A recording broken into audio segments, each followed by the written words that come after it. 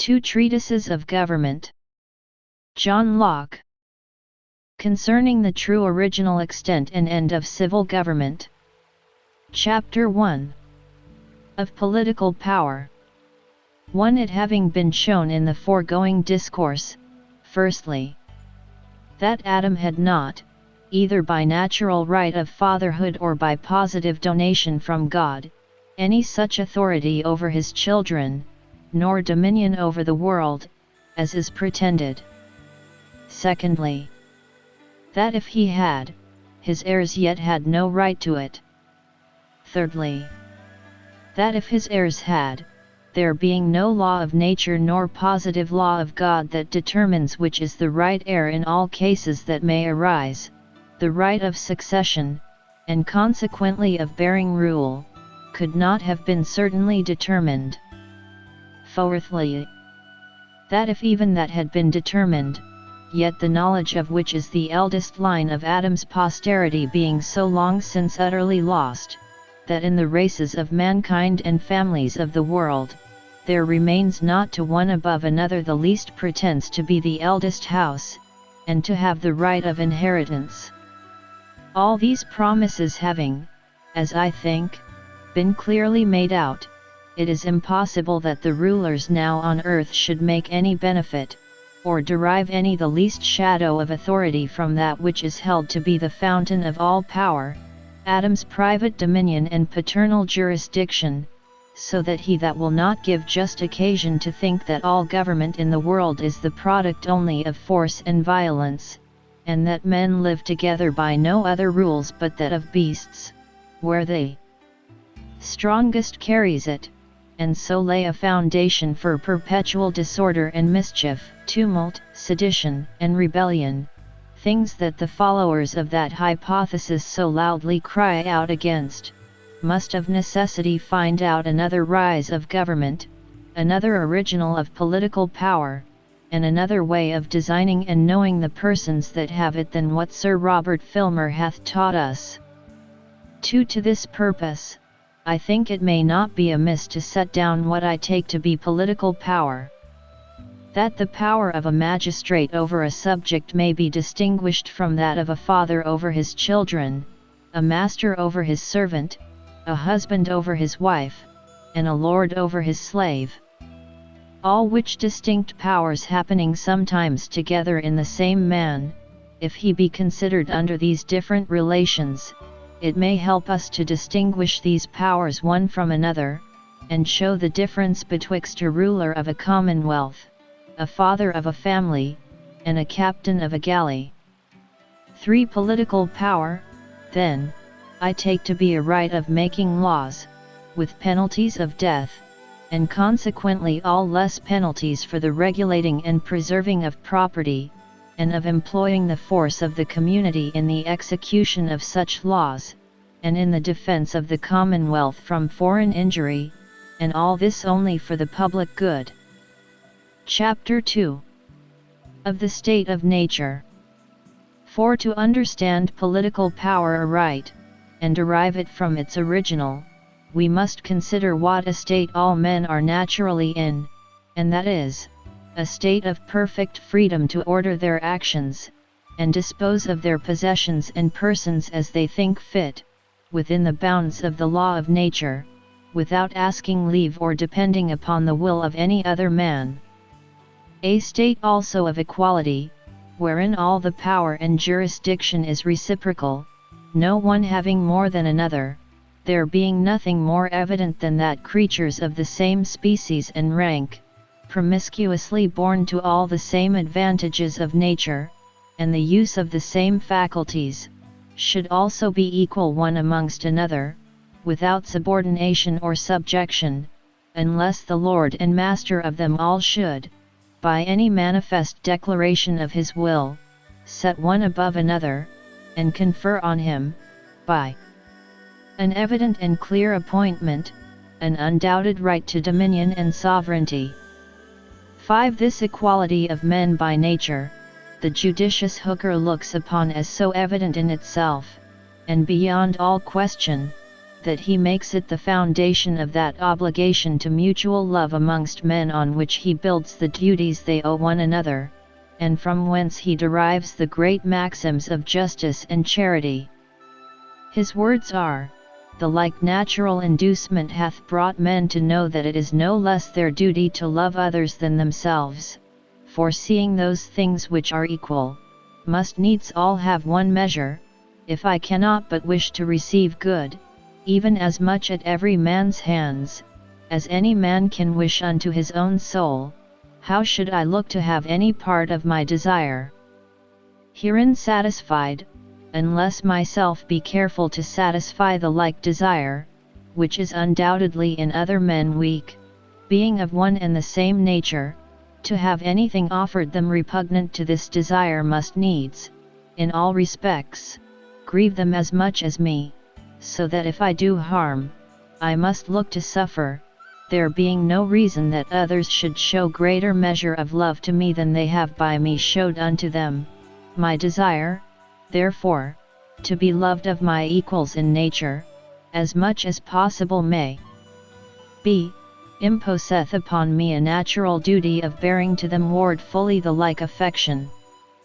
From which relation of equality between ourselves and them that are as ourselves, what several rules and canons natural reason hath drawn for direction of life no man is ignorant. 6. But though this be a state of liberty, yet it is not a state of license, though man in that state have an uncontrollable liberty to dispose of his person or possessions, yet he has not liberty to destroy himself, or so much as any creature in his possession, but where some nobler use than its bare preservation calls for it. The state of nature has a law of nature to govern it, which obliges every one, and reason, which is that law, teaches all mankind who will but consult it, that being all equal and independent, no one ought to harm another in his life, health, liberty, or possessions, for men being all the workmanship of one omnipotent and infinitely wise Maker, all the servants of one sovereign Master, sent into the world by his order and about his business, they are his property, whose workmanship they are made to last during his, not one another's pleasure. And, being furnished with like faculties, sharing all in one community of nature, there cannot be supposed any such subordination among us that may authorize us to destroy one another, as if we were made for one another's uses, as the inferior ranks of creatures are for ours. Every one as he is bound to preserve himself, and not to quit his station wilfully, so by the like reason, when his own preservation comes not in competition, ought he as much as he can to preserve the rest of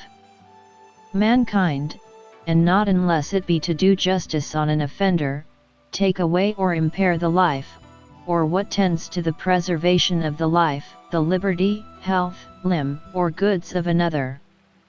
7. And that all men may be restrained from invading others' rights, and from doing hurt to one another, and the law of nature be observed, which willeth the peace and preservation of all mankind. The execution of the law of nature is in that state put into every man's hands, whereby every one has a right to punish the transgressors of that law to such a degree as may hinder its violation.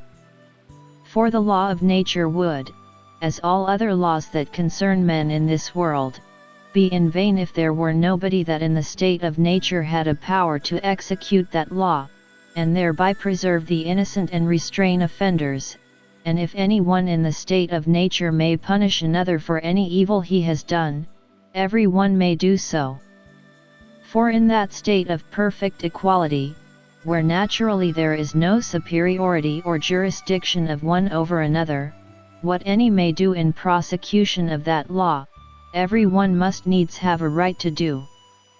8. And thus, in the state of nature, one man comes by a power over another, but yet no absolute or arbitrary power to use a criminal, when he has got him in his hands, according to the passionate heats or boundless extravagancy of his own will, but only to retribute to him so far as calm reason and conscience dictate, what is proportionate to his transgression, which is so much as may serve for reparation and restraint. For these two are the only reasons why one man may lawfully do harm to another, which is that we call punishment. In transgressing the law of nature, the offender declares himself to live by another rule than that of reason and common equity, which is that measure God has set to the actions of men for their mutual security, and so he becomes dangerous to mankind, the tie which is to secure them from injury and violence being slighted and broken by him, which being a trespass against the whole species, and the peace and safety of it, provided for by the law of nature, every man upon this score, by the right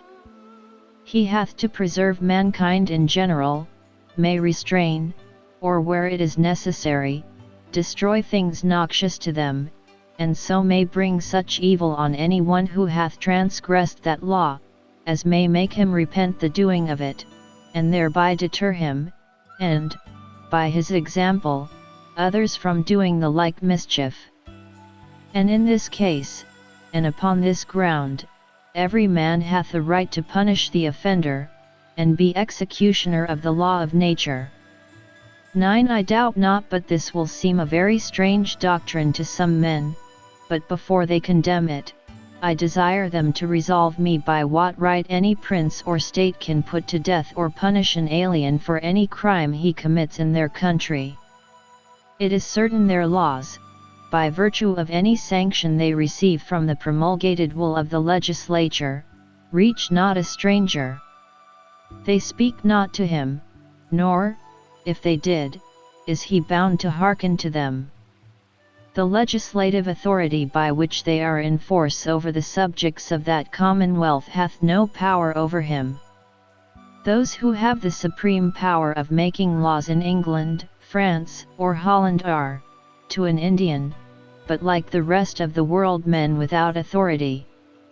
And therefore, if by the law of nature every man hath not a power to punish offences against it, as he soberly judges the case to require, I see not how the magistrates of any community can punish an alien of another country, since, in reference to him, they can have no more power than what every man naturally may have over another. 10. Besides the crime which consists in violating the laws, and varying from the right rule of reason, whereby a man so far becomes degenerate, and declares himself to quit the principles of human nature and to be a noxious creature, there is commonly injury done, and some person or other, some other man, receives damage by his transgression, in which case, he who hath received any damage has, besides the right of punishment common to him, with other men, a particular right to seek reparation from him that hath done it. And any other person who finds it just may also join with him that is injured, and assist him in recovering from the offender so much as may make satisfaction for the harm he hath suffered. 11. From these two distinct rights, the one of punishing the crime, for restraint and preventing the like offense, which right of punishing is in everybody, the other of taking reparation, which belongs only to the injured party, comes it to pass that the magistrate, who by being magistrate hath the common right of punishing put into his hands, can often, where the public good demands not the execution of the law, remit the punishment of criminal offences by his own authority, but yet cannot remit the satisfaction due to any private man for the damage he has received. That he who hath suffered the damage has a right to demand in his own name, and he alone can remit. The damnified person has this power of appropriating to himself the goods or service of the offender by right of self-preservation, as every man has a power to punish the crime to prevent its being committed again, by the right he has of preserving all mankind, and doing all reasonable things he can in order to that end. And thus it is that every man in the state of nature has a power to kill a murderer, both to deter others from doing the like injury, which no reparation can compensate, by the example of the punishment that attends it from everybody, and also to secure men from the attempts of a criminal who, having renounced reason, the common rule and measure God hath given to mankind, hath, by the unjust violence and slaughter he hath committed upon one, declared war against all mankind, and therefore may be destroyed as a lion or a tiger, one of those wild savage beasts with whom men can have no society nor security. And upon this is grounded that great law of nature, whoso sheddeth man's blood, by man shall his blood be shed. And Cain was so fully convinced that every one had a right to destroy such a criminal, that, after the murder of his brother, he cries out, "Every one that findeth me shall slay me," so plain was it writ in the hearts of all mankind. 12. By the same reason may a man in the state of nature punish the lesser breaches of that law, it will, perhaps, be demanded, with death? I answer, each transgression may be punished to that degree, and with so much severity, as will suffice to make it an ill bargain to the offender, give him cause to repent, and terrify others from doing the like.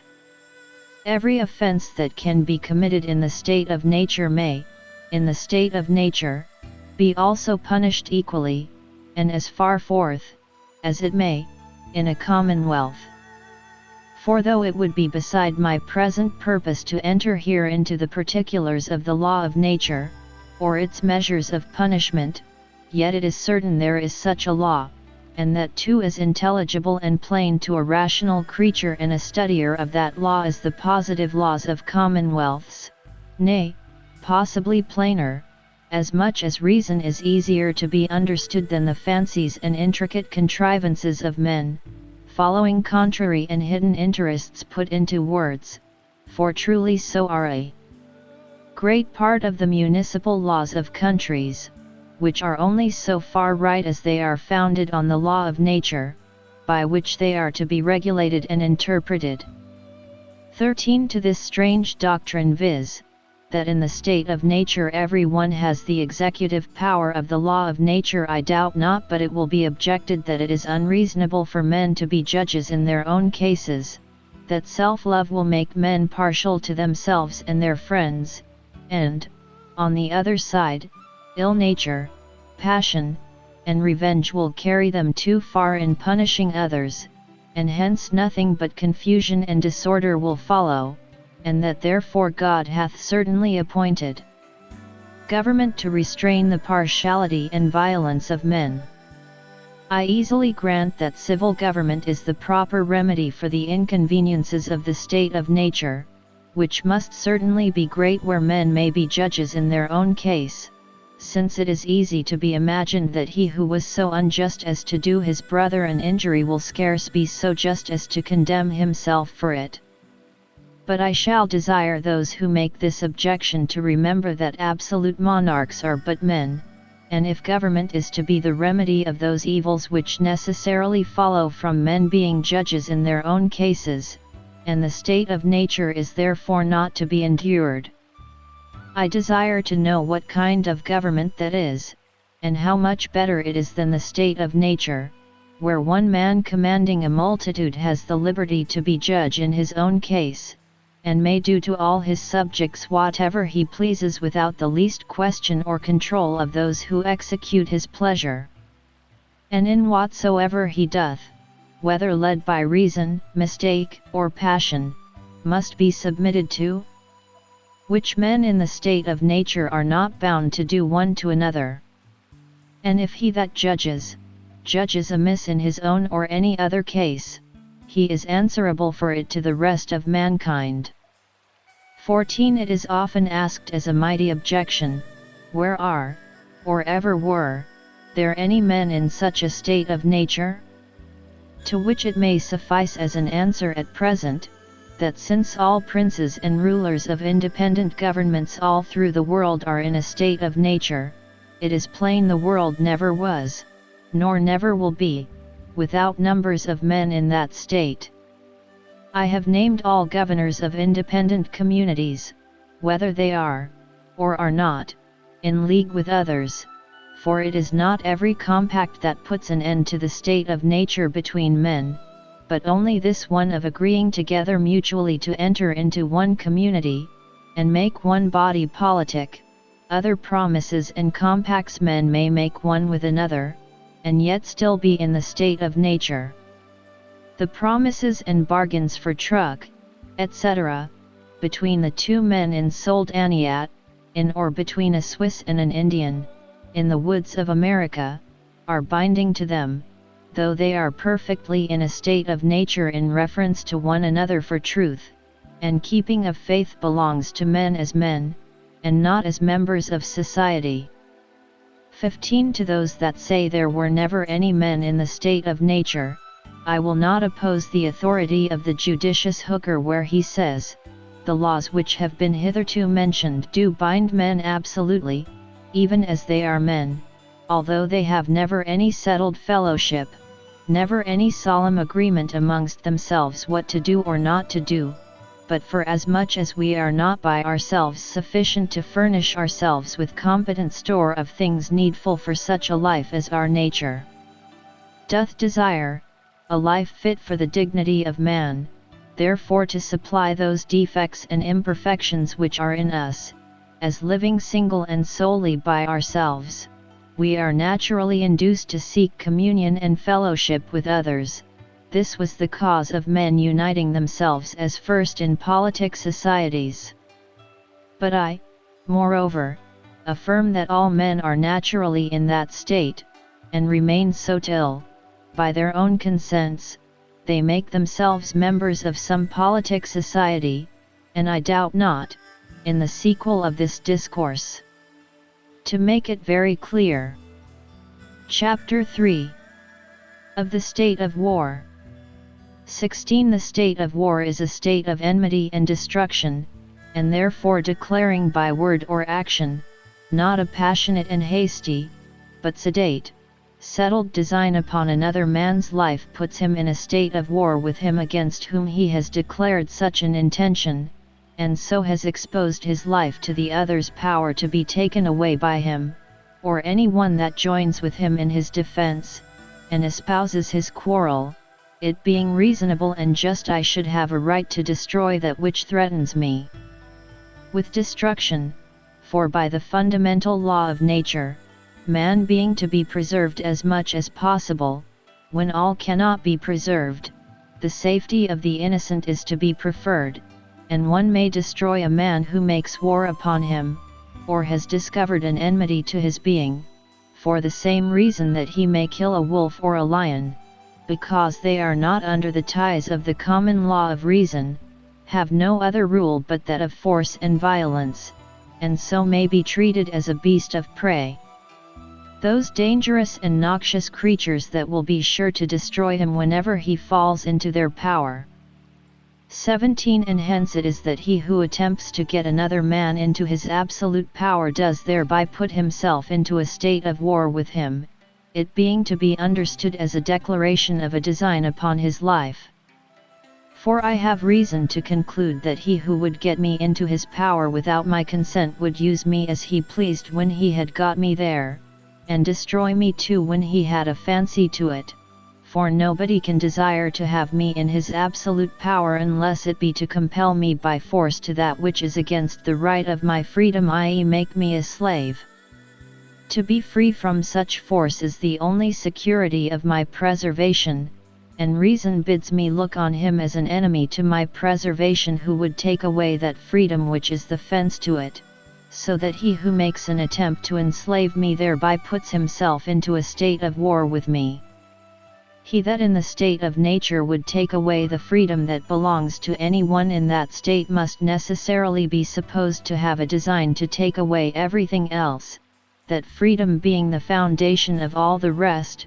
as he that in the state of society would take away the freedom belonging to those of that society or commonwealth must be supposed to design to take away from them everything else, and so be looked on as in a state of war. 18. This makes it lawful for a man to kill a thief who has not in the least hurt him, nor declared any design upon his life, any farther than by the use of force, so to get him in his power as to take away his money, or what he pleases, from him, because using force, where he has no right to get me into his power, let his pretence be what it will, I have no reason to suppose that he who would take away my liberty would not, when he had me in his power, take away everything else. And, therefore, it is lawful for me to treat him as one who has put himself into a state of war with me, i.e., kill him if I can, for to that hazard does he justly expose himself whoever introduces a state of war, and is aggressor in it. 19. And here we have the plain difference between the state of nature and the state of war, which however some men have confounded, are as far distant as a state of peace, goodwill, mutual assistance, and preservation, and a state of enmity, malice, violence, and mutual destruction are one from another.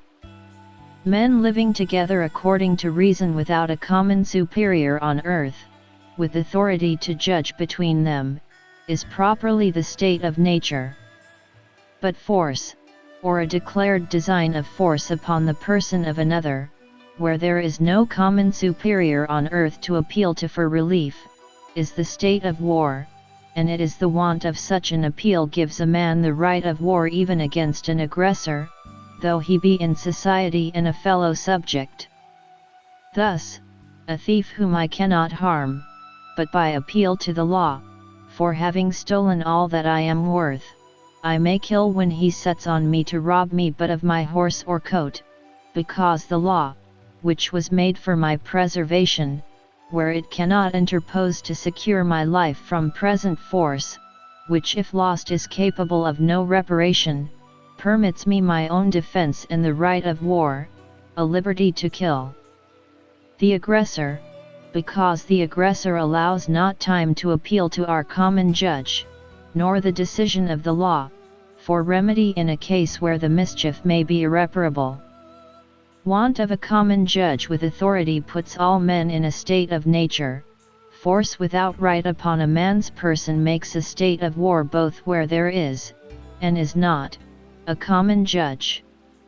20. But when the actual force is over, the state of war ceases between those that are in society and are equally on both sides subject to the judge, and, therefore, in such controversies, where the question is put, who shall be judge, it cannot be meant who shall decide the controversy. Every one knows what Jephthah here tells us, that the Lord the judge shall judge. Where there is no judge on earth, the appeal lies to God in heaven. That question then cannot mean who shall judge, whether another hath put himself in a state of war with me, and whether I may, as Jephthah did, appeal to heaven in it.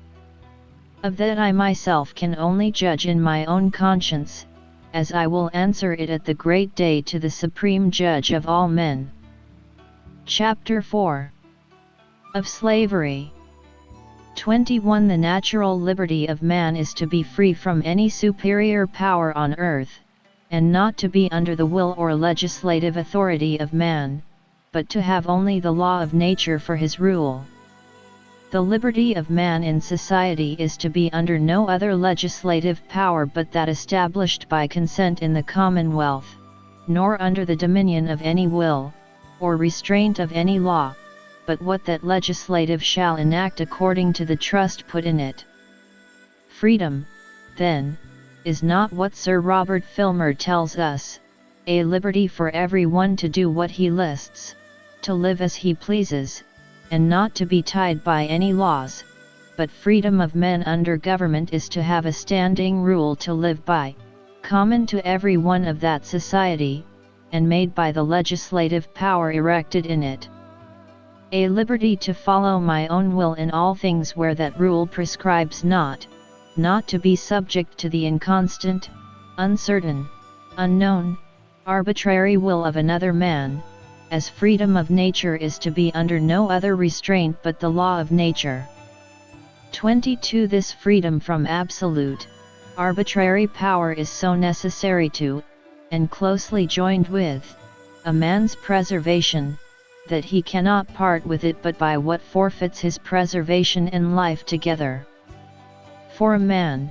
not having the power of his own life, cannot by compact or his own consent enslave himself to any one, nor put himself under the absolute, arbitrary power of another to take away his life when he pleases. Nobody can give more power than he has himself, and he that cannot take away his own life cannot give another power over it. Indeed, having by his fault forfeited his own life by some act that deserves death, he to whom he has forfeited it may, when he has him in his power, delay to take it, and make use of him to his own service, and he does him no injury by it. For, whenever he finds the hardship of his slavery outweigh the value of his life, it is in his power, by resisting the will of his master, to draw on himself the death he desires. 23. This is the perfect condition of slavery, which is nothing else but the state of war continued between a lawful conqueror and a captive, for if once compact enter between them, and make an agreement for a limited power on the one side, and obedience on the other, the state of war and slavery ceases as long as the compact endures, for, as has been said, no man can by agreement pass over to another that which he hath not in himself a power over his own life. I confess, we find among the Jews, as well as other nations, that men did sell themselves, but it is plain this was only to drudgery, not to slavery, for it is evident the person sold was not under an absolute, arbitrary, despotical power, for the master could not have power to kill him at any time, whom at a certain time he was obliged to let go free out of his service, and the master of such a servant was so far from having an arbitrary power over his life that he could not at pleasure so much as maim him, but the loss of an eye or tooth set him free. Chapter 5. Of Property. 24. Whether we consider natural reason, which tells us that men,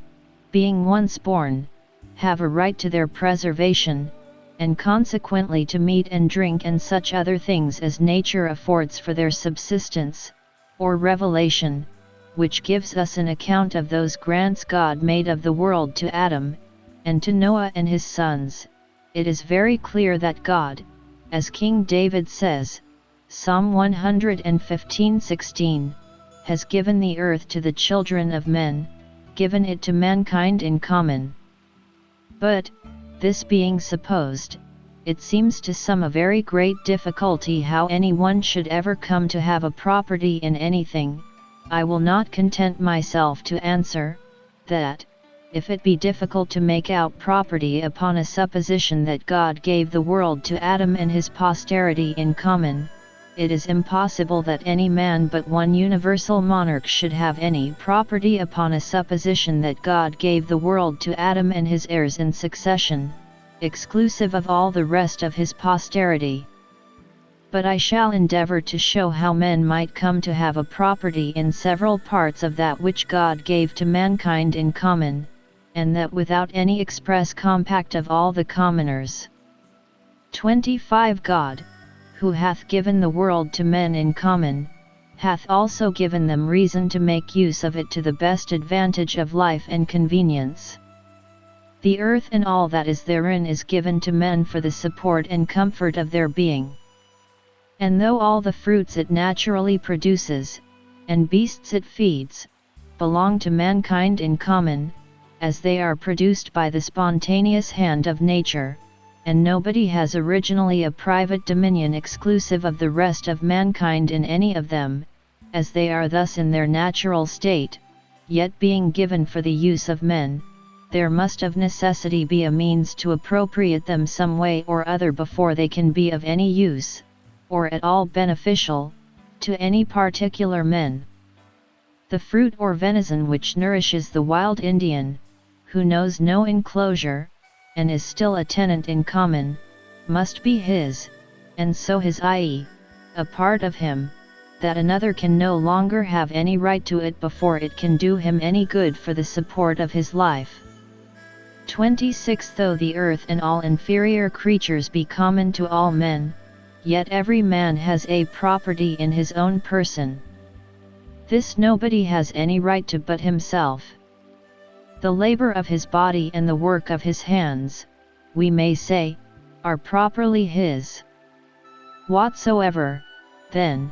he removes out of the state that nature hath provided and left it in, he hath mixed his labor with it, and joined to it something that is his own, and thereby makes it his property.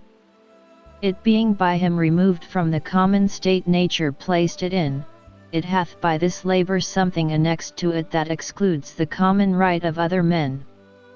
For this labor being the unquestionable property of the laborer, no man but he can have a right to what that is once joined to,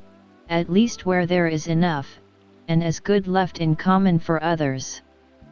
27. He that is nourished by the acorns he picked up under an oak, or the apples he gathered from the trees in the wood, has certainly appropriated them to himself. Nobody can deny but the nourishment is his. I ask, then, when did they begin to be his? When he digested? Or when he ate? Or when he boiled? Or when he brought them home? Or when he picked them up? And it is plain, if the first gathering made them not his, nothing else could. That labor put a distinction between them and common. That added something to them more than nature, the common mother of all, had done, and so they became his private right. And will any one say he had no right to those acorns or apples he thus appropriated because he had not the consent of all mankind to make them his? Was it a robbery thus to assume to himself what belonged to all in common? If such a consent as that was necessary, man had starved, notwithstanding the plenty God had given him. We see in commons, which remain so by compact, that it is the taking any part of what is common, and removing it out of the state nature leaves it in, which begins the property, without which the common is of no use. And the taking of this or that part does not depend on the express consent of all the commoners. Thus, the grass my horse has bit, the turfs my servant has cut, and the ore I have digged in any place, where I have a right to them in common with others, become my property without the assignation or consent of anybody.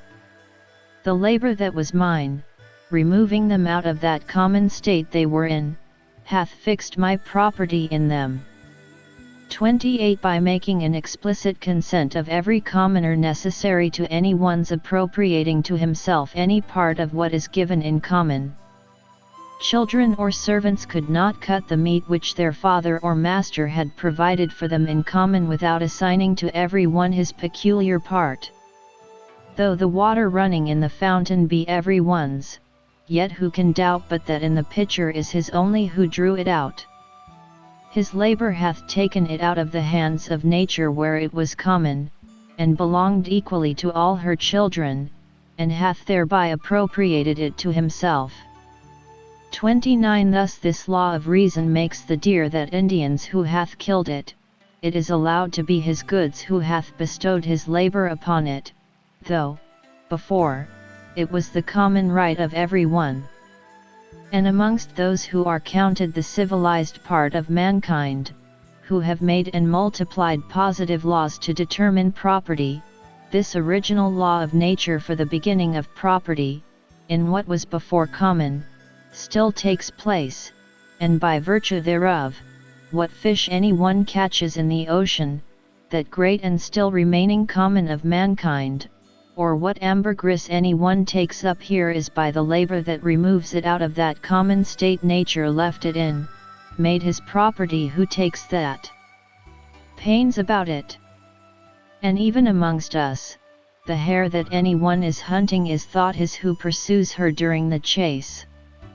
For being a beast that is still looked upon as common, and no man's private possession, whoever has employed so much labor about any of that kind as to find and pursue her has thereby removed her from the state of nature wherein she was common, and hath begun a property. 30. It will, perhaps, be objected to this, that if gathering the acorns or other fruits of the earth, etc., makes a right to them, then any one may engross as much as he will. To which I answer, not so. The same law of nature that does by this means give us property, does also bound that property too. God has given us all things richly. Is the voice of reason confirmed by inspiration? But how far has he given it us to enjoy? As much as any one can make use of to any advantage of life before it spoils, so much he may by his labor fix a property in. Whatever is beyond this is more than his share, and belongs to others. Nothing was made by God for man to spoil or destroy. And thus, considering the plenty of natural provisions there was a long time in the world, and the few spenders, and to how small a part of that provision the industry of one man could extend itself and engross it to the prejudice of others, especially keeping within the bounds set by reason of what might serve for his use, there could be then little room for quarrels or contentions about property so established. 31. But the chief matter of property being now not the fruits of the earth and the beasts that subsist on it, but the earth itself, as that which takes in and carries with it all the rest, I think it is plain that property in that too is acquired as the former. As much land as a man tills, plants, improves, cultivates, and can use the product of, so much is his property. He by his labor does, as it were, enclose it from the common. Nor will it invalidate his right to say everybody else has an equal title to it, and therefore he cannot appropriate, he cannot enclose, without the consent of all his fellow commoners, all mankind. God, when he gave the world in common to all mankind, commanded man also to labor, and the penury of his condition required it of him. God in his reason commanded him to subdue the earth, i.e., improve it for the benefit of life, and therein lay out something upon it that was his own, his labor. He that, in obedience to this command of God, subdued, tilled, and sowed any part of it, thereby annexed to it something that was his property, which another had no title to, nor could without injury take from him. 32. Nor was this appropriation of any parcel of land, by improving it, any prejudice to any other man, since there was still enough and as good left, and more than the yet unprovided could use. So that, in effect, there was nevertheless left for others because of his enclosure for himself. For he that leaves as much as another can make use of does as good as take nothing at all. Nobody could think himself injured by the drinking of another man, though he took a good draught, who had a whole river of the same water left him to quench his thirst. And the case of land and water, where there is enough of both, is perfectly the same. 33. God gave the world to men in common, but since he gave it them for their benefit and the greatest conveniencies of life they were capable to draw from it, it cannot be supposed he meant it should always remain common and uncultivated. He gave it to the use of the industrious and rational, and labor was to be his title to it, not to the fancy or covetousness of the quarrelsome and contentious. He that had as good left for his improvement as was already taken up needed not complain, ought not to meddle with what was already improved by another's labor. If he did, it is plain he desired the benefit of another's pains, which he had no right to, and not the ground which God had given him, in common with others, to labor on. and whereof there was as good left as that already possessed, and more than he knew what to do with, or his industry could reach to. 34. It is true, in land that is common in England or any other country, where there are plenty of people under government who have money and commerce, no one can enclose or appropriate any part without the consent of all his fellow commoners, because this is left common by compact, i.e., by the law of the land, which is not to be violated. And, though it be common in respect of some men, it is not so to all mankind, but is the joint propriety of this country, or this parish. Besides, the remainder, after such enclosure, would not be as good to the rest of the commoners as the whole was, when they could all make use of the whole, whereas in the beginning and first peopling of the great common of the world it was quite otherwise. The law man was under was rather for appropriating. God commanded, and his wants forced him to labor. That was his property, which could not be taken from him wherever he had fixed it. And hence subduing or cultivating the earth and having dominion, we see, are joined together. The one gave title to the other. So that God, by commanding to subdue, gave authority so far to appropriate. And the condition of human life, which requires labor and materials to work on, necessarily introduce private possessions. 35. The measure of property nature well set, by the extent of men's labor and the conveniency of life. No man's labor could subdue or appropriate all, nor could his enjoyment consume more than a small part, so that it was impossible for any man, this way, to entrench upon the right of another or acquire to himself a property to the prejudice of his neighbor, who would still have room for as good and as large a possession, after the other had taken out his, as before it was appropriated.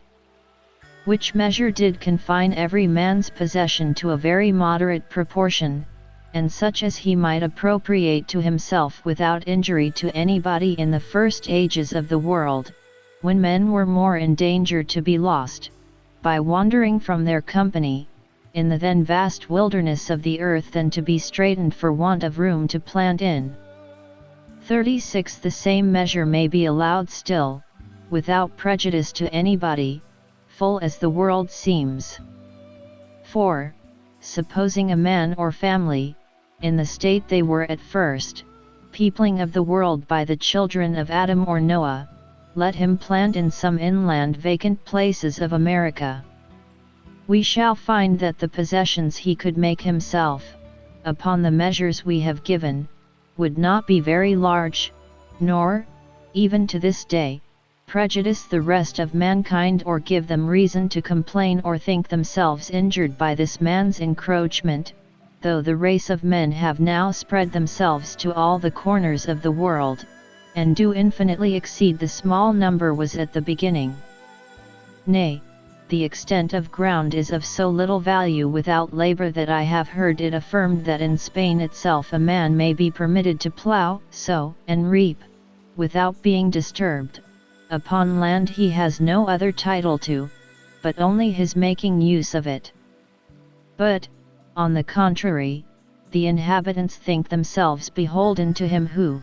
by his industry on neglected, and consequently waste land, has increased the stock of corn, which they wanted. But be this as it will, which I lay no stress on, this I dare boldly affirm, that the same rule of propriety, viz., that every man should have as much as he could make use of, would hold still in the world, without straitening anybody, since there is land enough in the world to suffice double the inhabitants, had not the invention of money, and the tacit agreement of men to put a value on it, introduced, by consent, larger possessions and a right to them, which, how it has done, I shall by end by show more at large. 37. This is certain, that in the beginning, before the desire of having more than men needed had altered the intrinsic value of things, which depends only on their usefulness to the life of man, or had agreed that a little piece of yellow metal, which would keep without wasting or decay, should be worth a great piece of flesh or a whole heap of corn, though men had a right to appropriate by their labor, each one to himself, as much of the things of nature as he could use, yet this could not be much, nor to the prejudice of others, where the same plenty was still left, to those who would use the same industry. Before the appropriation of land, he who gathered as much of the wild fruit, killed, caught, or tamed as many of the beasts as he could, he that so employed his pains about any of the spontaneous products of nature as any way to alter them from the state nature put them in, by placing any of his labor on them, did thereby acquire a propriety in them. But if they perished in his possession without their due use, if the fruits rotted or the venison putrefied before he could spend it, he offended against the common law of nature, and was liable to be punished. He invaded his neighbor's share, for he had no right farther than his use called for any of them, and they might serve to afford him conveniencies of life. 38. The same measures governed the possession of land. 2. Whatsoever he tilled and reaped, laid up and made use of before it spoiled, that was his peculiar right. Whatsoever he enclosed, and could feed and make use of, the cattle and product was also his. But if either the grass of his enclosure rotted on the ground, or the fruit of his planting perished without gathering and laying up, this part of the earth, notwithstanding his enclosure, was still to be looked on as waste, and might be the possession of any other. Thus, at the beginning, Cain might take as much ground as he could till and make it his own land, and yet leave enough to Abel's sheep to feed on. A few acres would serve for both their possessions. But as families increased and industry enlarged their stocks, their possessions enlarged with the need of them, but yet it was commonly without any fixed property in the ground they made use of till they incorporated, settled themselves together, and built cities, and then, by consent, they came in time to set out the bounds of their distinct territories and agree on limits between them and their neighbors, and by laws within themselves settled the properties of those of the same society. For we see that in that part of the world which was first inhabited, and therefore like to be best peopled, even as low down as Abraham's time, they wandered with their flocks and their herds, which was their substance, freely up and down, and this Abraham did in a country where he was a stranger, whence it is plain that, at least, a great part of the land lay in common, that the inhabitants valued it not, nor claimed property in any more than they made use of, but when there was not room enough in the same place for their herds to feed together, they, by consent, as Abraham and Lot did, separated and enlarged their pasture where it best liked them. And for the same reason, Esau went from his father and his brother, and planted in Mount Seir. 39. And thus, without supposing any private dominion and property in Adam over all the world, exclusive of all other men, which can no way be proved, nor any one's property be made out from it, but supposing the world, given as it was to the children of men in common, we see how labor could make men distinct titles to several parcels of it for their private uses, wherein there could be no doubt of right, no room for quarrel. 40. Nor is it so strange as, perhaps, before consideration, it may appear, that the property of labor should be able to overbalance the community of land, for it is labor indeed that puts the difference of value on everything, and let any one consider what the difference is between an acre of land planted with tobacco or sugar, sown with wheat or barley, and an acre of the same land lying in common without any husbandry upon it, and he will find that the improvement of labor makes the far greater part of the value. I think it will be but a very modest computation to say, that of the products of the earth useful to the life of man, 9/10 are the effects of labor. Nay, if we will rightly estimate things as they come to our use, and cast up the several expenses about them, what in them is purely owing to nature and what to labor, we shall find that in most of them 99/100 are wholly to be put on the account of labor. 41. There cannot be a clearer demonstration of anything than several nations of the Americans are of this, who are rich in land and poor in all the comforts of life, whom nature, having furnished as liberally as any other people with the materials of plenty, i.e., a fruitful soil, apt to produce in abundance what might serve for food, raiment, and delight, yet, for want of improving it by labor, have not 1/100th part of the conveniencies we enjoy, and a king of a large and fruitful territory there feeds, lodges, and is clad worse than a day laborer in England. 42. To make this a little clearer, let us but trace some of the ordinary provisions of life, through their several progresses, before they come to our use, and see how much they receive of their value from human industry. Bread, wine, and cloth are things of daily use and great plenty, yet notwithstanding acorns, water, and leaves, or skins must be our bread, drink, and clothing, did not labor furnish us with these more useful commodities. For whatever bread is more worth than acorns, wine than water, and cloth, or silk than leaves, skins or moss, that is wholly owing to labor and industry. The one of these being the food and raiment which unassisted nature furnishes us with, the other provisions which our industry and pains prepare for us, which how much they exceed the other in value, when any one hath computed, he will then see how much labor makes the far greatest part of the value of things we enjoy in this world, and the ground which produces the materials is scarce to be reckoned in as any, or at most, but a very small part of it, so little, that even amongst us, land that is left wholly to nature, that hath no improvement of pasturage, tillage, or planting, is called, as indeed it is, waste, and we shall find the benefit of it amount to little more than nothing. 43. An acre of land that bears here 20 bushels of wheat, and another in America, which, with the same husbandry, would do the like, are, without doubt, of the same natural, intrinsic value. But yet the benefit mankind receives from one in a year is worth £5,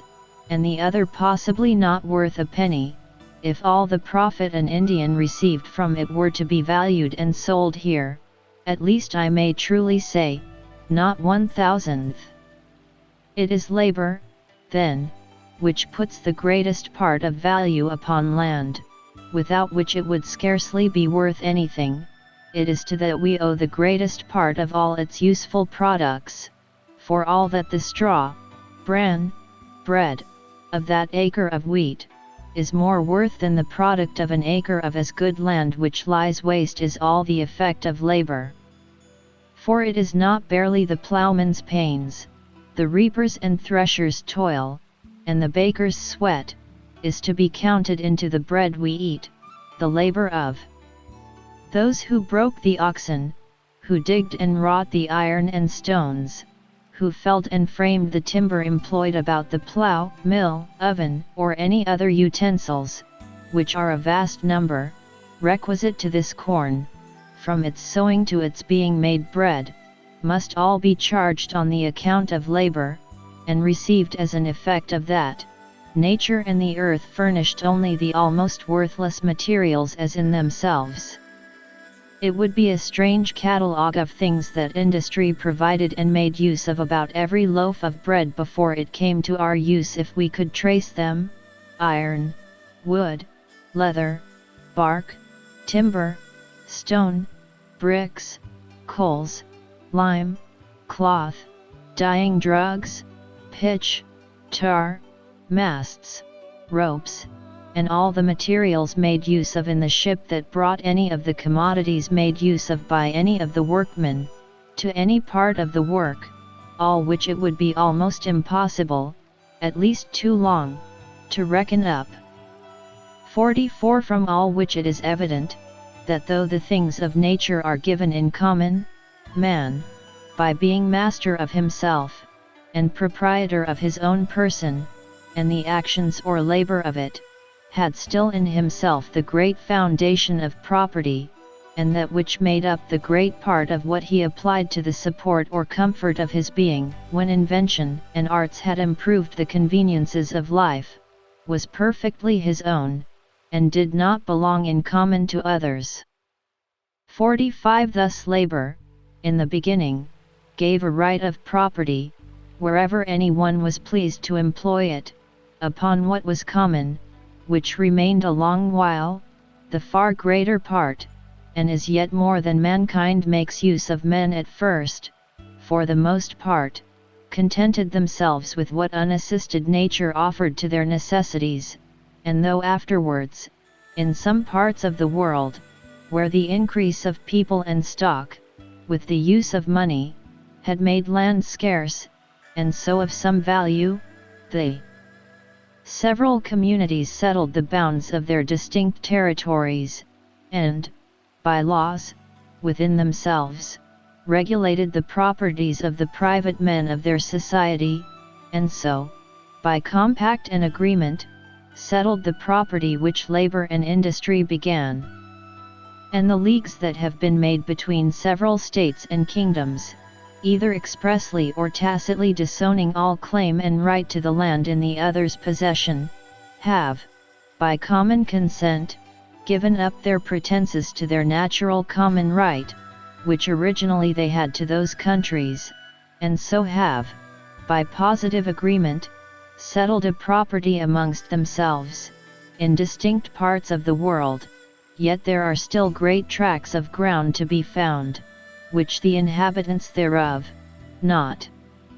having joined with the rest of mankind in the consent of the use of their common money, lie waste, and are more than the people who dwell on it, do, or can make use of, and so still lie in common, though this can scarce happen amongst that part of mankind that have consented to the use of money. 46. The greatest part of things really useful to the life of man, and such as the necessity of subsisting made the first commoners of the world look after as it doth the Americans now, are generally things of short duration, such as if they are not consumed by use will decay and perish of themselves. Gold, silver, and diamonds are things that fancy or agreement hath put the value on, more than real use and the necessary support of life. Now of those good things which nature hath provided in common, every one hath a right, as hath been said, to as much as he could use, and had a property in all he could effect with his labor, all that his industry could extend to alter from the state nature had put it in, was his.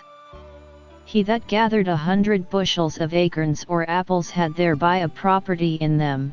they were his goods as soon as gathered. He was only to look that he used them before they spoiled, else he took more than his share, and robbed others. And, indeed, it was a foolish thing,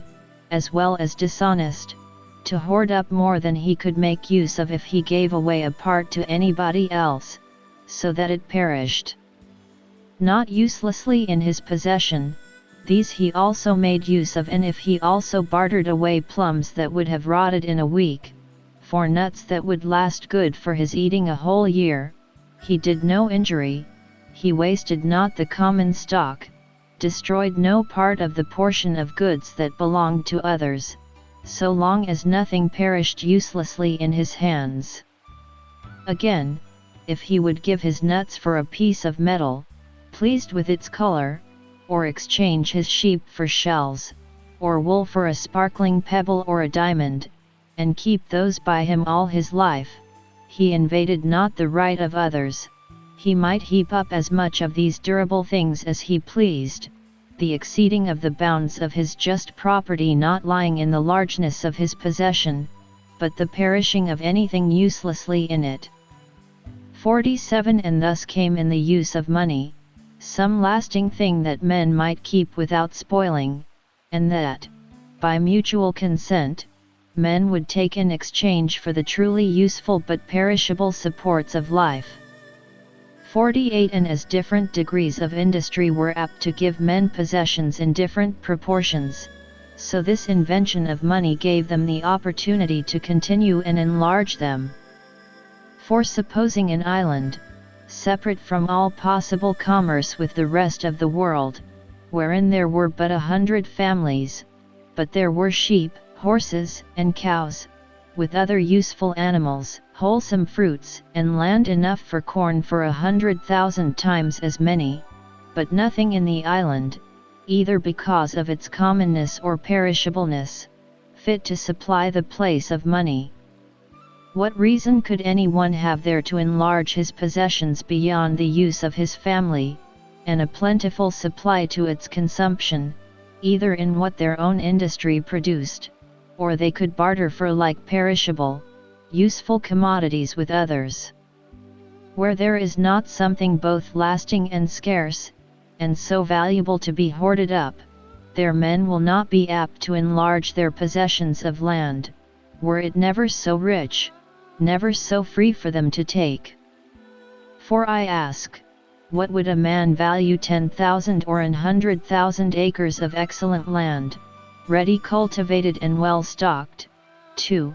with cattle, in the middle of the inland parts of America, where he had no hopes of commerce with other parts of the world, to draw money to him by the sale of the product? It would not be worth the enclosing, and we should see him give up again to the wild common of nature whatever was more than would supply the conveniences of life, to be had there for him and his family. 49 Thus, in the beginning, all the world was America, and more so than that is now, for no such thing as money was anywhere known. Find out something that hath the use and value of money amongst his neighbors, you shall see the same man will begin presently to enlarge his possessions. 50 But, since gold and silver, being little useful to the life of man, in proportion to food, raiment, and carriage, has its value only from the consent of men whereof labor yet makes in great part the measure, it is plain that the consent of men have agreed to a disproportionate and unequal possession of the earth, I mean out of the bounds of society and compact, for in governments the laws regulate it, they having, by consent, found out and agreed in a way how a man may, rightfully and without injury, possess more than he himself can make use of by receiving gold and silver, which may continue long in a man's possession without decaying for the overplus, and agreeing those metals should have a value. 51 And thus, I think, it is very easy to conceive,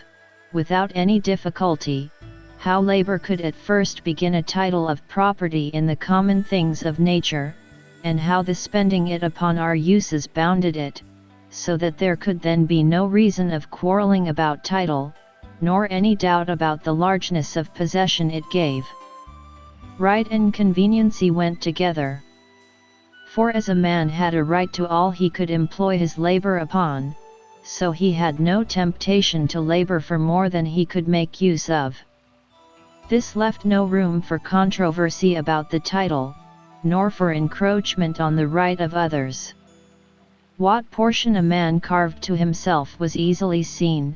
and it was useless, as well as dishonest, to carve himself too much, or take more than he needed. Chapter 6 Of Paternal Power. 52 It may perhaps be censured an impertinent criticism in a discourse of this nature to find fault with words and names that have obtained in the world. And yet possibly it may not be amiss to offer new ones when the old are apt to lead men into mistakes, as this of paternal power probably has done, which seems so to place the power of parents over their children wholly in the father, as if the mother had no share in it, whereas if we consult reason or revelation, we shall find she has an equal title, which may give one reason to ask whether this might not be more properly called parental power. For whatever obligation nature and the right of generation lays on children, it must certainly bind them equal to both the concurrent causes of it. And accordingly we see the positive law of God everywhere joins them together without distinction, when it commands the obedience of children. Honor thy father and thy mother. Whosoever curseth his father or his mother, ye shall fear every man his mother and his father. Children, obey your parents, is the style of the Old and New Testament.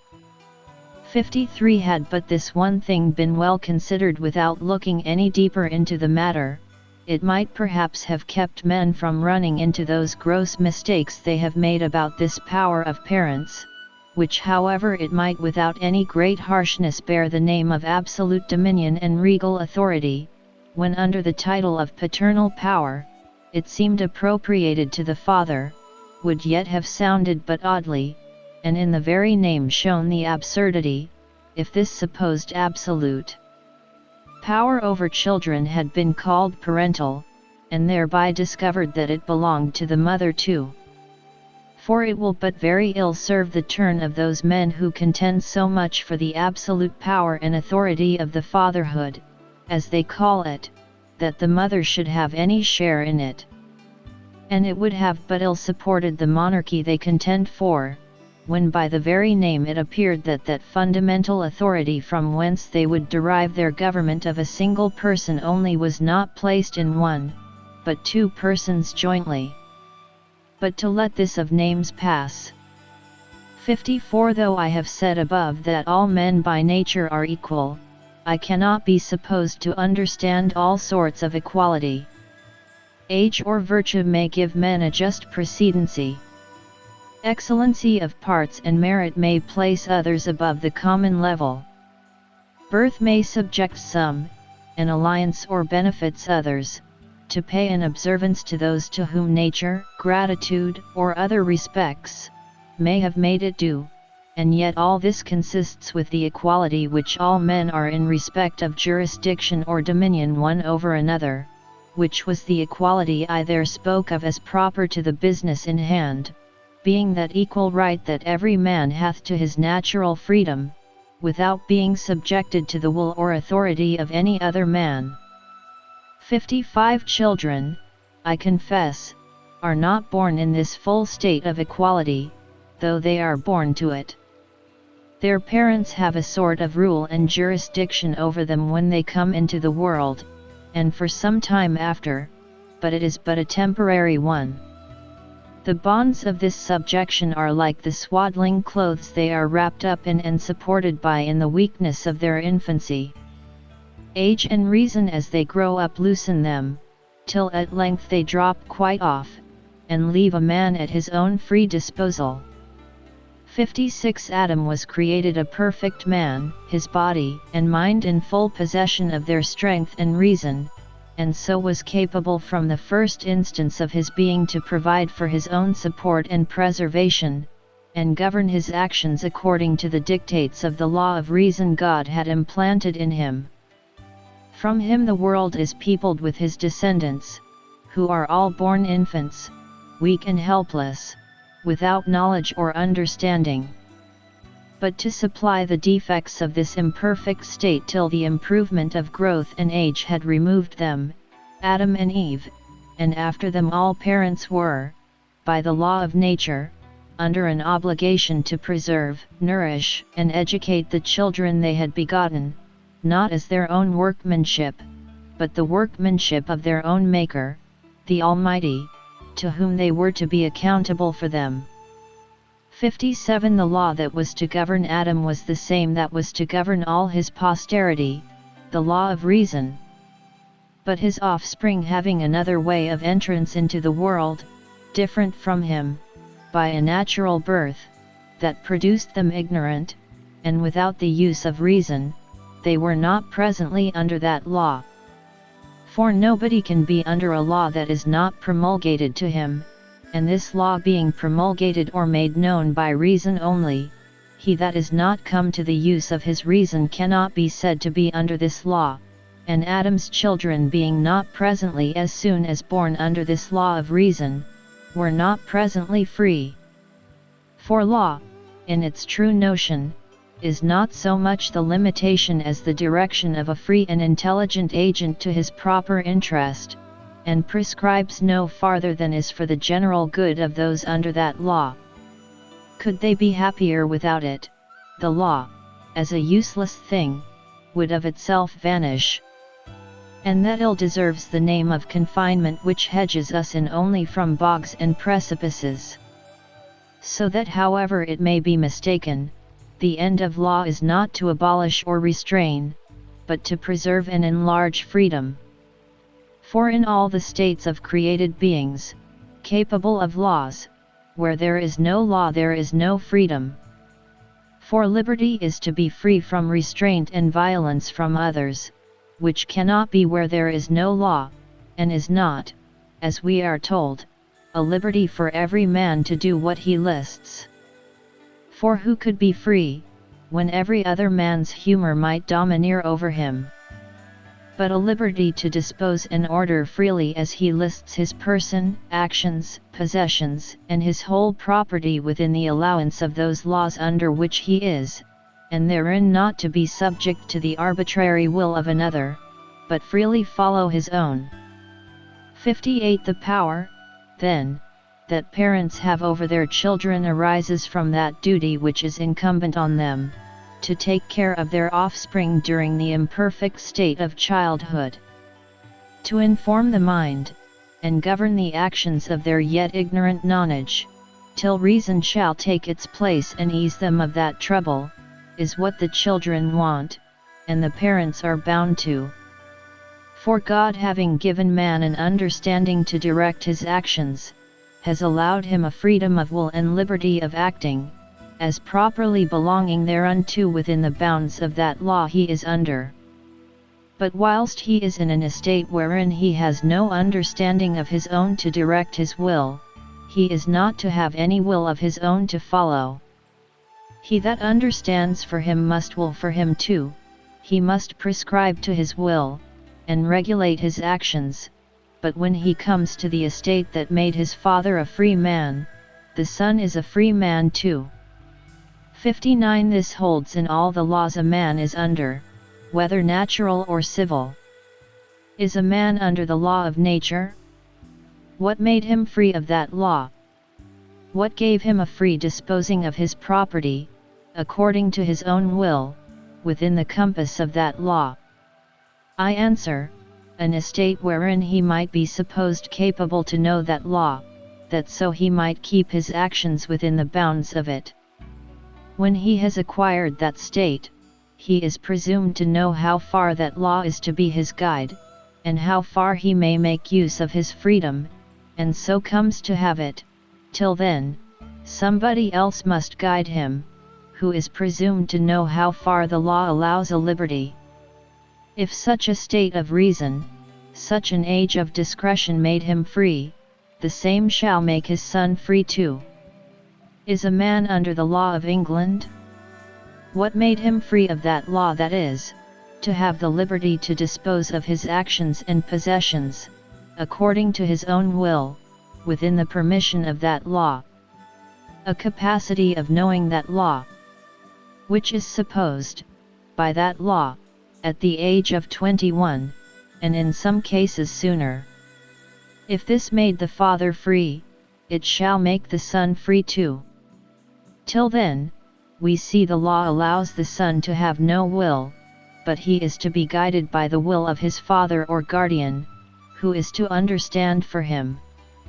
And if the father die and fail to substitute a deputy in this trust,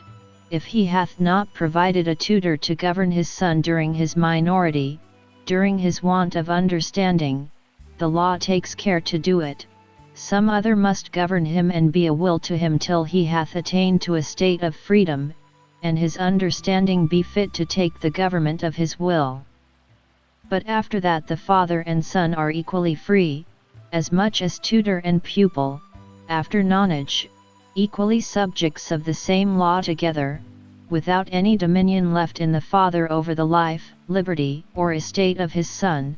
whether they be only in the state and under the law of nature, or under the positive laws of an established government. 60. But if through defects that may happen out of the ordinary course of nature, any one comes not to such a degree of reason wherein he might be supposed capable of knowing the law, and so living within the rules of it, he is never capable of being a free man, he is never let loose to the disposure of his own will, because he knows no bounds to it, has not understanding, its proper guide, but is continued under the tuition and government of others all the time his own understanding is incapable of that charge. And so lunatics and idiots are never set free from the government of their parents, children who are not as yet come unto those years whereat they may have an innocence, which are excluded by a natural defect from ever having. Thirdly, madmen, which, for the present, cannot possibly have the use of right reason to guide themselves, have, for their guide, the reason that guideth other men which are tutors over them, to seek and procure their good for them, says Hooker. All which seems no more than that duty which God and nature has laid on man, as well as other creatures, to preserve their offspring till they can be able to shift for themselves, and will scarce amount to an instance or proof of parents' regal authority. 61. Thus we are born free as we are born rational, not that we have actually the exercise of either, age that brings one, brings with it the other too. And thus we see how natural freedom and subjection to parents may consist together, and are both founded on the same principle. A child is free by his father's title, by his father's understanding, which is to govern him till he hath it of his own. The freedom of a man at years of discretion, and the subjection of a child to his parents, whilst yet short of it, are so consistent and so distinguishable that the most blinded contenders for monarchy, by right of fatherhood, cannot miss of it, the most obstinate cannot but allow of it. For were their doctrine all true, were the right heir of Adam now known, and, by that title, settled a monarch in his throne, invested with all the absolute unlimited power Sir Robert Filmer talks of, if he should die as soon as his heir were born, must not the child, notwithstanding he were never so free, never so much sovereign, be in subjection to his mother and nurse, to tutors and governors, till age and education brought him reason and ability to govern himself and others? The necessities of his life, the health of his body, and the information of his mind would require him to be directed by the will of others and not his own, and yet will any one think that this restraint and subjection were inconsistent with, or spoiled him of, that liberty or sovereignty he had a right to, or gave away his empire to those who had the government of his nonage? This government over him only prepared him the better and sooner for it. If anybody should ask me when my son is of age to be free, I shall answer, just when his monarch is of age to govern. But at what time, says the judicious Hooker, a man may be said to have attained so far forth the use of reason as sufficeth to make him capable of those laws whereby he is then bound to guide his actions, this is a great deal more easy for sense to discern than for any one, by skill and learning, to determine. 62. Commonwealths themselves take notice of, and allow that there is a time when men are to begin to act like free men, and therefore, till that time, require not oaths of fealty or allegiance, or other public owning of, or submission to, the government of their countries. 63. The freedom then of man, and liberty of acting according to his own will, is grounded on his having reason, which is able to instruct him in that law he is to govern himself by, and make him know how far he is left to the freedom of his own will. To turn him loose to an unrestrained liberty, before he has reason to guide him, is not the allowing him the privilege of his nature to be free, but to thrust him out amongst brutes, and abandon him to a state as wretched and as much beneath that of a man as theirs. This is that which puts the authority into the parents' hands to govern the minority of their children. God hath made it their business to employ this care on their offspring, and hath placed in them suitable inclinations of tenderness and concern to temper this power, to apply it as his wisdom designed it, to the children's good as long as they should need to be under it. 64. But what reason can hence advance this care of the parents due to their offspring into an absolute, arbitrary dominion of the father, whose power reaches no farther than by such a discipline as he finds most effectual to give such strength and health to their bodies, such vigor and rectitude to their minds, as may best fit his children to be most useful to themselves and others, and, if it be necessary to his condition, to make them work when they are able for their own subsistence, but in this power the mother, too, has her share with the father. 65. Nay, this power so little belongs to the father by any peculiar right of nature, but only as he is guardian of his children, that when he quits his care of them he loses his power over them, which goes along with their nourishment and education, to which it is inseparably annexed, and belongs as much to the foster father of an exposed child as to the natural father of another. So little power does the bare act of begetting give a man over his issue, if all his care ends there, and this be all the title he hath to the name and authority of a father. And what will become of this paternal power in that part of the world where one woman hath more than one husband at a time? Or in those parts of America where, when the husband and wife part, which happens frequently, the children are all left to the mother, follow her, and are wholly under her care and provision? And if the father die whilst the children are young, do they not naturally everywhere owe the same obedience to their mother, during their minority, as to their father, were he alive? And will any one say that the mother hath a legislative power over her children, that she can make standing rules which shall be of perpetual obligation, by which they ought to regulate all the concerns of their property, and bound their liberty all the course of their lives, and enforce the observation of them with capital punishments? For this is the proper power of the magistrate, of which the father hath not so much as the shadow. His command over his children is but temporary, and reaches not their life or property. It is but a help to the weakness and imperfection of their knowledge, a discipline necessary to their education. And though a father may dispose of his own possessions as he pleases when his children are out of danger of perishing for want, yet his power extends not to the lives or goods which either their own industry, or another's bounty, has made theirs, nor to their liberty neither when they are once arrived to the enfranchisement of the years of discretion. The father's empire then ceases, and he can from thenceforward no more dispose of the liberty of his son than that of any other man.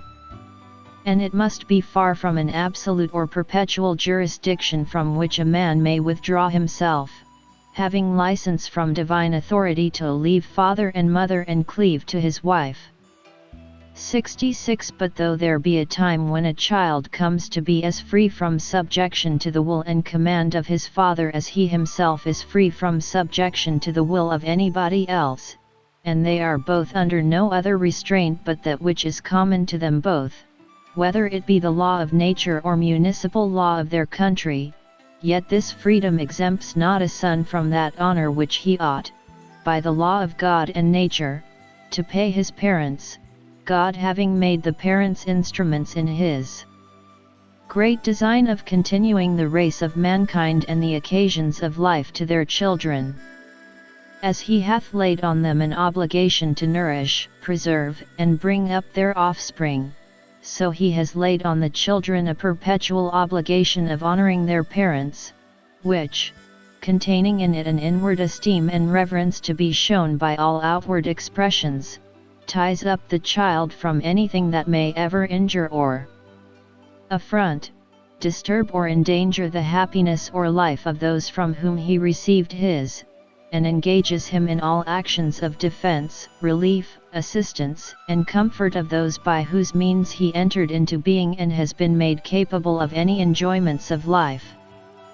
From this obligation no state, no freedom, can absolve children. But this is very far from giving parents a power of command over their children, or an authority to make laws and dispose as they please of their lives or liberties. It is one thing to owe honor, respect, gratitude, and assistance, another to require an absolute obedience and submission. The honor due to parents a monarch on his throne owes his mother, and yet this lessens not his authority nor subjects him to her government. 67. The subjection of a minor places in the father a temporary government which terminates with the minority of the child, and the honor due from a child places in the parents a perpetual right to respect, reverence, support, and compliance, to more or less, as the father's care, cost, and kindness in his education has been more or less, and this ends not with minority, but holds in all parts and conditions of a man's life. The want of distinguishing these two powers which the father hath, in the right of tuition during minority and the right of honor all his life, may perhaps have caused a great part of the mistakes about this matter. For, to speak properly of them, the first of these is rather the privilege of children and duty of parents than any prerogative of paternal power. The nourishment and education of their children is a charge so incumbent on parents for their children's good, that nothing can absolve them from taking care of it. And though the power of commanding and chastising them go along with it, yet God hath woven into the principles of human nature such a tenderness for their offspring, that there is little fear that parents should use their power with too much rigor. The excess is seldom on the severe side, the strong bias of nature drawing the other way. And therefore God Almighty, when he would express his gentle dealing with the Israelites, he tells them that though he chastened them, he chastened them as a man chastens his son with tenderness and affection, and kept them under no severer discipline than what was absolutely best for them, and had been less kindness, to have slackened. This is that power to which children are commanded obedience, that the pains and care of their parents may not be increased or ill-rewarded. 68. On the other side, honor and support all that which gratitude requires to return, for the benefits received by and from them is the indispensable duty of the child and the proper privilege of the parents. This is intended for the parents' advantage, as the other is for the child's, though education, the parents' duty, seems to have most power, because the ignorance and infirmities of childhood stand in need of restraint and correction, which is a visible exercise of rule and a kind of dominion. And that duty which is comprehended in the word honor requires less obedience, though the obligation be stronger on grown than younger children. For who can think the command, "Children, obey your parents," requires in a man that has children of his own the same submission to his father as it does in his yet young children to him, and that by this precept he were bound to obey all his father's commands, if, out of a conceit of authority, he should have the indiscretion to treat him still as a boy. 69. The first part, then, of paternal power, or rather duty, which is education, belongs so to the father that it terminates at a certain season. When the business of education is over, it ceases of itself, and is also alienable before. For a man may put the tuition of his son in other hands, and he that has made his son an apprentice to another has discharged him, during that time, of a great part of his obedience, both to himself and to his mother. But all the duty of honor, the other part, remains nevertheless entire to them, nothing can cancel that. It is so inseparable from them both, that the father's authority cannot dispossess the mother of this right, nor can any man discharge his son from honoring her that bore him. But both these are very far from a power to make laws, and enforcing them with penalties that may reach estate, liberty, limbs, and life. The power of commanding ends with nonage, and though after that honor and respect, support and defense, and whatsoever gratitude can oblige a man to,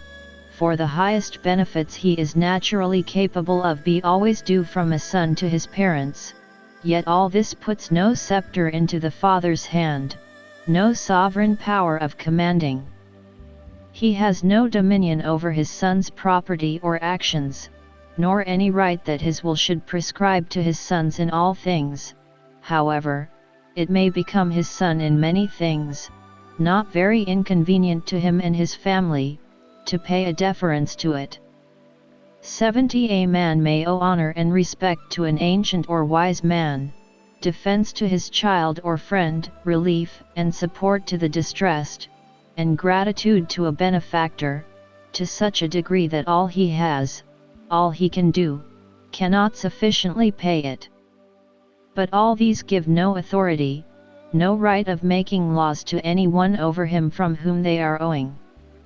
And it is plain all this is due, not to the bare title of father, not only because, as has been said, it is owing to the mother too, but because these obligations to parents, and the degrees of what is required of children, may be varied by the different care and kindness, trouble and expense, is often employed upon one child more than another. 71 This shows the reason how it comes to pass that parents in societies,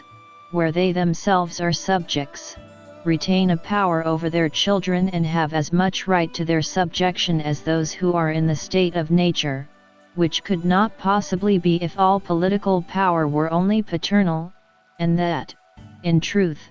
they were one and the same thing, for then, all paternal power being in the prince, the subject could naturally have none of it. But these two powers, political and paternal, are so perfectly distinct and separate, and built upon so different foundations, and given to so different ends, that every subject that is a father has as much a paternal power over his children as the prince has over his. And every prince that has parents owes them as much filial duty and obedience as the meanest of his subjects do to theirs, and can therefore contain not any part or degree of that kind of dominion which a prince or magistrate has over his subject. 72 Though the obligation on the parents to bring up their children, and the obligation on children to honor their parents, contain all the power, on the one hand, and submission on the other, which are proper to this relation, yet there is another power ordinarily in the father, whereby he has a tie on the obedience of his children, which, though it be common to him with other men, yet the occasions of showing it, almost constantly happening to fathers in their private families and in instances of it elsewhere being rare, and less taken notice of, it passes in the world for a part of paternal jurisdiction. And this is the power men generally have to bestow their estates on those who please them best. The possession of the father being the expectation and inheritance of the children ordinarily, in certain proportions, according to the law and custom of each country, yet it is commonly in the father's power to bestow it with a more sparing or liberal hand, according as the behavior of this or that child hath comported with his will and humor. 73 This is no small tie to the obedience of children, and there being always annexed to the enjoyment of land a submission to the government of the country of which that land is a part, it has been commonly supposed that a father could oblige his posterity to that government of which he himself was a subject, that his compact held them, whereas, it being only a necessary condition annexed to the land which is under that government, reaches only those who will take it on that condition, and so is no natural tie or engagement, but a voluntary submission, for every man's children being, by nature, as free as himself or any of his ancestors ever were, may, whilst they are in that freedom, choose what society they will join themselves to, what commonwealth they will put themselves under. But if they will enjoy the inheritance of their ancestors, they must take it on the same terms their ancestors had it, and submit to all the conditions annexed to such a possession. By this power, indeed, fathers oblige their children to obedience to themselves even when they are past minority, and most commonly, to subject them to this or that political power. But neither of these by any peculiar right of fatherhood, but by the reward they have in their hands to enforce and recompense such a compliance, and is no more power than what a Frenchman has over an Englishman, who, by the hopes of an estate he will leave him,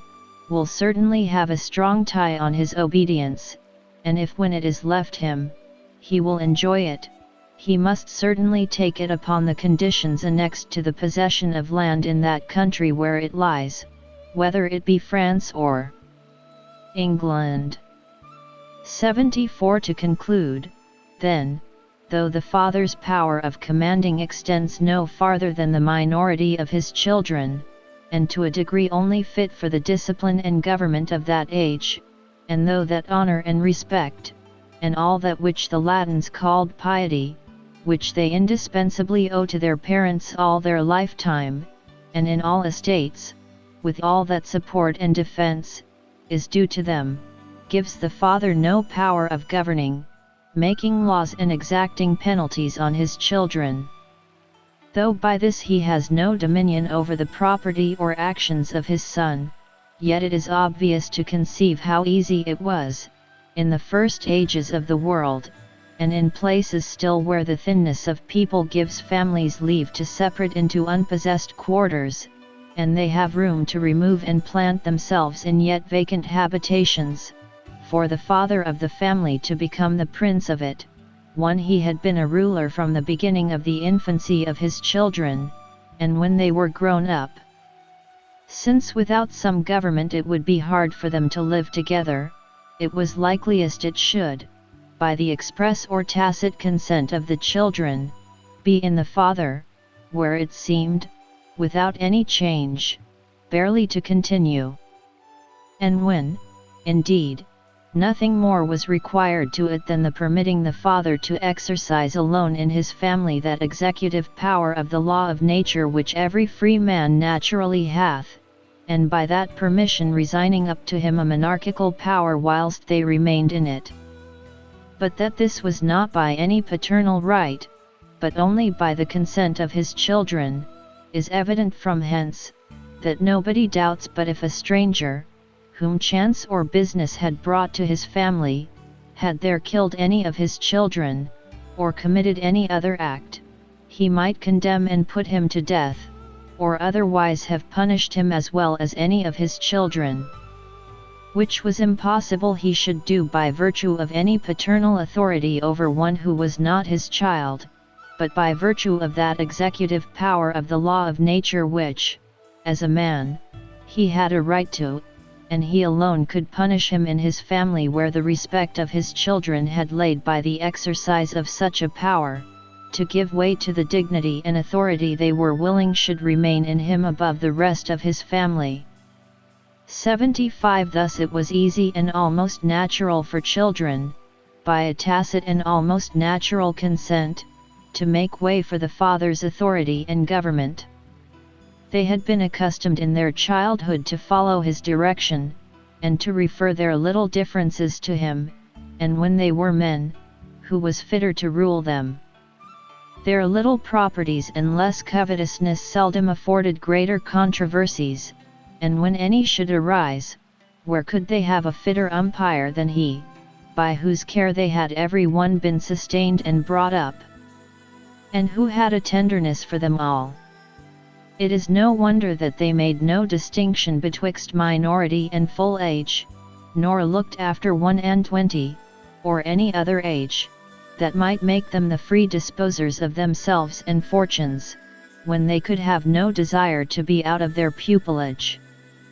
The government they had been under during it continued still to be more their protection than restraint,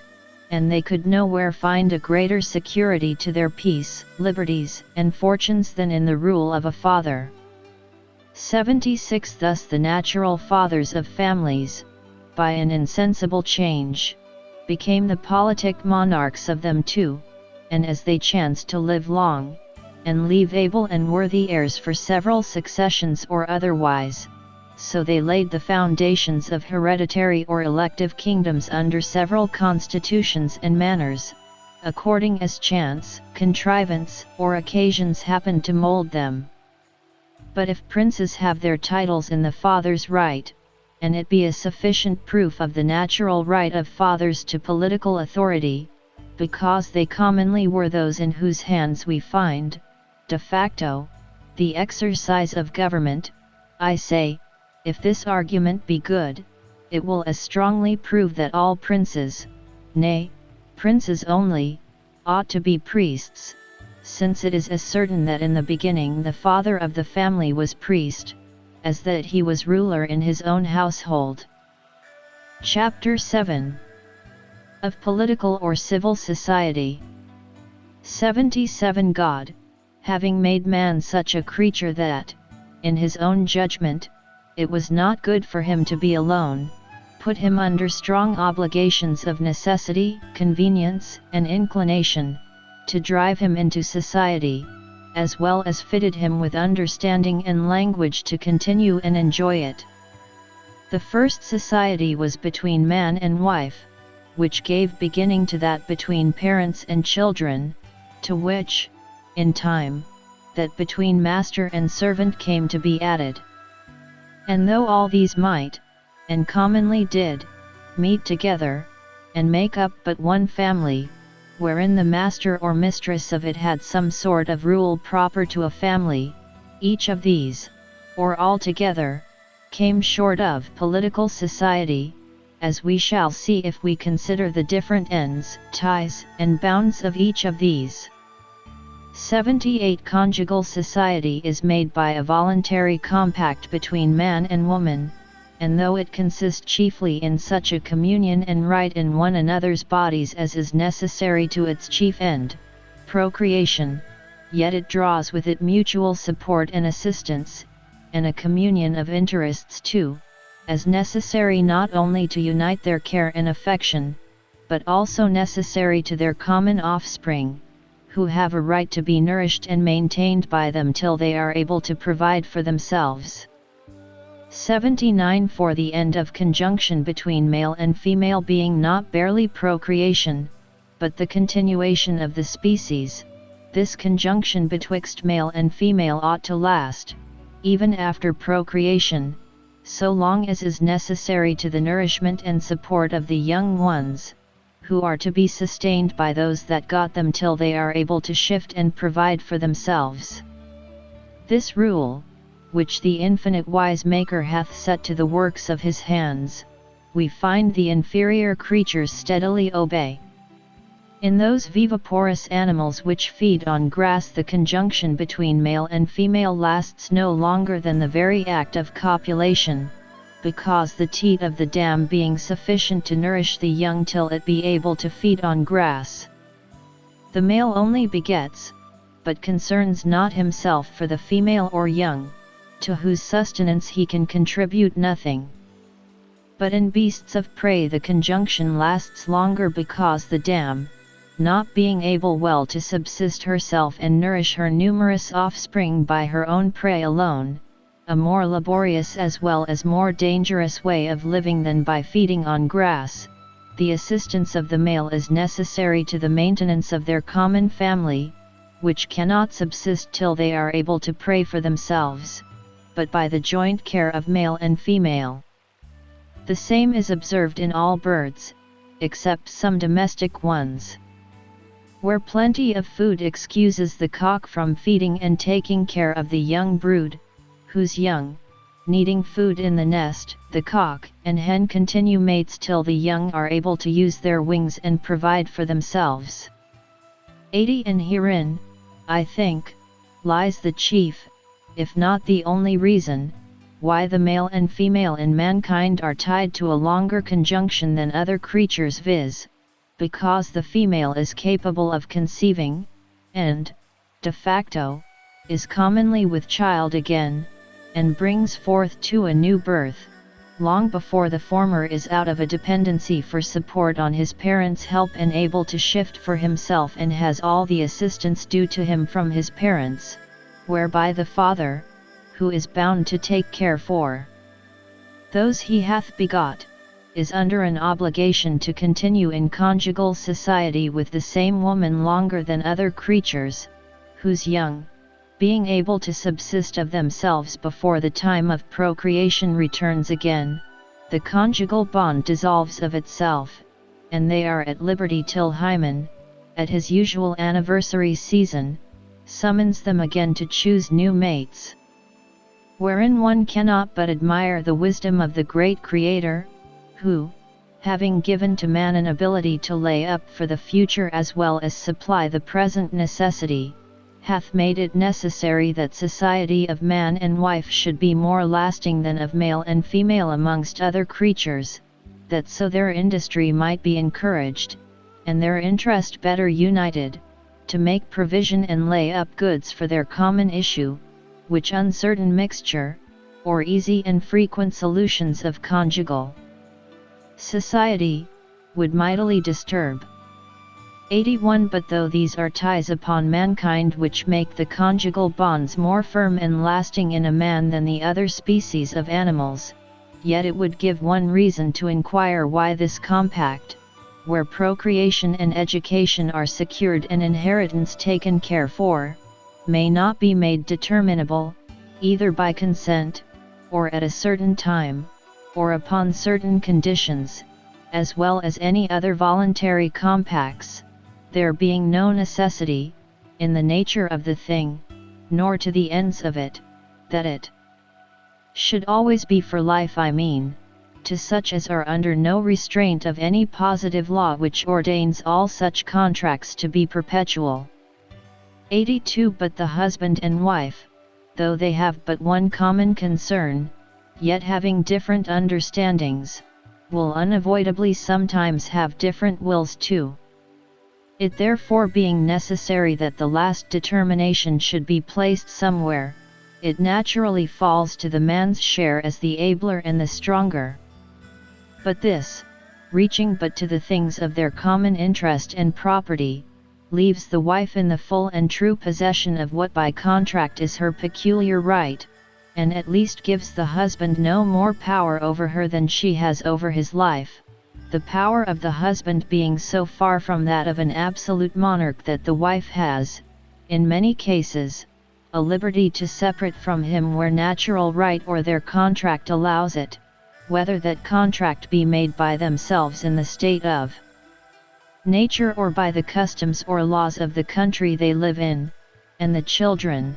upon such separation, fall to the father or mother's lot as such contract does determine. 83. For all the ends of marriage being to be obtained under politic government, as well as in the state of nature, the civil magistrate doth not abridge the right or power of either, naturally necessary to those ends procreation and mutual support and assistance whilst they are together, but only decides any controversy that may arise between man and wife about them. If it were otherwise, and that absolute sovereignty and power of life and death naturally belonged to the husband, and were necessary to the society between man and wife, there could be no matrimony in any of these countries where the husband is allowed no such absolute authority. But the ends of matrimony requiring no such power in the husband, it was not at all necessary to it. The condition of conjugal society put it not in him, but whatsoever might consist with procreation and support of the children till they could shift for themselves mutual assistance, comfort, and maintenance might be varied and regulated by that contract which first united them in that society, nothing being necessary to any society that is not necessary to the ends for which it is made. 84. The society betwixt parents and children, and the distinct rights and powers belonging respectively to them, I have treated of so largely in the foregoing chapter that I shall not here need to say anything of it, and I think it is plain that it is far different from a politic society. 85. Master and servant are names as old as history, but given to those of far different condition, for a free man makes himself a servant to another by selling him for a certain time the service he undertakes to do in exchange for wages he is to receive, and though this commonly puts him into the family of his master, and under the ordinary discipline thereof, yet it gives the master but a temporary power over him, and no greater than what is contained in the contract between them. But there is another sort of servant which by a peculiar name we call slaves, who being captives taken in a just war are, by the right of nature, subjected to the absolute dominion and arbitrary power of their masters. These men having, as I say, forfeited their lives and, with it, their liberties, and lost their estates, and being in the state of slavery, not capable of any property, cannot in that state be considered as any part of civil society, the chief end whereof is the preservation of property. 86. Let us therefore consider a master of a family with all these subordinate relations of wife, children, servants, and slaves, united under the domestic rule of a family, with what resemblance soever it may have in its order, offices, and number too, with a little commonwealth, yet is very far from it both in its constitution, power, and end, or if it must be thought a monarchy, and the paterfamilias the absolute monarch in it, absolute monarchy will have but a very shattered and short power. When it is plain by what has been said before, that the master of the family has a very distinct and differently limited power both as to time and extent over those several persons that are in it, for excepting the slave, and the family is as much a family, and his power as paterfamilias as great, whether there be any slaves in his family or no, he has no legislative power of life and death over any of them, and none too but what a mistress of a family may have as well as he. And he certainly can have no absolute power over the whole family who has but a very limited one over every individual in it. But how a family, or any other society of men, differ from that which is properly political society, we shall best see by considering wherein political society itself consists. 87. Man being born, as has been proved, with a title to perfect freedom and an uncontrolled enjoyment of all the rights and privileges of the law of nature, equally with any other man, or number of men in the world, hath by nature a power not only to preserve his property, that is, his life, liberty, and estate, against the injuries and attempts of other men, but to judge of and punish the breaches of that law in others, as he is persuaded the offence deserves, even with death itself, in crimes, where the heinousness of the fact, in his opinion, requires it. But because no political society can be,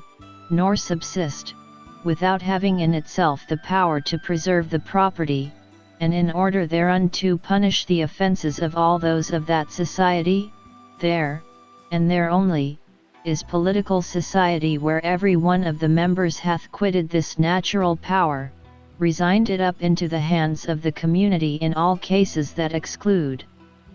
him not from appealing for protection to the law established by it. And thus all private judgment of every particular member being excluded, the community comes to be umpire, and by understanding indifferent rules and men authorized by the community for their execution, decides all the differences that may happen between any members of that society concerning any matter of right,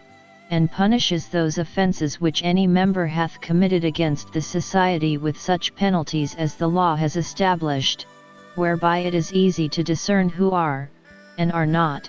in political society together. Those who are united into one body, and have a common established law and judicature to appeal to, with authority to decide controversies between them and punish offenders, are in civil society one with another, but those who have no such common appeal, I mean on earth, are still in the state of nature, each being where there is no other, judge for himself and executioner, which is, as I have before showed it, the perfect state of nature.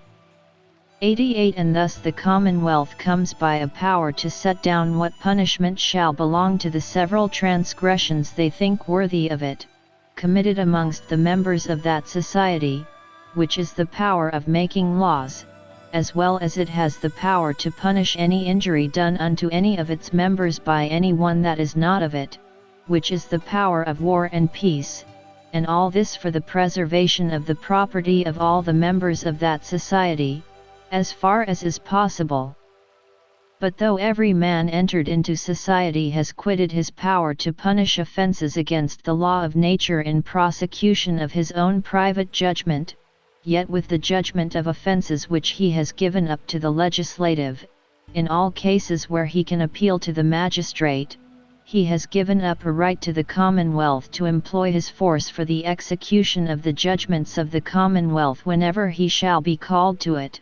which, indeed, are his own judgments, they being made by himself or his representative. And herein we have the original of the legislative and executive power of civil society, which is to judge by standing laws how far offences are to be punished when committed within the commonwealth, and also by occasional judgments founded on the present circumstances of the fact, how far injuries from without are to be vindicated, and in both these to employ all the force of all the members when there shall be need. 89 Wherever, therefore, any number of men so unite into one society as to quit every one his executive power of the law of nature, and to resign it to the public, there and there only is a political or civil society. And this is done wherever any number of men, in the state of nature, enter into society to make one people one body politic under one supreme government, or else when any one joins himself to, and incorporates with any government already made. For hereby he authorizes the society, or which is all one, the legislative thereof, to make laws for him as the public good of the society shall require, to the execution whereof his own assistance, as to his own decrees, is due. And this puts men out of a state of nature into that of a commonwealth, by setting up a judge on earth with authority to determine all the controversies and redress the injuries that may happen to any member of the commonwealth, which judge is the legislative or magistrates appointed by it. And wherever there are any number of men, however associated, that have no such decisive power to appeal to, there they are still in the state of nature.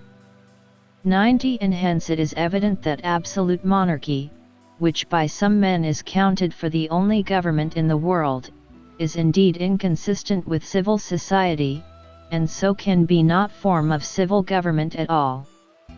For the end of civil society being to avoid and remedy those inconveniences of the state of nature which necessarily follow from every man's being judge in his own case, by setting up a known authority to which every one of that society may appeal upon any injury received, or controversy that may arise, and which every one of the society ought to obey. Wherever any persons are who have not such an authority to appeal to, and decide any difference between them there, those persons are still in the state of nature. And so is every absolute prince in respect of those who are under his dominion. 91 For he being supposed to have all, both legislative and executive, power in himself alone, there is no judge to be found, no appeal lies open to any one, who may fairly and indifferently, and with authority decide, and from whence relief and redress may be expected of any injury or inconveniency that may be suffered from him, or by his order. So that such a man, however entitled, Tsar, or Grand Signior, or how you please, is as much in the state of nature, with all under his dominion, as he is with the rest of mankind. For wherever any two men are, who have no standing rule and common judge to appeal to on earth, for the determination of controversies of right betwixt them, there they are still in the state of nature, and under all the inconveniencies of it, with only this woeful difference to the subject, or rather slave of an absolute prince, that whereas, in the ordinary state of nature, he has a liberty to judge of his right, according to the best of his power to maintain it, but whenever his property is invaded by the will and order of his monarch, he has not only no appeal, as those in society ought to have, but, as if he were degraded from the common state of rational creatures, is denied a liberty to judge of, or defend his right, and so is exposed to all the misery and inconveniencies that a man can fear from one, who being in the unrestrained state of nature, is yet corrupted with flattery and armed with power. 92 For he that thinks absolute power purifies men's blood, and corrects the baseness of human nature, need read but the history of this, or any other age, to be convinced to the contrary. He that would have been insolent and injurious in the woods of America would not probably be much better on a throne, where perhaps learning and religion shall be found out to justify all that he shall do to his subjects, and the sword presently silence all those that dare question it. For what the protection of absolute monarchy is, what kind of fathers of their countries it makes princes to be, and to what a degree of happiness and security it carries civil society, where this sort of government is grown to perfection, he that will look into the late relation of Ceylon may easily see. 93 In absolute monarchies, indeed, as well as other governments of the world, the subjects have an appeal to the law, and judges to decide any controversies, and restrain any violence that may happen betwixt the subjects themselves, one amongst another. This every one thinks necessary, and believes he deserves to be thought a declared enemy to society and mankind who should go about to take it away. But whether this be from a true love of mankind and society, and such a charity as we owe all one to another, there is reason to doubt. For this is no more than what every man, who loves his own power, profit, or greatness, may, and naturally must do, keep those animals from hurting or destroying one another who labor and drudge only for his pleasure and advantage, and so are taken care of, not out of any love the master has for them, but love of himself, and the profit they bring him. For if it be asked what security, what fence is there in such a state against the violence and oppression of this absolute ruler, the very question can scarce be borne. They are ready to tell you that it deserves death only to ask after safety. Betwixt subject and subject, they will grant, there must be measures, laws, and judges for their mutual peace and security. But as for the ruler, he ought to be absolute, and is above all such circumstances,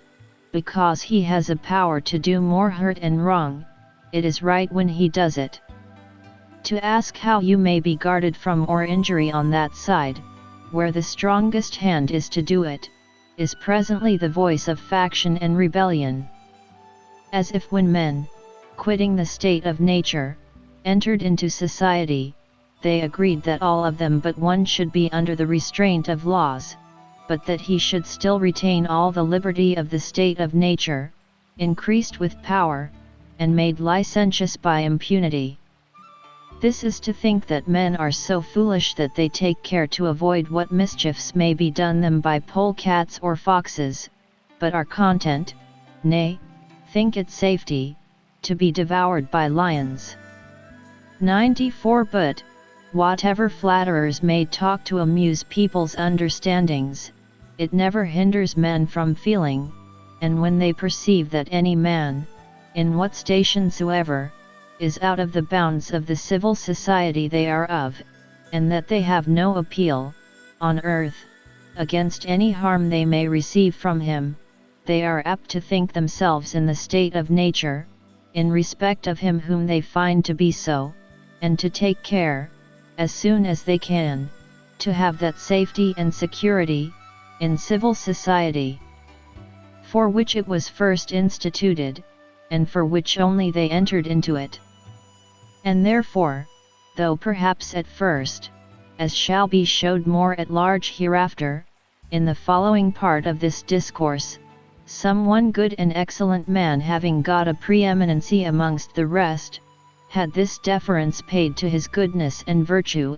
as to a kind of natural authority, that the chief rule, with arbitration of their differences, by a tacit consent devolved into his hands, without any other caution but the assurance they had of his uprightness and wisdom, yet when time giving authority, and, as some men would persuade us, sacredness to customs, which the negligent and unforeseeing innocence of the first ages began, had brought in successors of another stamp, the people finding their properties not secure under the government as then it was, whereas government has no other end but the preservation of property, could never be safe, nor at rest, nor think themselves in civil society, till the legislative was so placed in collective bodies of men, call them Senate, Parliament, or what you please, by which means every single person became subject equally with other the meanest men, to those laws, which he himself, as part of the legislative, had established, nor could any one, by his own authority, avoid the force of the law, when once made, nor by any pretense of superiority plead exemption, thereby to license his own, or the miscarriages of any of his dependents. No man in civil society can be exempted from the laws of it. For if any man may do what he thinks fit and there be no appeal on earth for redress or security against any harm he shall do, I ask whether he be not perfectly still in the state of nature, and so can be no part or member of that civil society, unless any one will say the state of nature and civil society are one and the same thing, which I have never yet found any one so great a patron of anarchy as to affirm. Chapter 8. Of the beginning of political societies. 95 Men being, as has been said,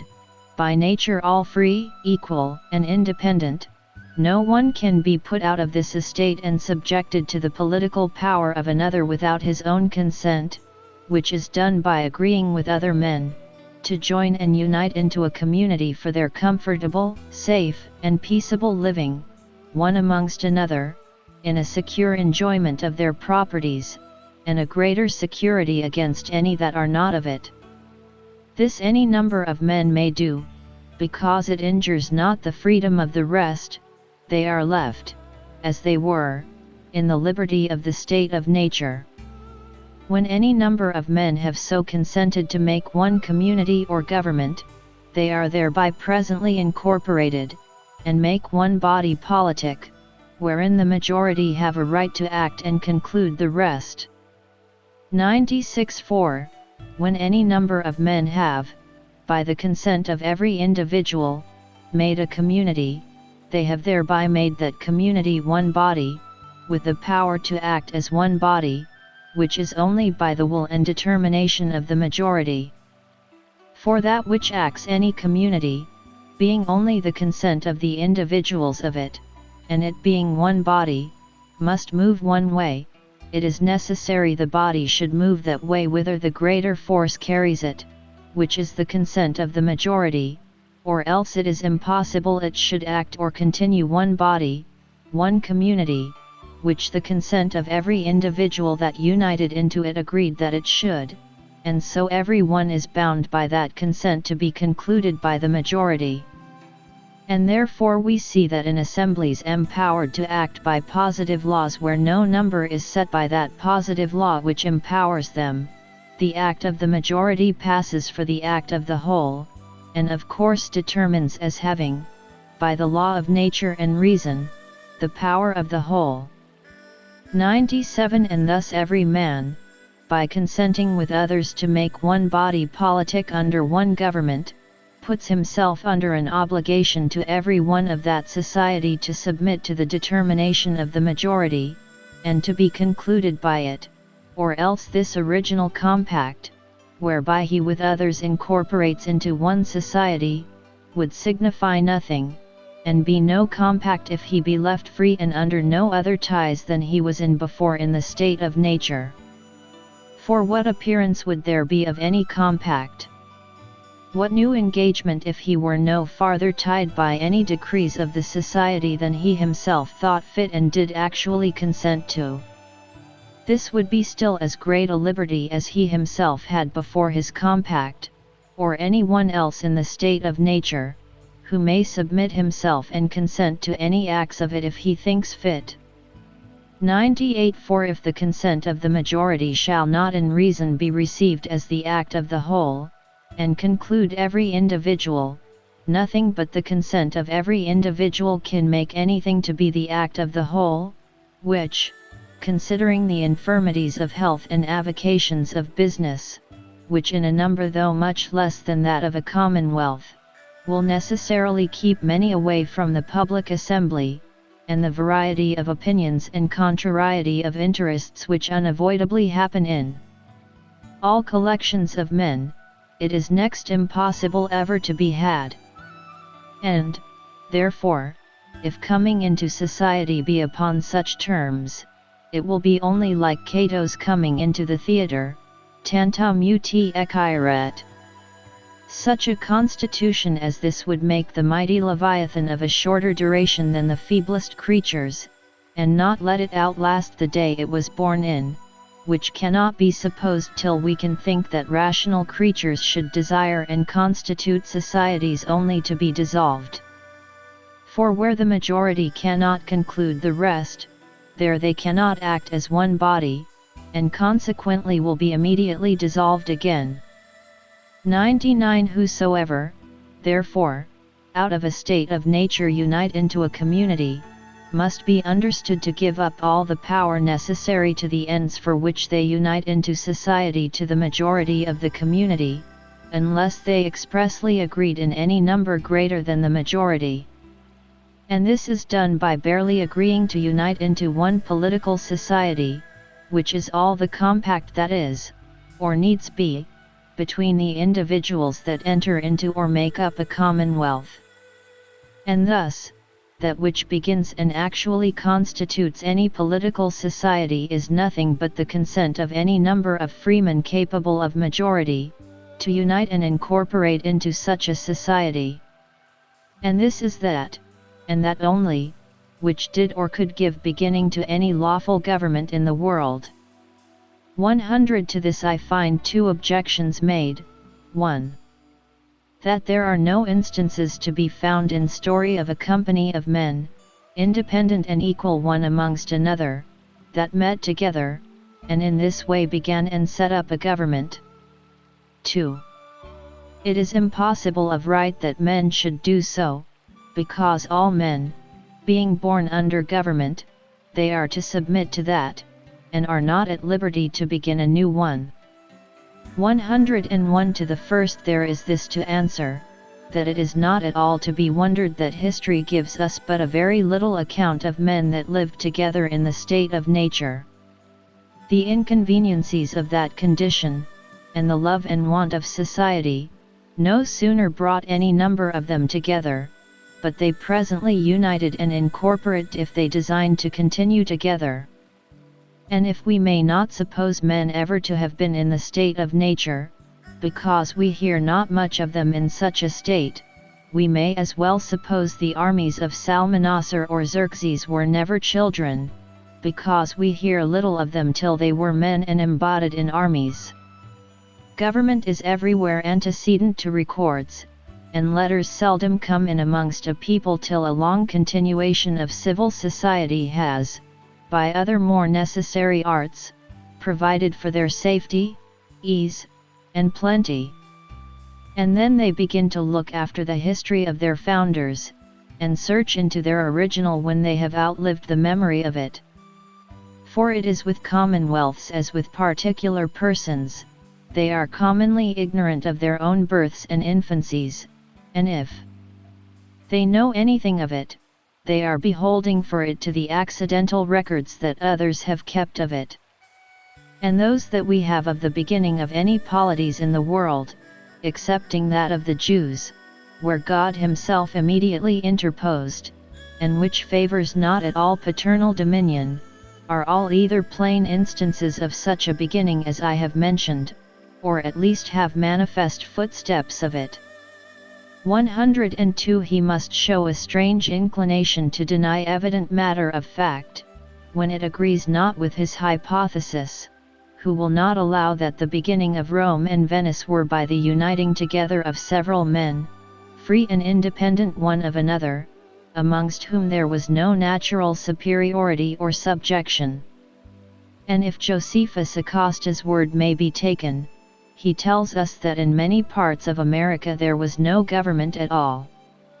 There are great and apparent conjectures, says he, that these men, speaking of those of Peru, for a long time had neither kings nor commonwealths, but lived in troops, as they do this day in Florida the Chiriquinas, those of Brazil, and many other nations, which have no certain kings, but, as occasion is offered in peace or war, they choose their captains as they please. If it be said, that every man there was born subject to his father, or the head of his family, that the subjection due from a child to a father took away not his freedom of uniting into what political society he thought fit, has been already proved, but be that as it will, these men, it is evident, were actually free, and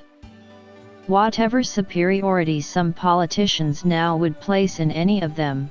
they themselves claimed it not, but, by consent, were all equal, till, by the same consent, they set rulers over themselves. So that their politic societies all began from a voluntary union, and the mutual agreement of men freely acting in the choice of their governors and forms of government. 103. And I hope those who went away from Sparta, with Palantus, mentioned by Justin,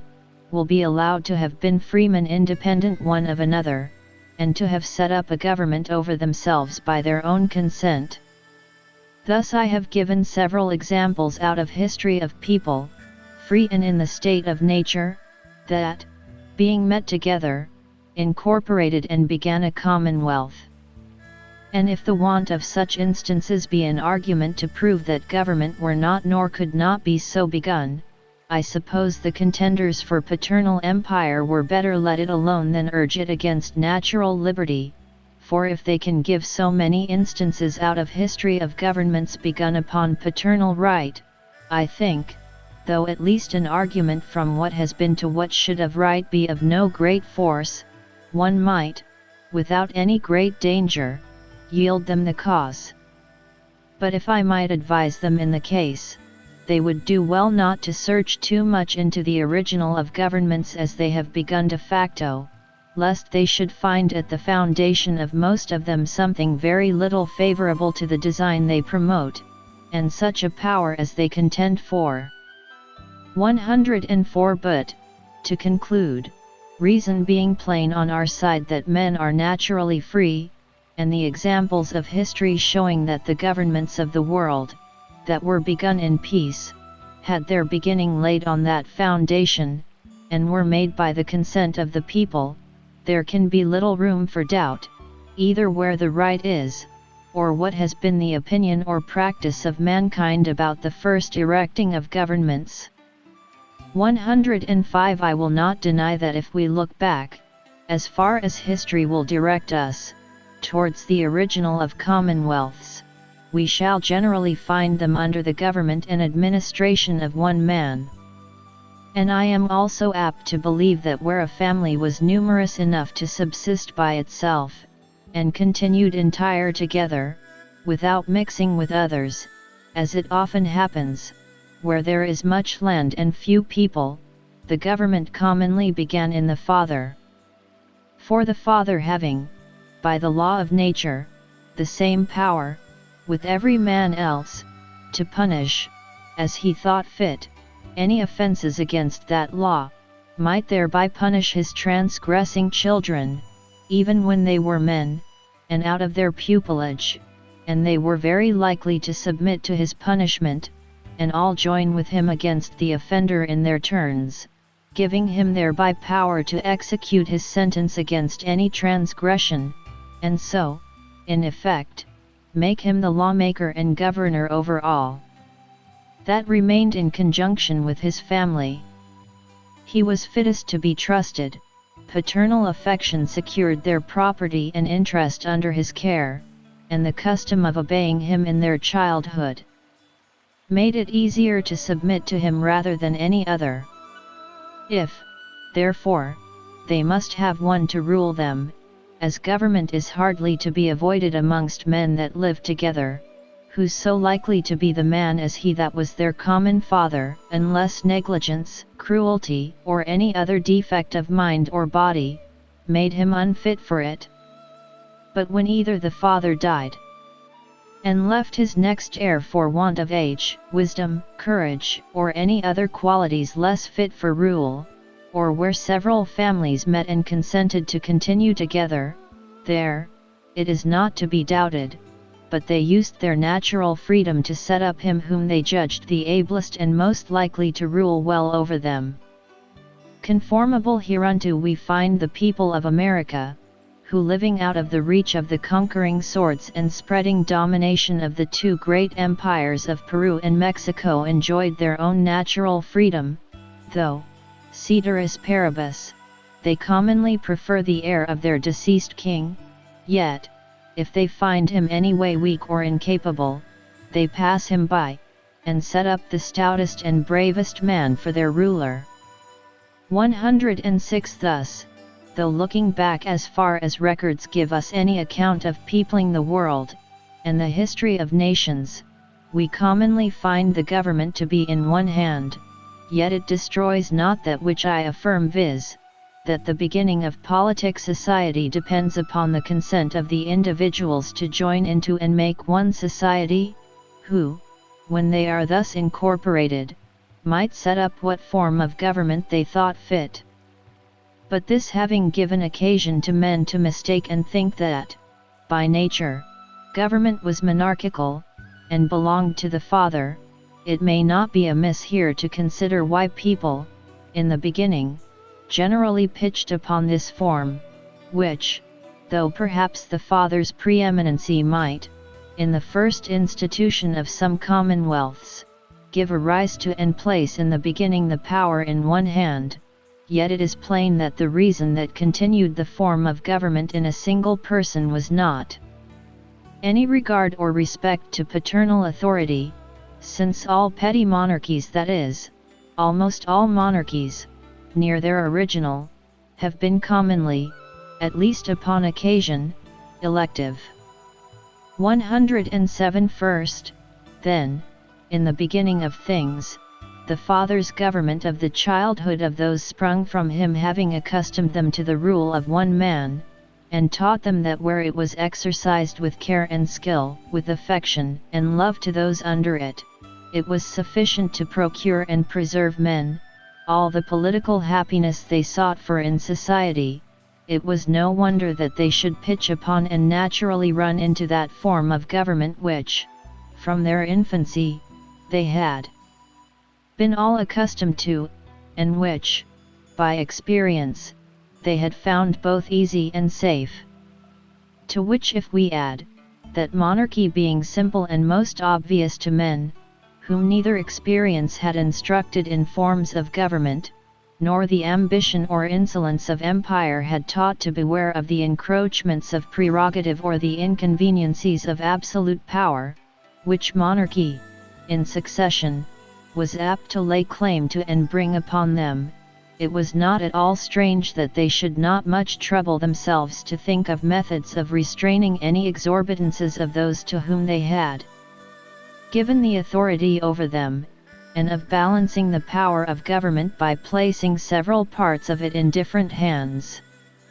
They had neither felt the oppression of tyrannical dominion, nor did the fashion of the age, nor their possessions or way of living, which afforded little matter for covetousness or ambition, give them any reason to apprehend or provide against it, and, therefore, it is no wonder they put themselves into such a frame of government as was not only, as I said, most obvious and simple, but also best suited to their present state and condition, which stood more in need of defense against foreign invasions and injuries than of multiplicity of laws where there was but very little property, and wanted not variety of rulers and abundance of officers to direct and look after their execution where there were but few trespassers and few offenders.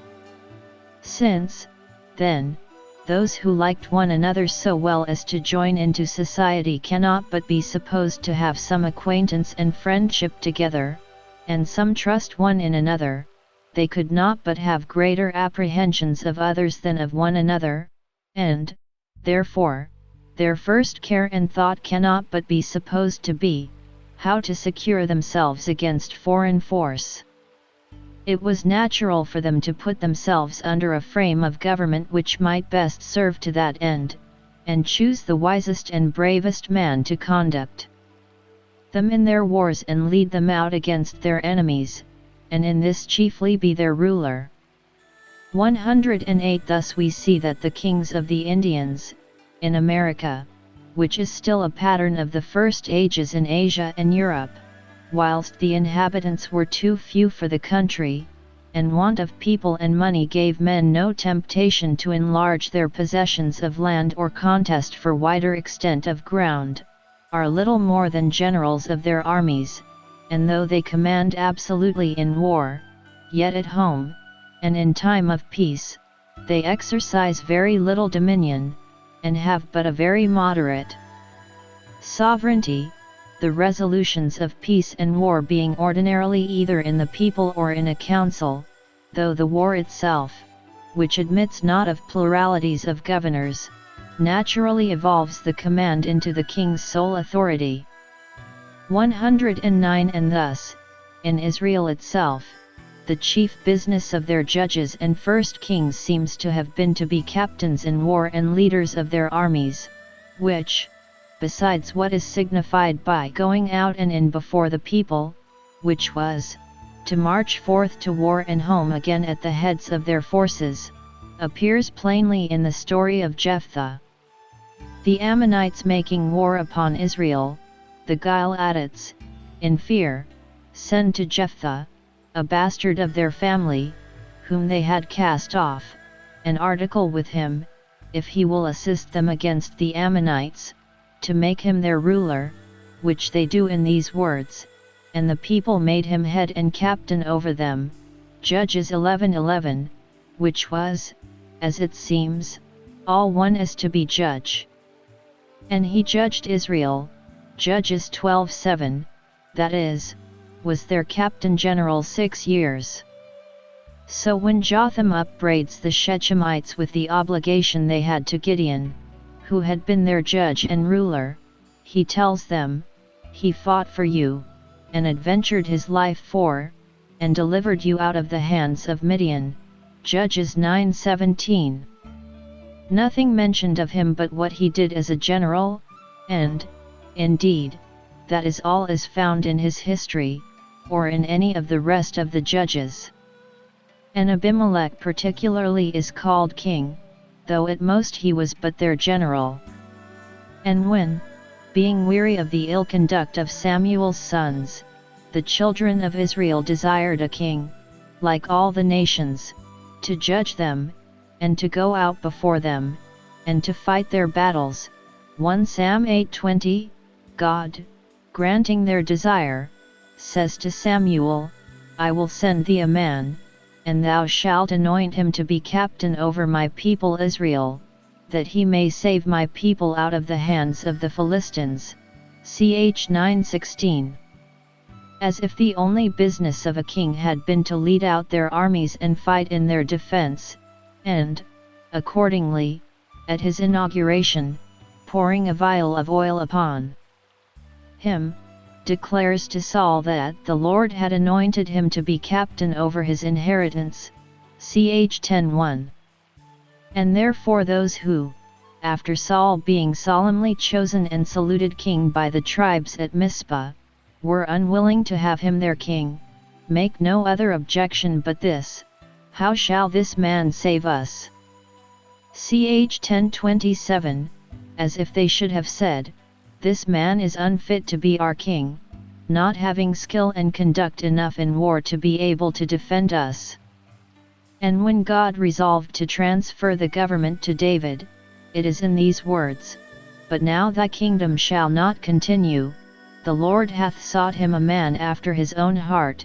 and the Lord hath commanded him to be captain over his people. Ch 13:14. As if the whole kingly authority were nothing else but to be their general, and therefore the tribes who had stuck to Saul's family, and opposed David's reign, when they came to Hebron with terms of submission to him, they tell him, amongst other arguments, they had to submit to him as to their king, that he was, in effect, their king in Saul's time, and therefore they had no reason but to receive him as their king now. Also, say they, in time past,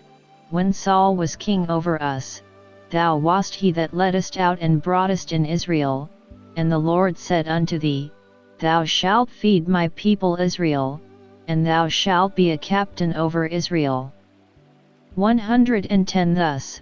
whether a family, by degrees, grew up into a commonwealth, and the fatherly authority being continued on to the elder son, every one in his turn growing up under it tacitly submitted to it, and the easiness and equality of it not offending any one, every one acquiesced till time seemed to have confirmed it and settled a right of succession by prescription, or whether several families, or the descendants of several families, whom chance, neighborhood, or business brought together, united into society, the need of a general whose conduct might defend them against their enemies in war, and the great confidence, the innocence and sincerity of that poor but virtuous age, such as are almost all those which begin governments that ever come to last in the world, gave men one of another, made the first beginners of commonwealths generally put the rule into one man's hand, without any other express limitation or restraint but what the nature of the thing and the end of government required.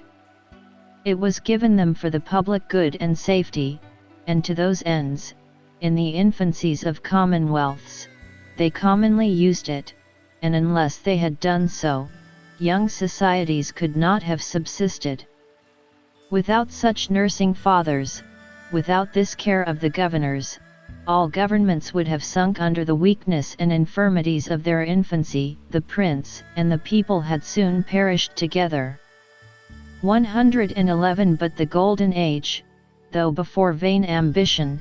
and amor celeritas habendi, evil concupiscence had corrupted men's minds into a mistake of true power and honor, had more virtue,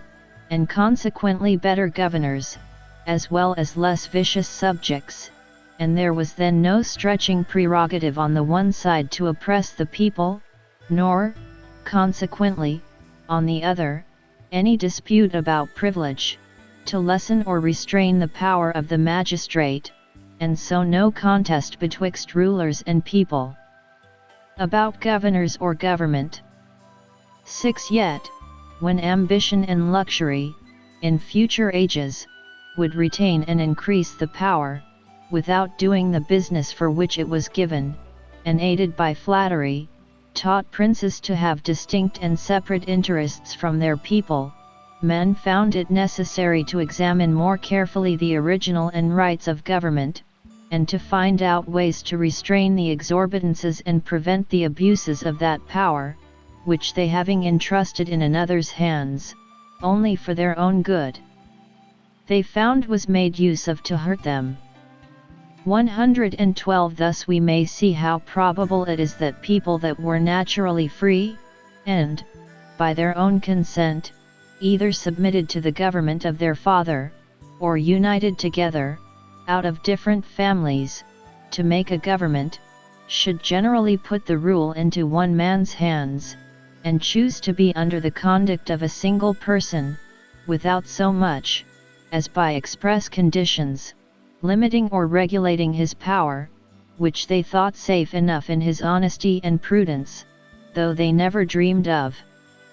monarchy being jure divino, which we never heard of among mankind till it was revealed to us by the divinity of this last age, nor ever allowed paternal power to have a right to dominion or to be the foundation of all government. And thus much may suffice to show that, as far as we have any light from history, we have reason to conclude that all peaceful beginnings of government have been laid in the consent of the people. I say peaceful, because I shall have occasion, in another place, to speak of conquest, which some esteem a way of beginning of governments. The other objection, I find, urged against the beginning of polities, in the way I have mentioned, is this, viz. 113. That all men being born under government, some or other, it is impossible any of them should ever be free and at liberty to unite together and begin a new one, or ever be able to erect a lawful government. If this argument be good, I ask, how came so many lawful monarchies into the world? For if anybody, upon this supposition, can show me any one man, in any age of the world, free to begin a lawful monarchy, I will be bound to show him 10 other free men at liberty, at the same time, to unite and begin a new government under a regal or any other form. It being demonstration that if any one born under the dominion of another may be so free as to have a right to command others in a new and distinct empire, every one that is born under the dominion of another may be so free too, and may become a ruler or subject of a distinct separate government. And so, by this their own principle, either all men, however born, are free, or else there is but one lawful prince, one lawful government in the world, and then they have nothing to do but barely to show us which that is, which, when they have done, I doubt not but all mankind will easily agree to pay obedience to him. 114. Though it be a sufficient answer to their objection to show that it involves them in the same difficulties that it doth those they use it against, yet I shall endeavor to discover the weakness of this argument a little farther. All men, say they, are born under government, and therefore they cannot be at liberty to begin a new one. Every one is born a subject to his father or his prince, and is therefore under the perpetual tie of subjection and allegiance. It is plain mankind never owned nor considered any such natural subjection that they were born in, to one or to the other, that tied them, without their own consents, to a subjection to them and their heirs. 115. For there are no examples so frequent in history, both sacred and profane, as those of men withdrawing themselves and their obedience from the jurisdiction they were born under, and the family or community they were bred up in, and setting up new governments in other places, from whence sprang all that number of petty commonwealths in the beginning of ages, and which always multiplied as long as there was room enough, till the stronger or more fortunate swallowed the weaker, and those great ones, again breaking to pieces, dissolved into lesser dominions, all which are so many testimonies against paternal sovereignty, and plainly prove that it was not the natural right of the father descending to his heirs that made governments in the beginning, since it was impossible, upon that ground, there should have been so many little kingdoms but only one universal monarchy if men had not been at liberty to separate themselves from their families and their government, be it what it will that was set up in it, and go and make distinct commonwealths and other governments as they thought fit. 116 This has been the practice of the world from its first beginning to this day, nor is it now any more hindrance to the freedom of mankind,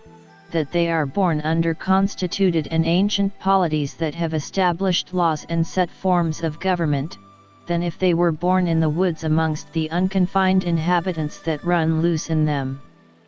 For those who would persuade us that by being born under any government we are naturally subjects to it, and have no more any title or pretense to the freedom of the state of nature, have no other reason, bating that of paternal power, which we have already answered, to produce for it, but only because our fathers or progenitors passed away their natural liberty, and thereby bound up themselves and their posterity to a perpetual subjection to the government which they themselves submitted to.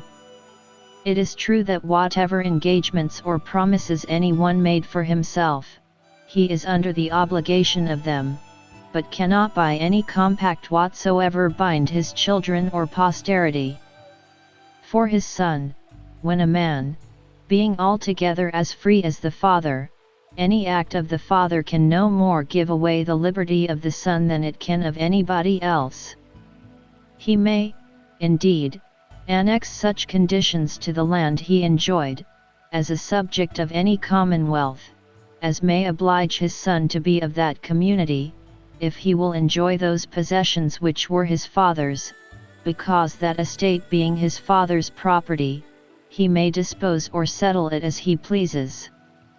117 And this has generally given the occasion to the mistake in this matter, because commonwealths not permitting any part of their dominions to be dismembered, nor to be enjoyed by any but those of their community, the son cannot ordinarily enjoy the possessions of his father but under the same terms his father did, by becoming a member of the society, whereby he puts himself presently under the government he finds there established, as much as any other subject of that commonweal. And thus the consent of free men, born under government, which only makes them members of it, being given separately in their turns, as each comes to be of age, and not in a multitude together, people take no notice of it, and thinking it not done at all, or not necessary, conclude they are naturally subjects as they are men. 118 But it is plain governments themselves understand it otherwise, they claim no power over the son because of that they had over the father, nor look on children as being their subjects, by their fathers being so. If a subject of England have a child by an English woman in France, whose subject is he? Not the King of England's, for he must have leave to be admitted to the privileges of it. Nor the King of France's, for how then has his father a liberty to bring him away, and breed him as he pleases, and whoever was judged as a traitor or deserter, if he left, or warred against a country, for being barely born in it of parents that were aliens there? It is plain, then, by the practice of governments themselves, as well as by the law of right reason, that a child is born a subject of no country nor government. He is under his father's tuition and authority till he come to age of discretion, and then he is a free man, at liberty what government he will put himself under, what body politic he will unite himself to. For if an Englishman's son born in France be at liberty, and may do so, it is evident there is no tie upon him by his father being a subject of that kingdom, nor is he bound up by any compact of his ancestors, and why then hath not his son, by the same reason, the same liberty, though he be born anywhere else? Since the power that a father hath naturally over his children is the same wherever they be born, and the ties of natural obligations are not bounded by the positive limits of kingdoms and commonwealths. 119 Every man being, as has been showed, naturally free, and nothing being able to put him into subjection to any earthly power, but only his own consent, it is to be considered what shall be understood to be a sufficient declaration of a man's consent to make him subject to the laws of any government. There is a common distinction of an express and a tacit consent, which will concern our present case. Nobody doubts but an express consent of any man, entering into any society, makes him a perfect member of that society, a subject of that government. The difficulty is, what ought to be looked upon as a tacit consent, and how far it binds, i.e., how far any one shall be looked on to have consented, and thereby submitted to any government, where he has made no expressions of it at all. And to this I say, that every man that hath any possession or enjoyment of any part of the dominions of any government doth hereby give his tacit consent, and is as far forth obliged to obedience to the laws of that government, during such enjoyment, as any one under it, whether this his possession be of land to him and his heirs forever, or a lodging only for a week, or whether it be barely travelling freely on the highway, and, in effect, it reaches as far as the very being of any one within the territories of that government. 120 To understand this the better, it is fit to consider that every man when he at first incorporates himself into any commonwealth, he, by his uniting himself thereunto, annexes also and submits to the community those possessions which he has, or shall acquire, that do not already belong to any other government. For it would be a direct contradiction for any one to enter into society with others for the securing and regulating of property, and yet to suppose his land, whose property is to be regulated by the laws of the society, should be exempt from the jurisdiction of that government to which he himself, and the property of the land, is a subject. By the same act, therefore, whereby any one unites his person, which was before free, to any commonwealth, by the same he unites his possessions, which were before free, to it also, and they become, both of them, person and possession, subject to the government and dominion of that commonwealth as long as it hath a being. Whoever therefore, from thenceforth, by inheritance, purchases permission, or otherwise enjoys any part of the land so annexed to, and under the government of that commonweal, must take it with the condition it is under, that is, of submitting to the government of the commonwealth, under whose jurisdiction it is, as far forth as any subject of it. 121 But since the government has a direct jurisdiction only over the land and reaches the possessor of it, before he has actually incorporated himself in the society, only as he dwells upon and enjoys that, the obligation any one is under by virtue of such enjoyment to submit to the government begins and ends with the enjoyment, so that whenever the owner, who has given nothing but such a tacit consent to the government will, by donation, sale or otherwise, quit the said possession, he is at liberty to go and incorporate himself into any other commonwealth, or agree with others to begin a new one in vacuous locis, in any part of the world they can find free and unpossessed, whereas he that has once, by actual agreement and any express declaration, given his consent to be of any commonweal, is perpetually and indispensably obliged to be, and remain unalterably a subject to it, and can never be again in the liberty of the state of nature. Unless by any calamity the government he was under comes to be dissolved. 122 But submitting to the laws of any country, living quietly and enjoying privileges and protection under them, makes not a man a member of that society. It is only a local protection and homage due to and from all those who, not being in a state of war, come within the territories belonging to any government, to all parts whereof the force of its law extends. But this no more makes a man a member of that society, a perpetual subject of that commonwealth, than it would make a man a subject to another in whose family he found it convenient to abide for some time, though, whilst he continued in it, he were obliged to comply with the laws and submit to the government he found there. And thus we see that foreigners, by living all their lives under another government, and enjoying the privileges and protection of it,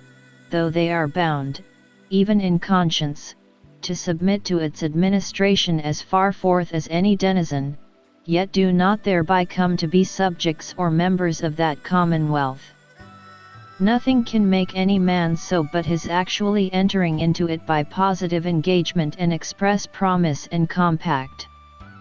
This is that which, I think, concerning the beginning of political societies, and that consent which makes any one a member of any commonwealth. Chapter 9. Of the ends of political society and government.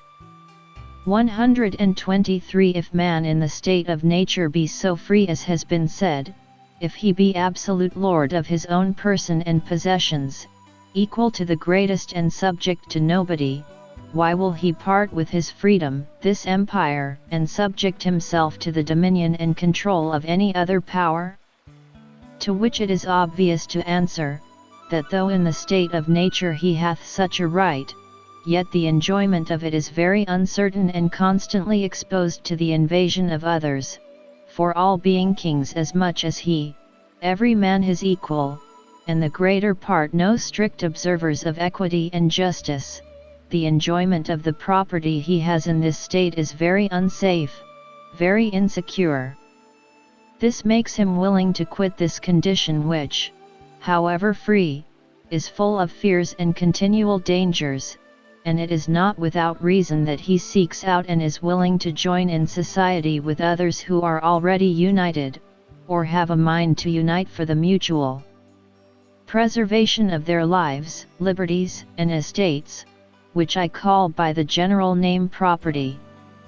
124 The great and chief end, therefore, of men uniting into commonwealths, and putting themselves under government, is the preservation of their property, to which in the state of nature there are many things wanting. Firstly, there wants an established, settled, known law, received and allowed by common consent to be the standard of right and wrong, and the common measure to decide all controversies between them. For though the law of nature be plain and intelligible to all rational creatures, yet men, being biased by their interest, as well as ignorant for want of study of it,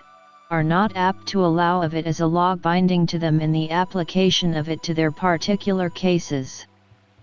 125 Secondly, in the state of nature there wants a known and indifferent judge, with authority to determine all differences according to the established law. For every one in that state being both judge and executioner of the law of nature, men being partial to themselves, passion and revenge is very apt to carry them too far, and with too much heat in their own cases, as well as negligence and unconcernedness, make them too remiss in other men's. 126 Thirdly, in the state of nature there often wants power to back and support the sentence when right, and to give it due execution. They who by any injustice offended will seldom fail where they are able by force to make good their injustice. Such resistance many times makes the punishment dangerous, and frequently destructive to those who attempt it. 127 Thus mankind, notwithstanding all the privileges of the state of nature, being but in an ill condition while they remain in it, are quickly driven into society. Hence it comes to pass, that we seldom find any number of men live any time together in this state. The inconveniencies that they are therein exposed to by the irregular and uncertain exercise of the power every man has of punishing the transgressions of others, make them take sanctuary under the established laws of government, and therein seek the preservation of their property. It is this that makes them so willingly give up every one his single power of punishing to be exercised by such alone as shall be appointed to it amongst them, and by such rules as the community, or those authorized by them to that purpose, shall agree on. And in this we have the original right and rise of both the legislative and executive power as well as of the governments and societies themselves. 128 For in the state of nature, to omit the liberty he has of innocent delights, a man has two powers. The first is to do whatsoever he thinks fit for the preservation of himself and others within the permission of the law of nature, by which law, common to them all, he and all the rest of mankind are one community, make up one society distinct from all other creatures, and were it not for the corruption and viciousness of degenerate men, there would be no need of any other, no necessity that men should separate from this great and natural community, and associate into lesser combinations. The other power a man has in the state of nature is the power to punish the crimes committed against that law. Both these he gives up when he joins in a private, if I may so call it, or particular political society, and incorporates into any commonwealth separate from the rest of mankind. 129 The first power, viz., of doing whatsoever he thought fit for the preservation of himself and the rest of mankind, he gives up to be regulated by laws made by the society, so far forth as the preservation of himself and the rest of that society shall require, which laws of the society in many things confine the liberty he had by the law of nature. 130 Secondly, the power of punishing he wholly gives up, and engages his natural force, which he might before employ in the execution of the law of nature, by his own single authority, as he thought fit, to assist the executive power of the society as the law thereof shall require. For being now in a new state, wherein he is to enjoy many conveniencies from the labor, assistance, and society of others in the same community, as well as protection from its whole strength, he is to part also with as much of his natural liberty, in providing for himself, as the good, prosperity, and safety of the society shall require, which is not only necessary but just, since the other members of the society do the like. 131 But though men when they enter into society give up the equality, liberty, and executive power they had in the state of nature into the hands of the society, to be so far disposed of by the legislative as the good of the society shall require, yet it being only with an intention in every one the better to preserve himself, his liberty and property, for no rational creature can be supposed to change his condition with an intention to be worse, the power of the society or legislative, constituted by them can never be supposed to extend farther than the common good, but is obliged to secure every one's property by providing against those three defects above mentioned that made the state of nature so unsafe and uneasy. And so, whoever has the legislative or supreme power of any commonwealth, is bound to govern by established standing laws, promulgated and known to the people, and not by extemporary decrees, by indifferent and upright judges, who are to decide controversies by those laws, and to employ the force of the community at home only in the execution of such laws, or abroad to prevent or redress foreign injuries and secure the community from inroads and invasion. And all this to be directed to no other end but the peace, safety, and public good of the people. Chapter 10. Of the Forms of a Commonwealth. 132. The majority having, as has been showed, upon men's first uniting into society, the whole power of the community naturally in them, may employ all that power in making laws for the community from time to time, and executing those laws by officers of their own appointing, and then the form of the government is a perfect democracy, or else may put the power of making laws into the hands of a few select men, and their heirs or successors, and then it is an oligarchy, or else into the hands of one man, and then it is a monarchy, if to him and his heirs, it is a hereditary monarchy, if to him only for life, but upon his death the power only of nominating a successor, to return to them, an elective monarchy. And so accordingly of these make compounded and mixed forms of government, as they think good. And if the legislative power be at first given by the majority to one or more persons only for their lives, or any limited time, and then the supreme power to revert to them again, when it is so reverted the community may dispose of it again anew into what hands they please, and so constitute a new form of government, for the form of government depending upon the placing the supreme power, which is the legislative, it being impossible to conceive that an inferior power should prescribe to a superior, or any but the supreme make laws, according as the power of making laws is placed, such is the form of the Commonwealth. 133. By Commonwealth I must be understood all along to mean not a democracy, or any form of government, but any independent community which the Latins signified by the word civitas, to which the word which best answers in our language is commonwealth, and most properly expresses such a society of men which community does not, for there may be subordinate communities in a government, and city much less. And therefore, to avoid ambiguity, I crave leave to use the word commonwealth in that sense, in which sense I find the word used by King James himself, which I think to be its genuine signification, which, if anybody dislike, I consent with him to change it for a better. Chapter 11. Of the extent of the legislative power. 134. The great end of men's entering into society being the enjoyment of their properties in peace and safety, and the great instrument and means of that being the laws established in that society, the first and fundamental positive law of all commonwealths is the establishing of the legislative power, as the first and fundamental natural law which is to govern even the legislative itself is the preservation of the society and, as far as will consist with the public good, of every person in it. This legislative is not only the supreme power of the Commonwealth, but sacred and unalterable in the hands where the community have once placed it.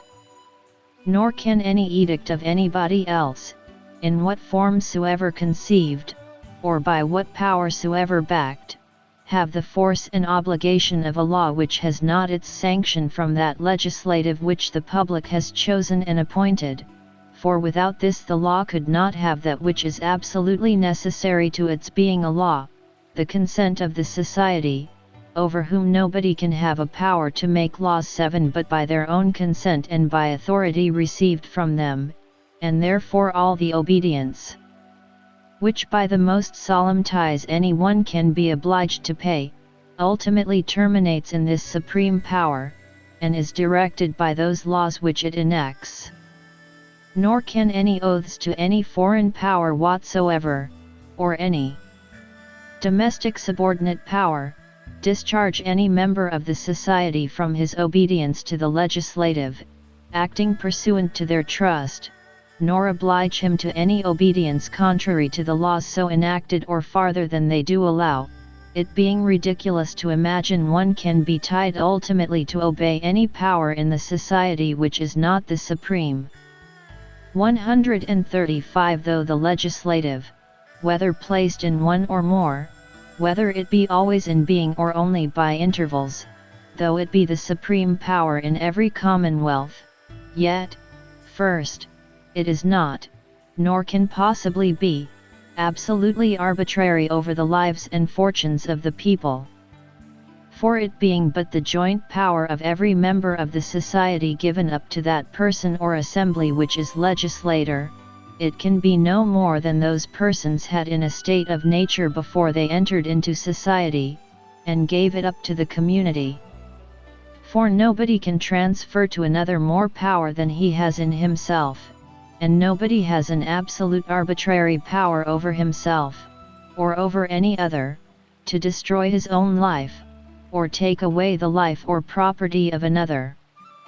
A man, as has been proved, cannot subject himself to the arbitrary power of another, and having, in the state of nature, no arbitrary power over the life, liberty, or possession of another, but only so much as the law of nature gave him for the preservation of himself and the rest of mankind, this is all he doth, or can give up to the commonwealth, and by it to the legislative power, so that the legislative can have no more than this. Their power in the utmost bounds of it is limited to the public good of the society. 8. It is a power that hath no other end but preservation, and therefore can never have a right to destroy, enslave, or designedly to impoverish the subjects. The obligations of the law of nature cease not in society, but only in many cases are drawn closer, and have, by human laws, known penalties annexed to them to enforce their observation. Thus the law of nature stands as an eternal rule to all men, legislators as well as others. The rules that they make for other men's actions must, as well as their own and other men's actions, be conformable to the law of nature, i.e., to the will of God, of which that is a declaration, and the fundamental law of nature being the preservation of mankind, no human sanction can be good or valid against it. 136. Secondly, the legislative or supreme authority cannot assume to itself a power to rule by extemporary arbitrary decrees, but is bound to dispense justice and decide the rights of the subject by promulgated standing laws. 9. And known authorized judges. For the law of nature being unwritten, and so nowhere to be found but in the minds of men, they who, through passion or interest, shall miscite or misapply it, cannot so easily be convinced of their mistake where there is no established judge, and so it serves not as it ought, to determine the rights and fence the properties of those that live under it, especially where every one is judge, interpreter, and executioner of it too, and that in his own case, and he that has right on his side, having ordinarily but his own single strength, hath not force enough to defend himself from injuries or punish delinquents. To avoid these inconveniencies which disorder men's properties in the state of nature, men unite into societies that they may have the united strength of the whole society to secure and defend their properties, and may have standing rules to bound it by which every one may know what is his. To this end it is that men give up all their natural power to the society they enter into, and the community put the legislative power into such hands as they think fit, with this trust, that they shall be governed by declared laws, or else their peace, quiet, and property will still be at the same uncertainty as it was in the state of nature. 137. Absolute arbitrary power, or governing without settled standing laws, can neither of them consist with the ends of society and government, which men would not quit the freedom of the state of nature for, and tie themselves up under, were it not to preserve their lives, liberties, and fortunes, and by stated rules of right and property to secure their peace and quiet. It cannot be supposed that they should intend, had they a power so to do, to give any one or more an absolute arbitrary power over their persons and estates, and put a force into the magistrate's hand to execute his unlimited will arbitrarily upon them, this were to put themselves into a worse condition than the state of nature, wherein they had a liberty to defend their right against the injuries of others, and were upon equal terms of force to maintain it, whether invaded by a single man or many in combination. Whereas by suppository ing they have given up themselves to the absolute arbitrary power and will of a legislator, they have disarmed themselves, and armed him to make a prey of them when he pleases, he being in a much worse condition that is exposed to the arbitrary power of one man who has the command of 100,000 than he that is exposed to the arbitrary power of 100,000 single men, nobody being secure that his will who has such a command is better than that of other men, though his force be 100,000 times stronger. And, therefore, whatever form the commonwealth is under, the ruling power ought to govern by declared and received laws, and not by extemporary dictates and undetermined resolutions,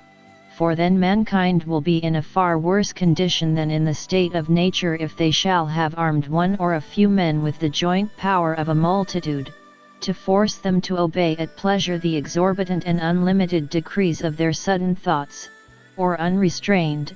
until that moment, unknown wills, without having any measures set down which may guide and justify their actions. For all the power the government has, being only for the good of the society, as it ought not to be arbitrary and at pleasure, so it ought to be exercised by established and promulgated laws, that both the people may know their duty, and be safe and secure within the limits of the law, and the rulers, too, kept within their due bounds, and not be tempted by the power they have in their hands to employ it to purposes, and by such measures as they would not have known, and own not willingly. 138. Thirdly, the supreme power cannot take from any man any part of his property without his own consent. For the preservation of property being the end of government, and that for which men enter into society, it necessarily supposes and requires that the people should have property, without which they must be supposed to lose that by entering into society which was the end for which they entered into it, too gross an absurdity for any man to own. Men, therefore, in society having property, they have such a right to the goods, which by the law of the community are theirs, that nobody hath a right to take them, or any part of them, from them without their own consent. Without this they have no property at all. For I have truly no property in that which another can by right take from me when he pleases against my consent. Hence it is a mistake to think that the supreme or legislative power of any commonwealth can do what it will, and dispose of the estates of the subject arbitrarily, or take any part of them at pleasure. This is not much to be feared in governments where the legislative consists wholly or in part in assemblies which are variable, whose members upon the dissolution of the assembly are subjects under the common laws of their country, equally with the rest. But in governments where the legislative is in one lasting assembly, always in being, or in one man as in absolute monarchies, there is danger still, that they will think themselves to have a distinct interest from the rest of the community, and so will be apt to increase their own riches and power by taking what they think fit from the people. For a man's property is not at all secure, though there be good and equitable laws to set the bounds of it between him and his fellow subjects, if he who commands those subjects have power to take from any private man what part he pleases of his property, and use and dispose of it as he thinks good.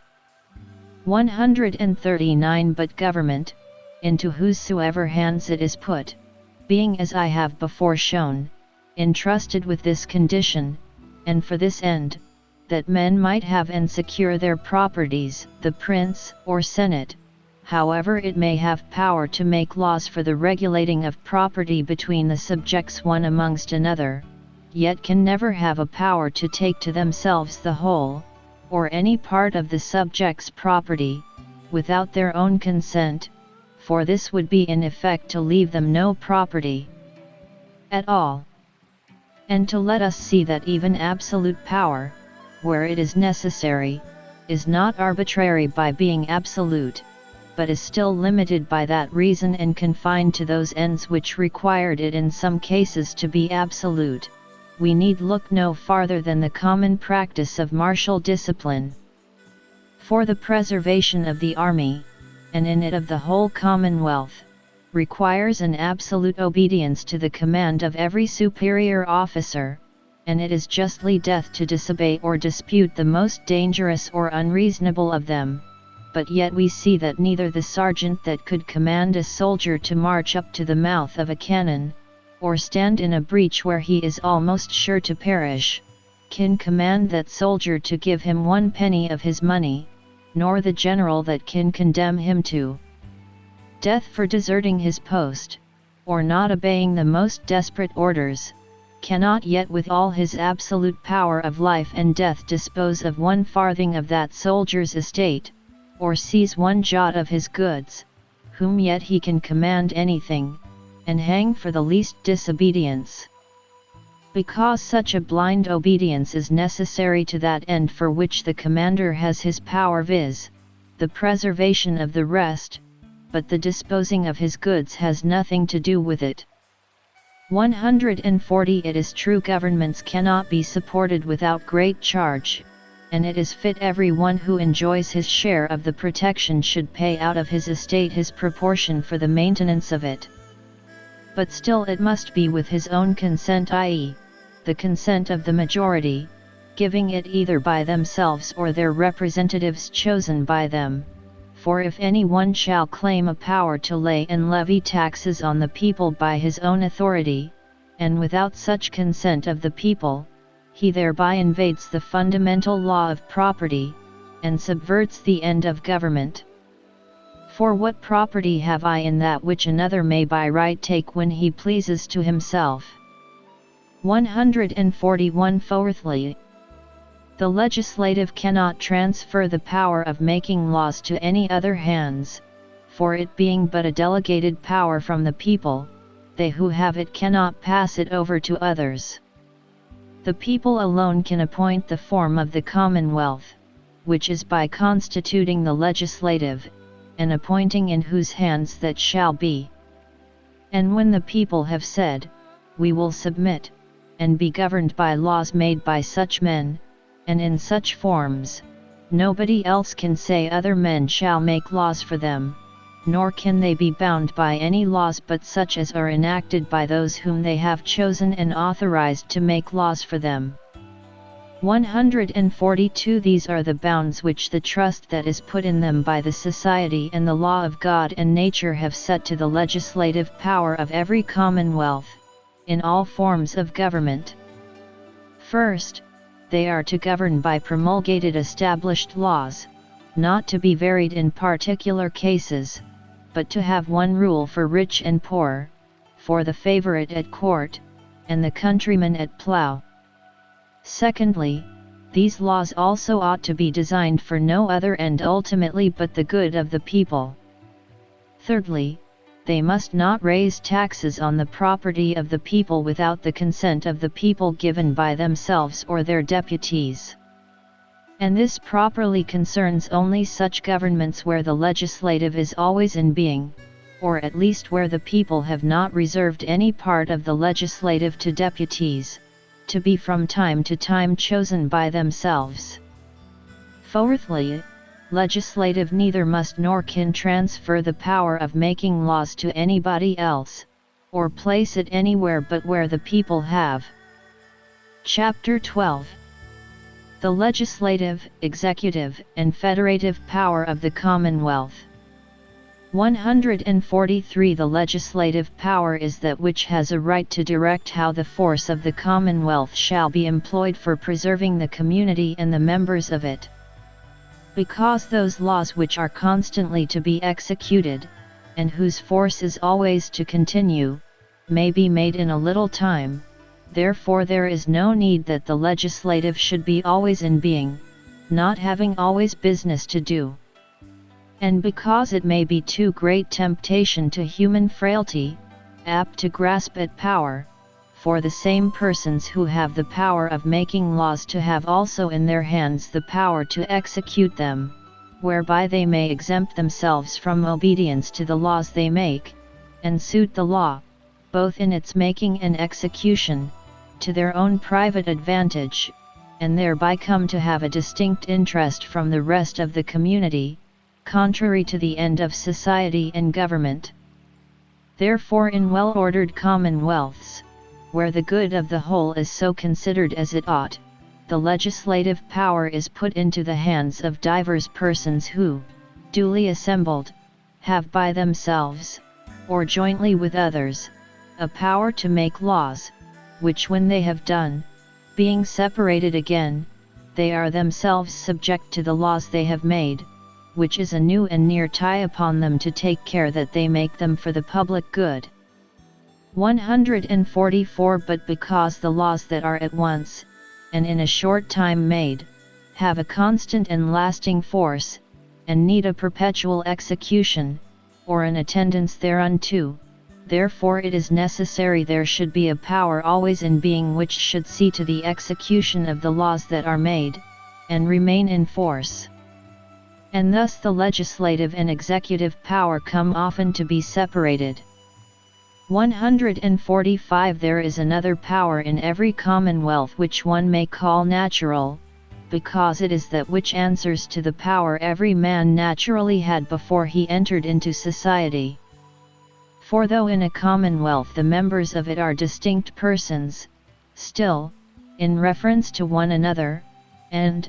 as such, are governed by the laws of the society, yet, in reference to the rest of mankind, they make one body, which is, as every member of it before was, still in the state of nature with the rest of mankind, so that the controversies that happen between any man of the society with those that are out of it are managed by the public, and an injury done to a member of their body engages the whole in the reparation of it. So that under this consideration the whole community is one body in the state of nature in respect of all other states or persons out of its community. 146 This, therefore, contains the power of war and peace, leagues and alliances, and all the transactions with all persons and communities without the commonwealth, and may be called federative if any one pleases. So the thing be understood, I am indifferent as to the name. 147 These two powers, executive and federative, though they be really distinct in themselves,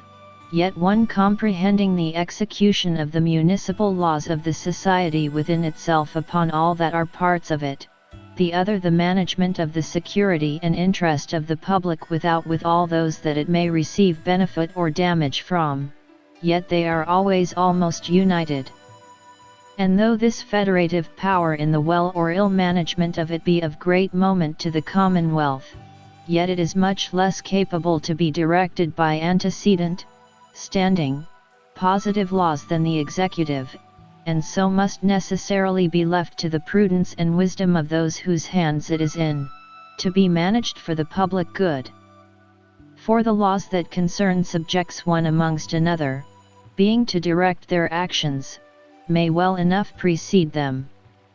But what is to be done in reference to foreigners depending much upon their actions, and the variation of designs and interests, must be left in great part to the prudence of those who have this power committed to them, to be managed by the best of their skill for the advantage of the common wealth. 148 Though, as I said,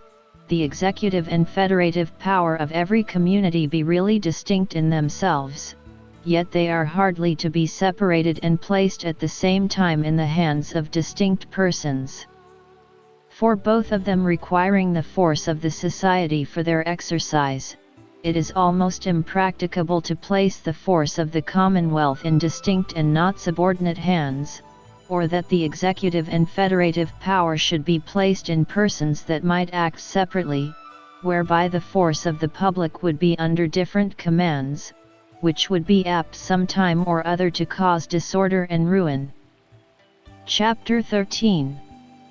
Of the subordination of the powers of the Commonwealth. 149. Though in a constituted commonwealth standing upon its own basis and acting according to its own nature, that is, acting for the preservation of the community, there can be but one supreme power, which is the legislative, to which all the rest are and must be subordinate,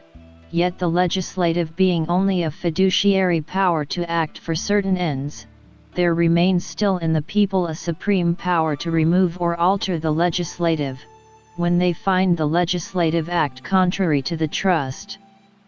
reposed in them. For all power given with trust for the attaining an end being limited by that end, whenever that end is manifestly neglected or opposed,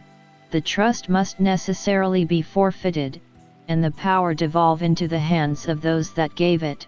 who may place it anew where they shall think best for their safety and security.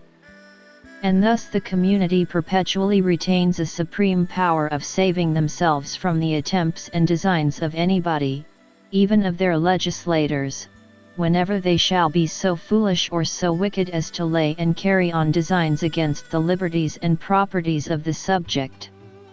For no man or society of men having a power to deliver up their preservation, or consequently the means of it, to the absolute will and arbitrary dominion of another, whenever any one shall go about to bring them into such a slavish condition, they will always have a right to preserve what they have not a power to part with, and to rid themselves of those who invade this fundamental, sacred, and unalterable law of self-preservation for which they entered into society. And thus the community may be said in this respect to be always the supreme power, but not as considered under any form of government, because this power of the people can never take place till the government be dissolved. 150. In all cases whilst the government subsists, the legislative is the supreme power. For what can give laws to another must needs be superior to him, and since the legislative is no otherwise legislative of the society but by the right it has to make laws for all the parts, and every member of the society prescribing rules to their actions, they are transgressed, the legislative must needs be the supreme, and all other powers in any members or parts of the society derived from and subordinate to it. 151. In some commonwealths where the legislative is not always in being, and the executive is vested in a single person who has also a share in the legislative, there that single person, in a very tolerable sense, may also be called supreme, not that he has in himself all the supreme power, which is that of law-making, but because he has in him the supreme execution from whom all inferior magistrates derive all their several subordinate powers, or, at least, the greatest part of them, having also no legislative superior to him, there being no law to be made without his consent, which cannot be expected should ever subject him to the other part of the legislative,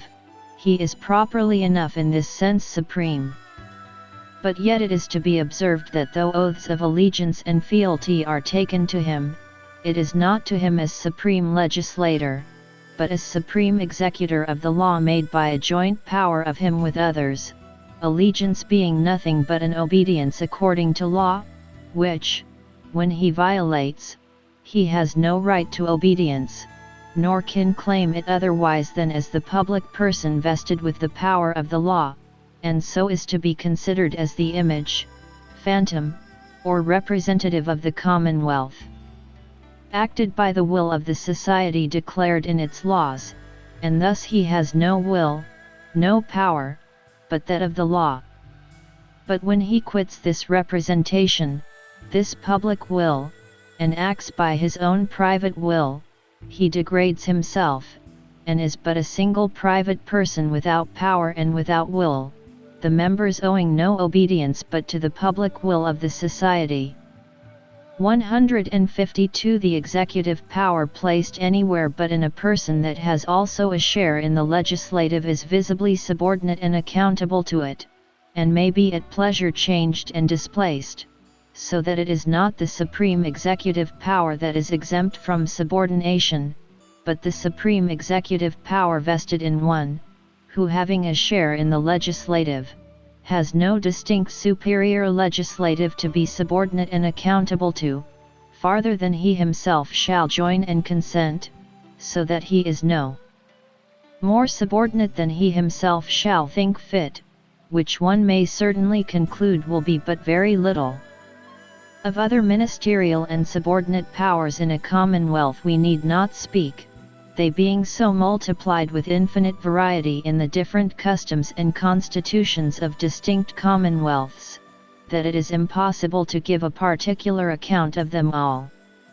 Only thus much which is necessary to our present purpose we may take notice of concerning them, that they have no manner of authority, any of them, beyond what is by positive grant and commission delegated to them, and are all of them accountable to some other power in the commonwealth. 153. It is not necessary, no, nor so much as convenient that the legislative should be always in being, but absolutely necessary that the executive power should, because there is not always need of new laws to be made, but always need of execution of the laws that are made. When the legislative hath put the execution of the laws they make into other hands, they have a power still to resume it out of those hands when they find cause, and to punish for any maladministration against the laws. The same holds also in regard of the federative power, that in the executive being both ministerial and subordinate to the legislative, which, as has been shown, in a constituted commonwealth is the supreme, the legislative also in this case being supposed to consist of several persons, for if it be a single person it cannot but be always in being, and so will, as supreme, naturally have the supreme executive power, together with the legislative, may assemble and exercise their legislative at the times that either their original constitution or their own adjournment appoints, or when they please, if neither of these hath appointed any time, or there be no other way prescribed to convoke them. For the supreme power being placed in them by the people, it is always in them, and they may exercise it when they please, unless by their original constitution they are limited to certain seasons, or by an act of their supreme power they have adjourned to a certain time, and when that time comes they have a right to assemble and act again. 154. If the legislative, or any part of it, be of representatives, chosen for that time by the people, which afterwards return into the ordinary state of subjects, and have no share in the legislative but upon a new choice, this power of choosing must also be exercised by the people, either at certain appointed seasons, or else when they are summoned to it, and, in this latter case, the power of convoking the legislative is ordinarily placed in the executive, and has one of these two limitations in respect of time, that either the original constitution requires their assembling and acting at certain intervals, and then the executive power does nothing but ministerially issue directions for their electing and assembling according to due forms, or else it is left to his prudence to call them by new elections when the occasions or exigencies of the public require the amendment of old or making of new laws, or the redress or prevention of any inconveniencies that lie on or threaten the people. 155. It may be demanded here, what if the executive power, being possessed of the force of the commonwealth, shall make use of that force to hinder the meeting and acting of the legislative, when the original constitution or the public exigencies require it. I say, using force upon the people without authority and contrary to the trust put in him that does so, is a state of war with the people, who have a right to reinstate their legislative in the exercise of their power. For having erected a legislative with an intent they should exercise the power of making laws, either at certain set times, or when there is need of it, when they are hindered by any force from what is so necessary to the society, and wherein the safety and preservation of the people consists, the people have a right to remove it by force. In all states and conditions the true remedy of force without authority is to oppose force to it. The use of force without authority always puts him that uses it into a state of war as the aggressor, and renders him liable to be treated accordingly. 156. The power of assembling and dismissing the legislative, placed in the executive, gives not the executive a superiority over it, but is a fiduciary trust placed in him for the safety of the people in a case where the uncertainty and variableness of human affairs could not bear a steady fixed rule. For it not being possible that the first framers of the government should by any foresight be so much masters of future events as to be able to prefix so just periods of return and duration to the assemblies of the legislative, in all times to come, that might exactly answer all the exigencies of the commonwealth, the best remedy could be found for this defect was to trust this to the prudence of one who was always to be present, and whose business it was to watch over the public good. Constant, frequent meetings of the legislative, and long continuations of their assemblies, without necessary occasion, could not but be burdensome to the people, and must necessarily in time produce more dangerous inconveniencies, and yet the quick turn of affairs might be sometimes such as to need their present help. Any delay of their convening might endanger the public, and sometimes, too, their business might be so great that the limited time of their sitting might be too short for their work, and rob the public of that benefit which could be had only from their mature deliberation. What, then, could be done in this case to prevent the community from being exposed some time or other to imminent hazard on one side or the other, by fixed intervals and periods set to the meeting and acting of the legislative, but to entrust it to the prudence of some who, being present and acquainted with the state of public affairs, might make use of this prerogative for the public good? And where else could this be so well placed as in his hands who was entrusted with the execution of the laws for the same end? Thus, supposing the regulation of times for the assembling and sitting of the legislative not settled by the original constitution, it naturally fell into the hands of the executive, not as an arbitrary power depending on his good pleasure, but with this trust always to have it exercised only for the public weal, as the occurrences of times and change of affairs might require. Whether settled periods of their convening, or a liberty left to the prince for convoking the legislative, or perhaps a mixture of both, hath the least inconvenience attending it, it is not my business here to inquire, but only to show that, though the executive power may have the prerogative of convoking and dissolving such conventions of the legislative, yet it is not thereby superior to it. 157 Things of this world are in so constant a flux that nothing remains long in the same state. Thus people, riches, trade, power, change their stations, flourishing mighty cities come to ruin, and prove in time neglected desolate corners, whilst other unfrequented places grow into populous countries filled with wealth and inhabitants. But things not always changing equally, and private interest often keeping up customs and privileges when the reasons of them are ceased, it often comes to pass that in governments where part of the legislative consists of representatives chosen by the people, that in tract of time this representation becomes very unequal and disproportionate to the reasons it was at first established upon. To what gross absurdities the following of custom when reason has left it may lead, we may be satisfied when we see the bare name of a town, of which there remains not so much as the ruins, where scarce so much housing as a sheep-cote, or more inhabitants than a shepherd is to be found, send as many representatives to the grand assembly of lawmakers as a whole county numerous in people and powerful in riches. This strangers stand amazed at it, and every one must confess needs a remedy, though most think it hard to find one,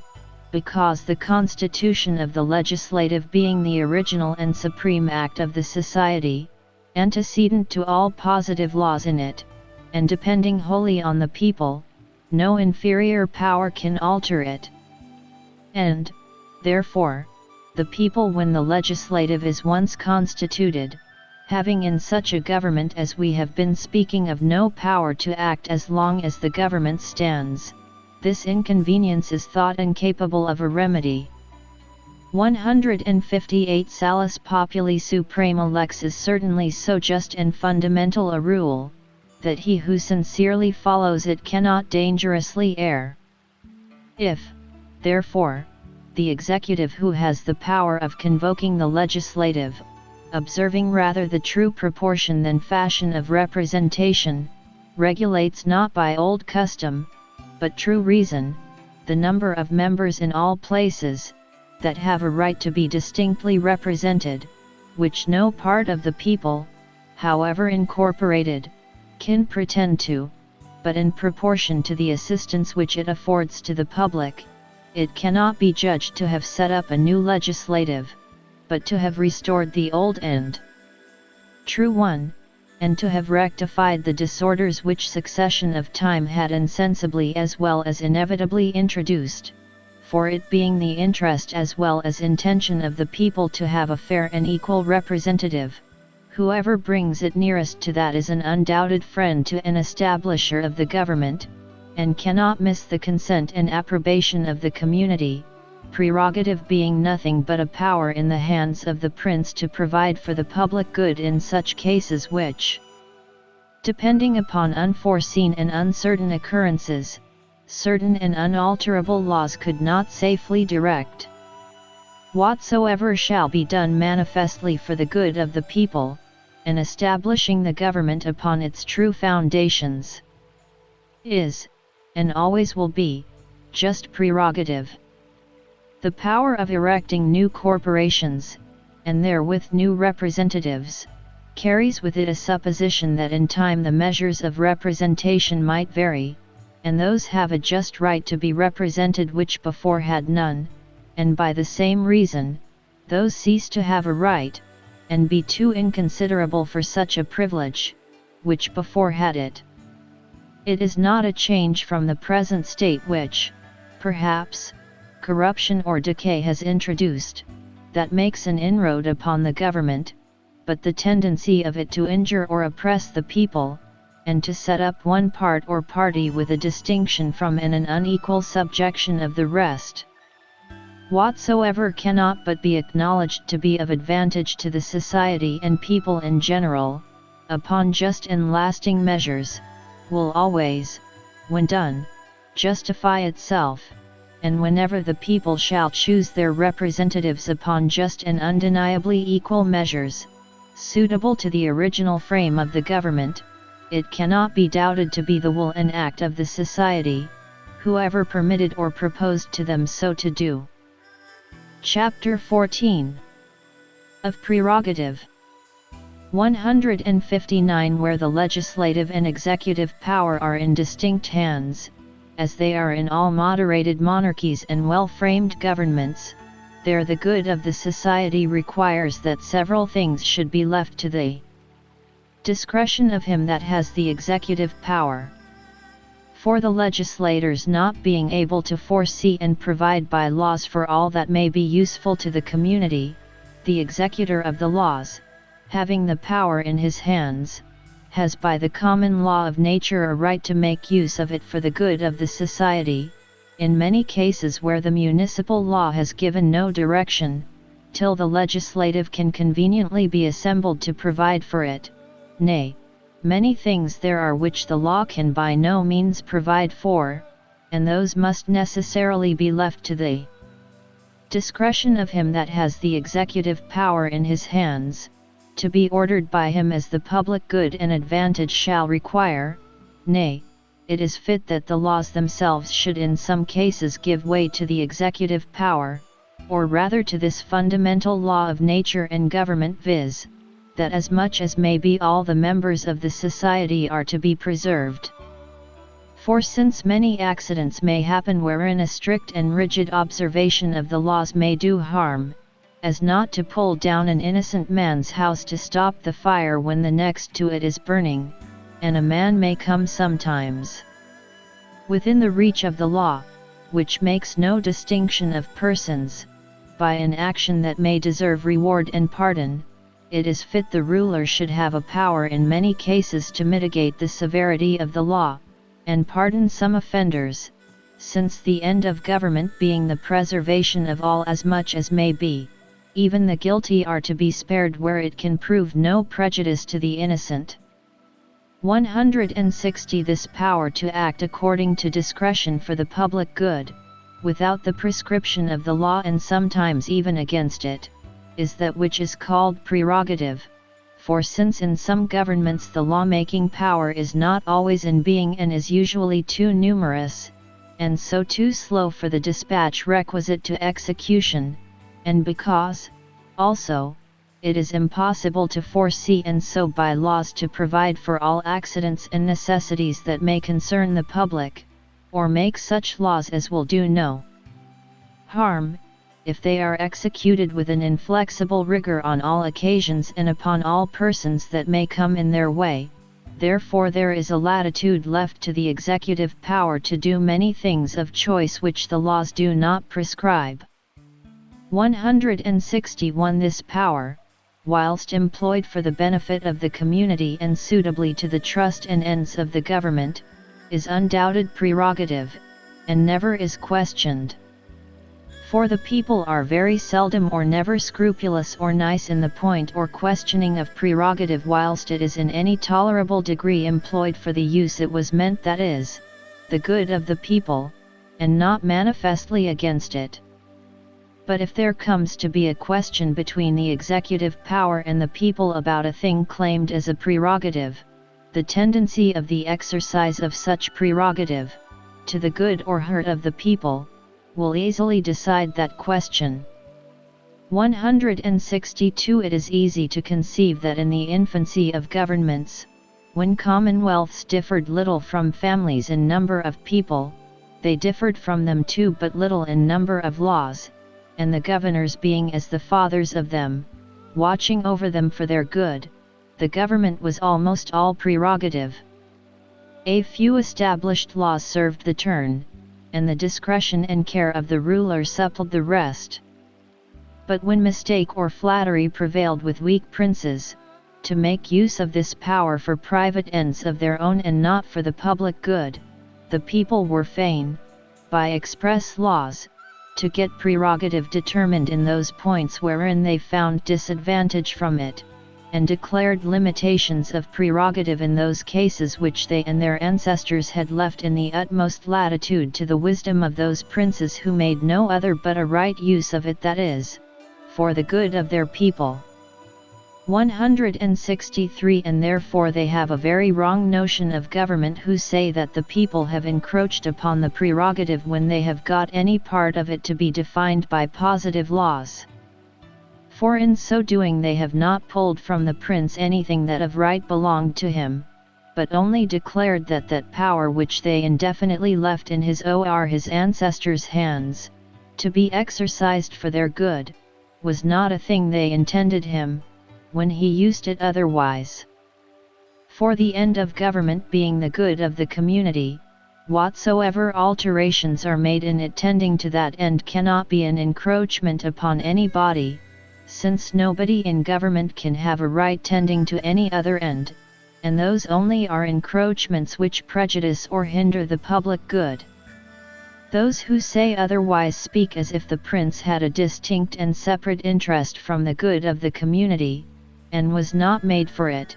the root and source from which spring almost all those evils and disorders which happen in kingly governments.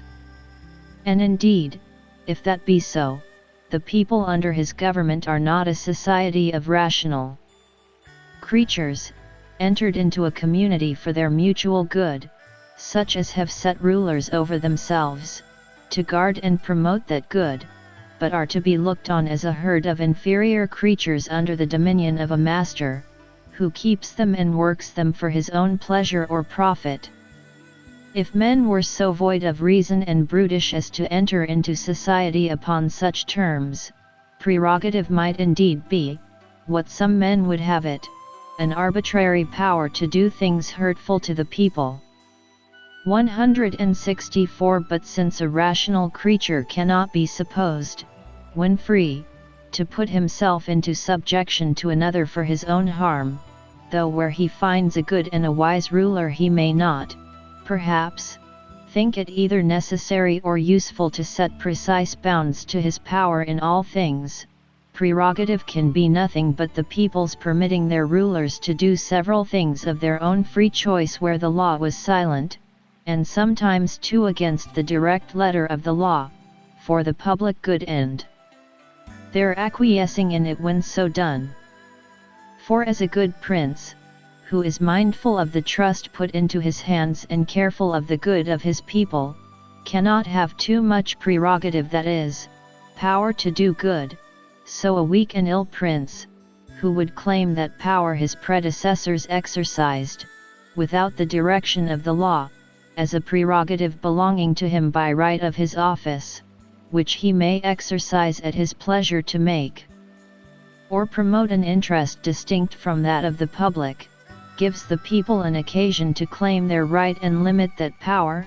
which, whilst it was exercised for their good, they were content should be tacitly allowed. 165 And therefore he that will look into the history of England will find that prerogative was always largest in the hands of our wisest and best princes, because the people observing the whole tendency of their actions to be the public good, or if any human frailty or mistake, for princes are but men, made as others, appeared in some small declinations from that end, yet it was visible the main of their conduct tended to nothing but the care of the public. The people, therefore, finding reason to be satisfied with these princes, whenever they acted without, or contrary to the letter of the law, acquiesced in what they did, and without the least complaint, let them enlarge their prerogative as they pleased, judging rightly that they did nothing herein to the prejudice of their laws, since they acted conformably to the foundation and end of all laws, the public good. 166 Such godlike princes, indeed, had some title to arbitrary power by that argument that would prove absolute monarchy the best government, as that which God himself governs the universe by, because such kings partake of his wisdom and goodness.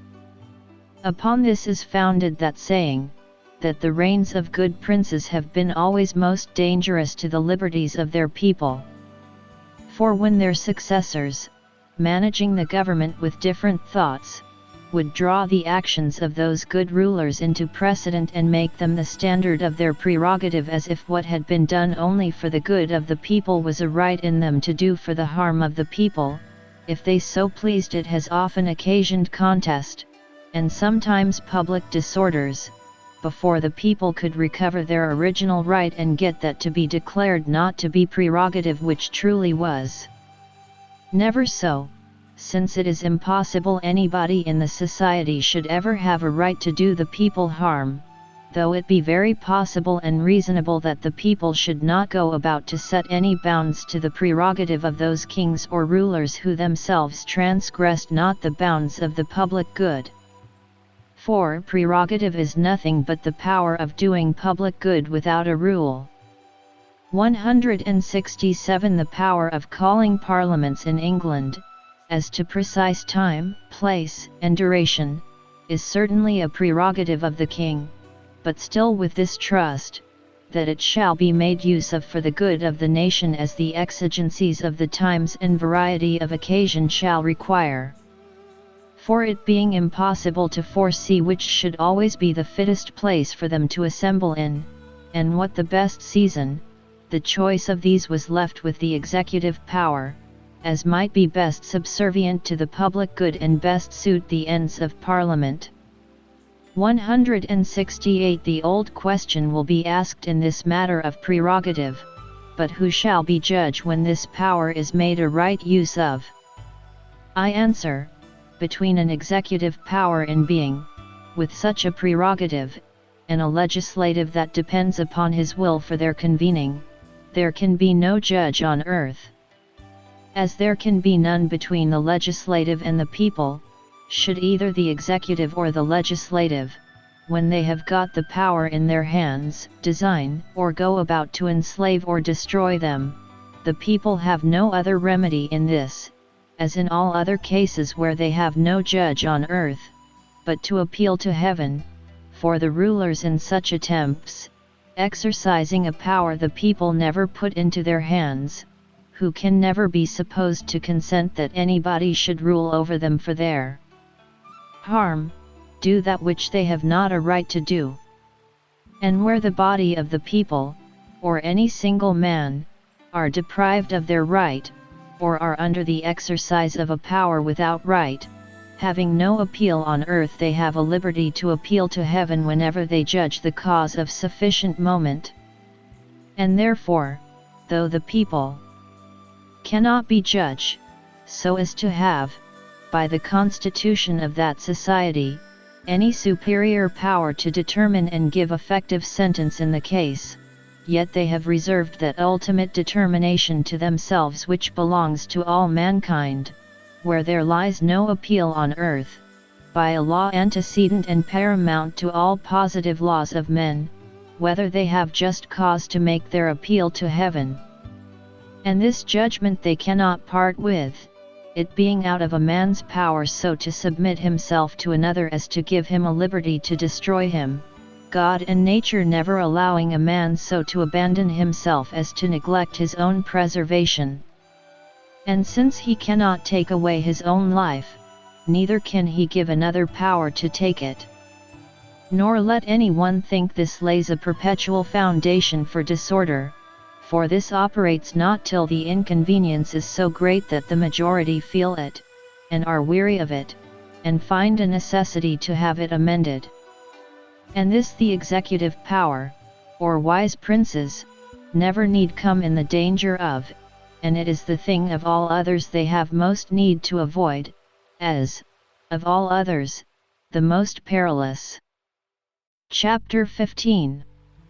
Of paternal, political, and despotical power, considered together.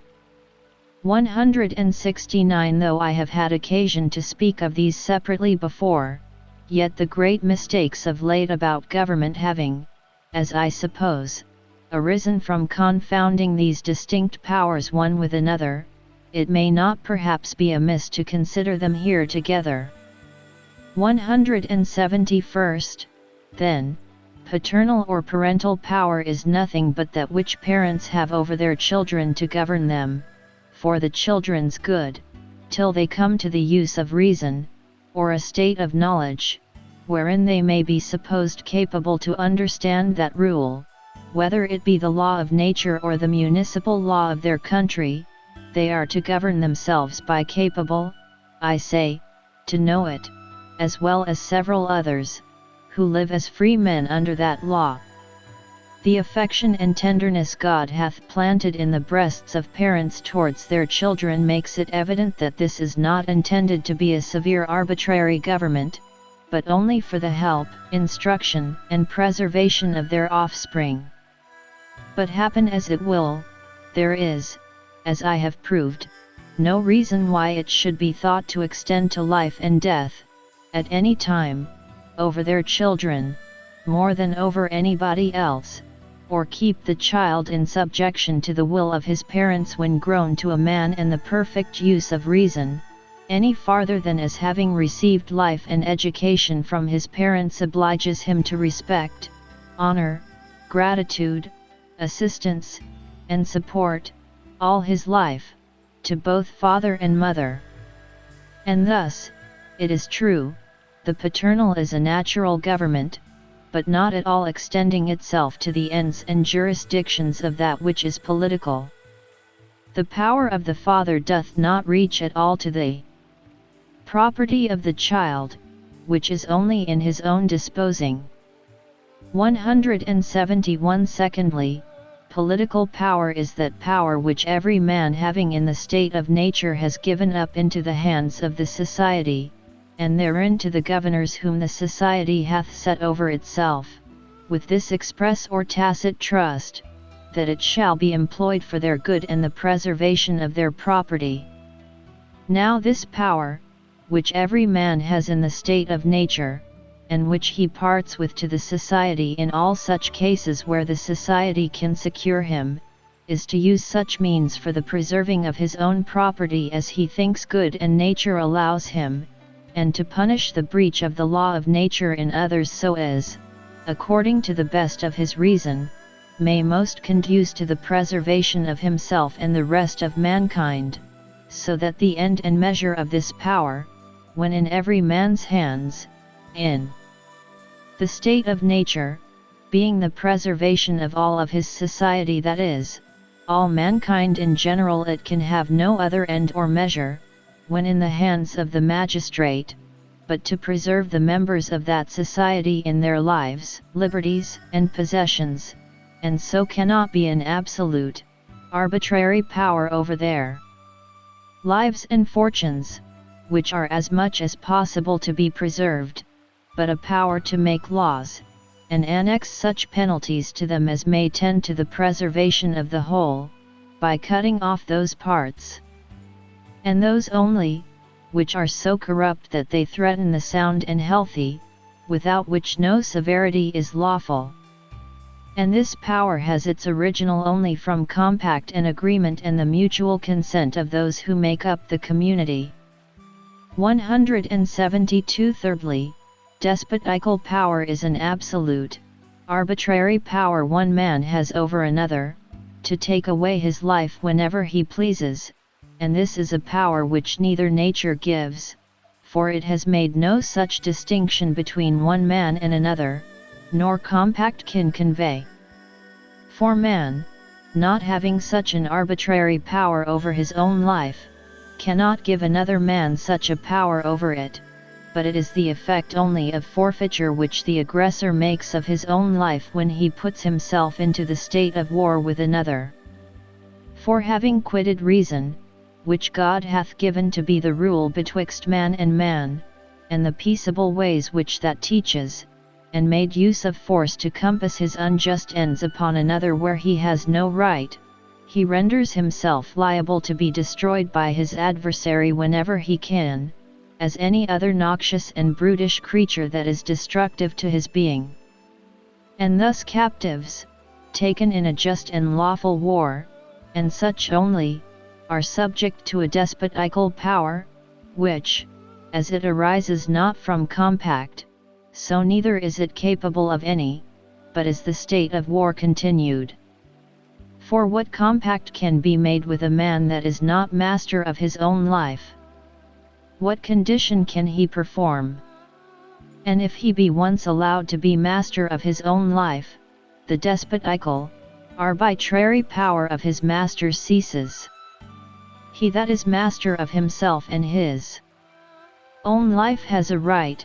to the means of preserving it, so that as soon as compact enters, slavery ceases, and he so far quits his absolute power and puts an end to the state of war who enters into conditions with his captive.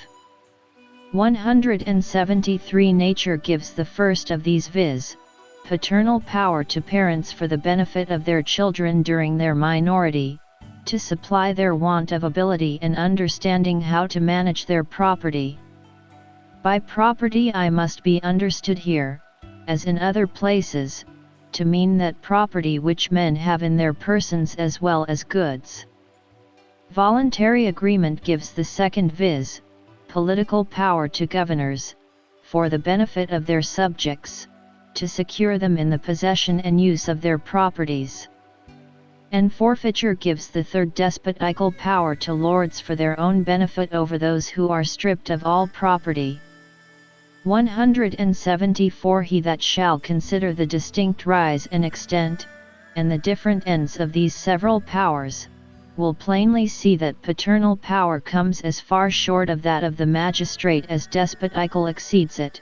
and that absolute dominion,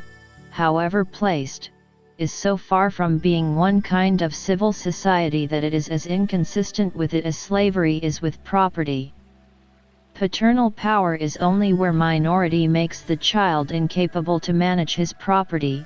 political where men have property in their own disposal, and despotical over such as have no property at all. Chapter 16. Of Conquest. 175. Though governments can originally have no other rise than that before mentioned, nor polities be founded on anything but the consent of the people, yet such have been the disorders ambition has filled the world with, that in the noise of war, which makes so great a part of the history of mankind, this consent is little taken notice of, and, therefore, many have mistaken the force of arms for the consent of the people, and reckon conquest as one of the originals of government. But conquest is as far from setting up any government as demolishing a house is from building a new one in the place. Indeed, it often makes way for a new frame of a commonwealth by destroying the former, but, without the consent of the people, can never erect a new one.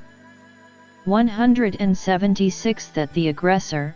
who puts himself into the state of war with another, and unjustly invades another man's right, can,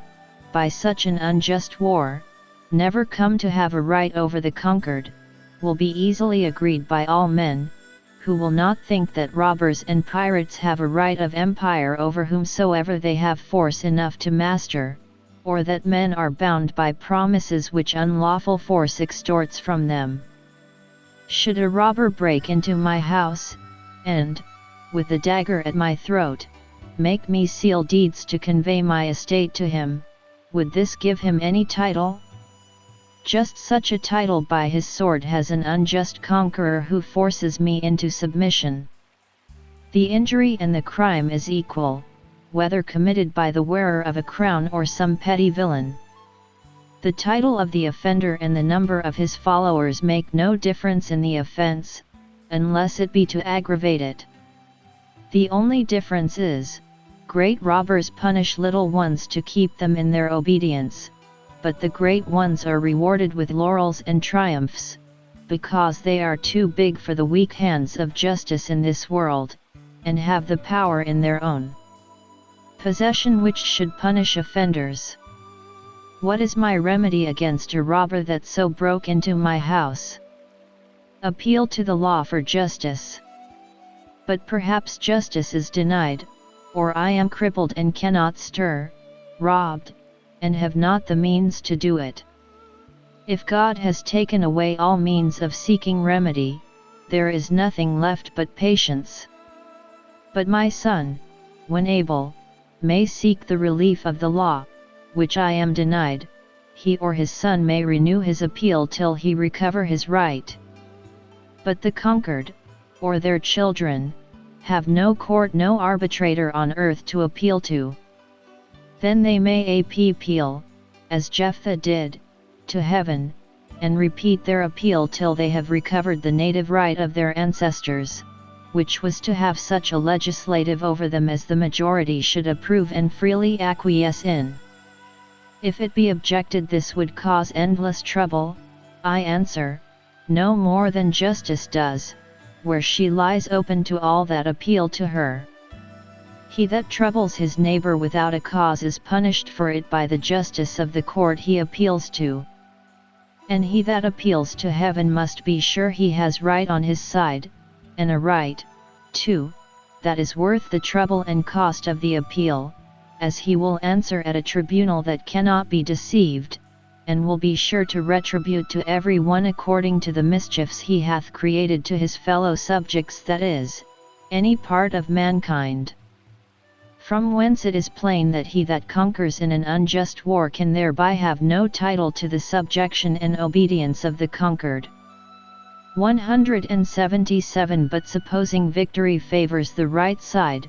let us consider a conqueror in a lawful war, and see what power he gets, and over whom. First, it is plain he gets no power by his conquest over those that conquered with him. They that fought on his side cannot suffer by the conquest, but must, at least, be as much free men as they were before. And most commonly they serve upon terms, and on condition to share with their leader, and enjoy a part of the spoil and other advantages that attend the conquering sword, or, at least, have a part of the subdued country bestowed upon them. And the conquering people are not, I hope, to be slaves by conquest, and wear their laurels only to show they are sacrifices to their leader's triumph. They that found absolute monarchy upon the title of the sword make their heroes,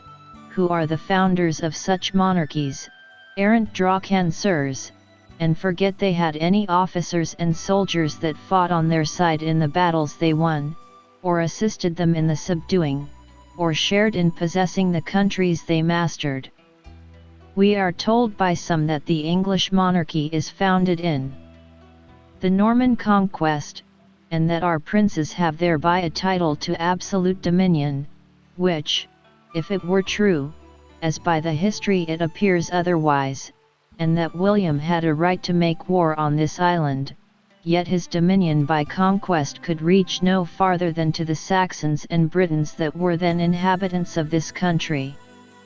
The Normans that came with him and helped to conquer, and all descended from them, are free men and no subjects by conquest, let that give what dominion it will. And if I or anybody else shall claim freedom as derived from them, it will be very hard to prove the contrary, and it is plain, the law that has made no distinction between the one and the other intends not there should be any difference in their freedom or privileges. 178. But supposing, which seldom happens, that the conquerors and conquered never incorporate into one people under the same laws and freedom,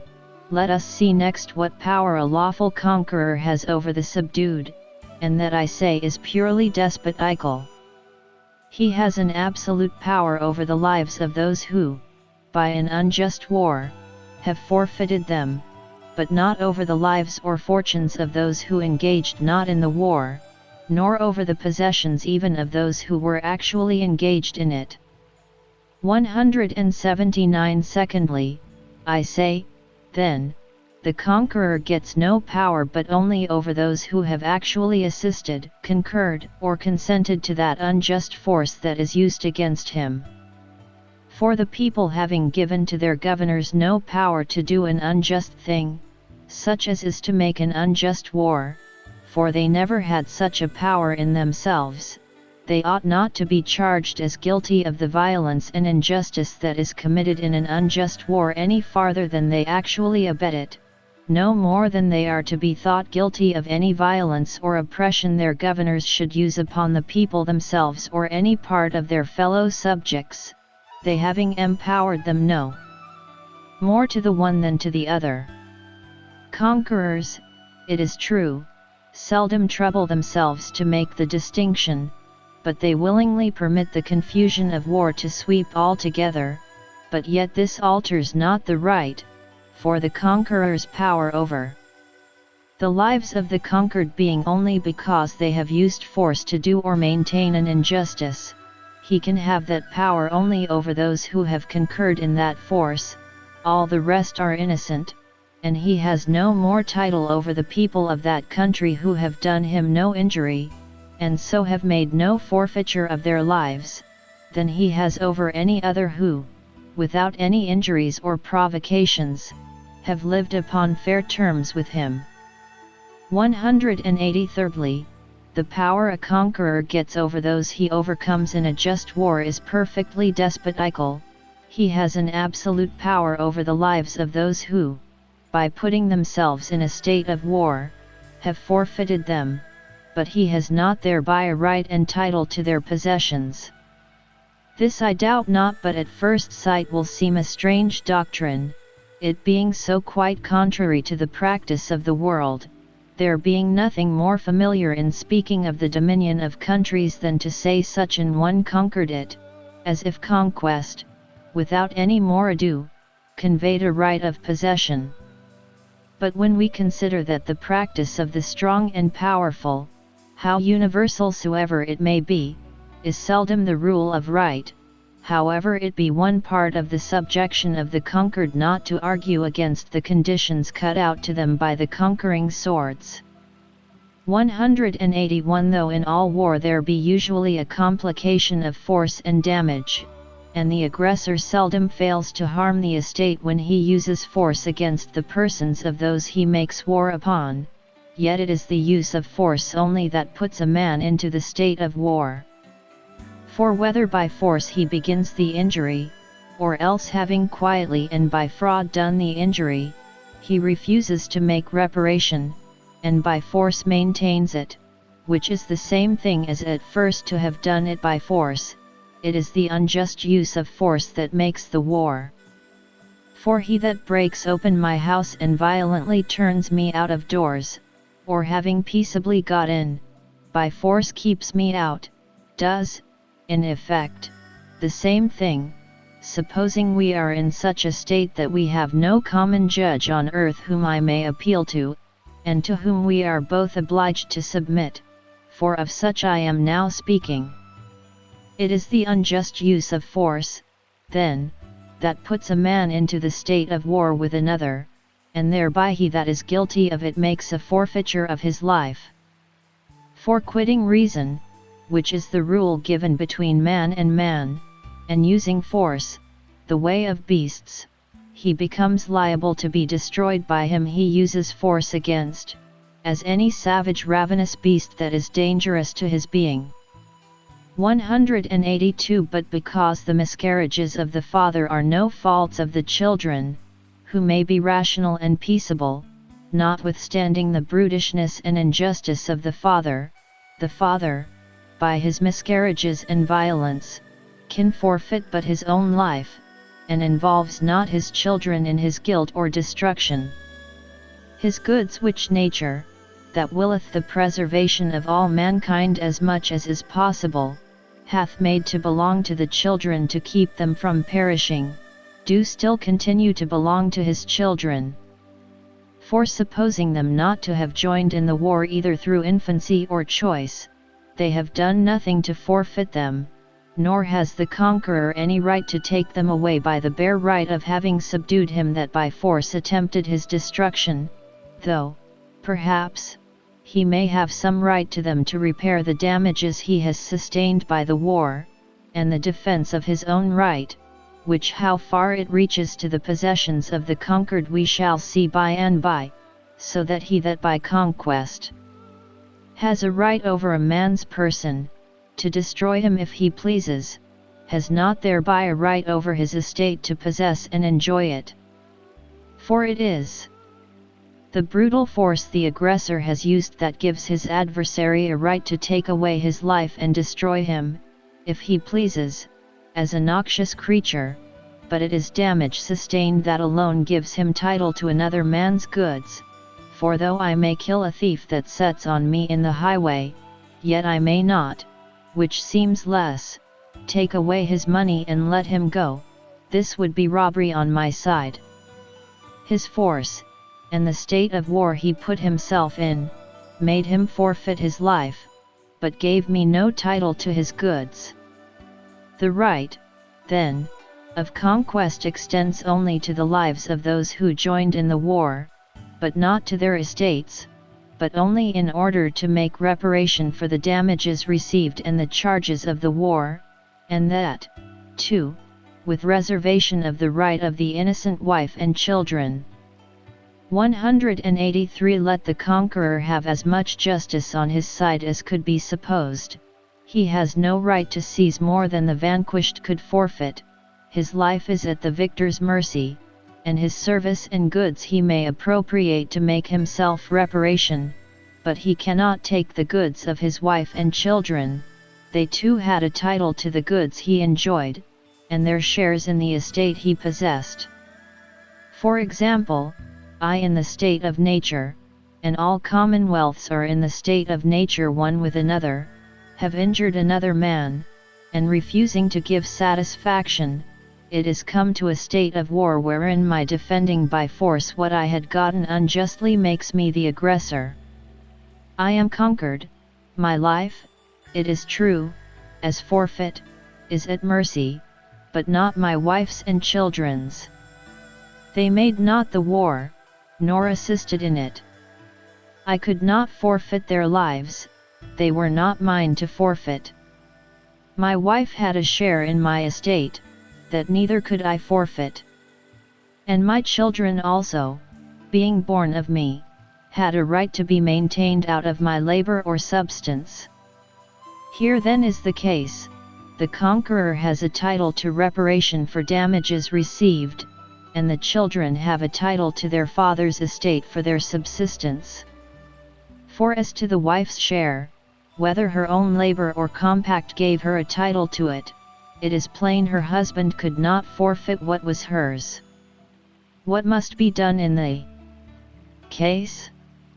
I answer, the fundamental law of nature being that all, as much as may be, should be preserved, it follows that if there be not enough fully to satisfy both, viz., for the conqueror's losses and children's maintenance, he that hath and to spare must remit something of his full satisfaction, and give way to the pressing and preferable title of those who are in danger to perish without it. 184 But supposing the charge and damages of the war are to be made up to the conqueror to the utmost farthing, and that the children of the vanquished, spoiled of all their father's goods, are to be left to starve and perish, yet the satisfying of what shall, on this score, be due to the conqueror will scarce give him a title to any country he shall conquer. For the damages of war can scarce amount to the value of any considerable tract of land in any part of the world, where all the land is possessed, and none lies waste.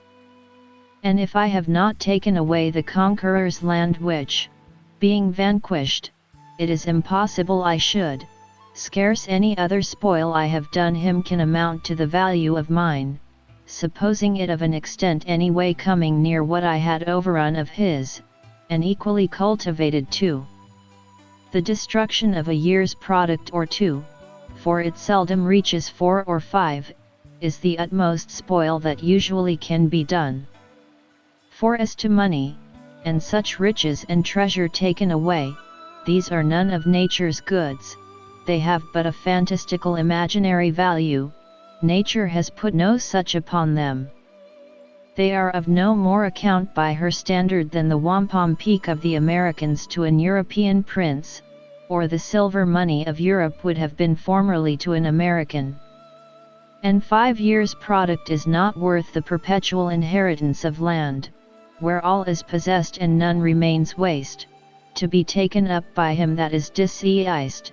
which will be easily granted, if one do but take away the imaginary value of money, the disproportion being more than between 5 and 5,000,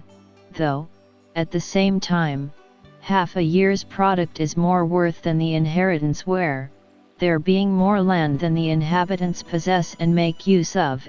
any one has liberty to make use of the waste. But their conquerors take little care to possess themselves of the lands of the vanquished. No damage therefore that men in the state of nature, as all princes and governments are in reference to one another, suffer from one another can give a conqueror power to dispossess the posterity of the vanquished, and turn them out of that inheritance which ought to be the possession of them and their descendants to all generations. The conqueror indeed will be apt to think himself master, and it is the very condition of the subdued not to be able to dispute their right.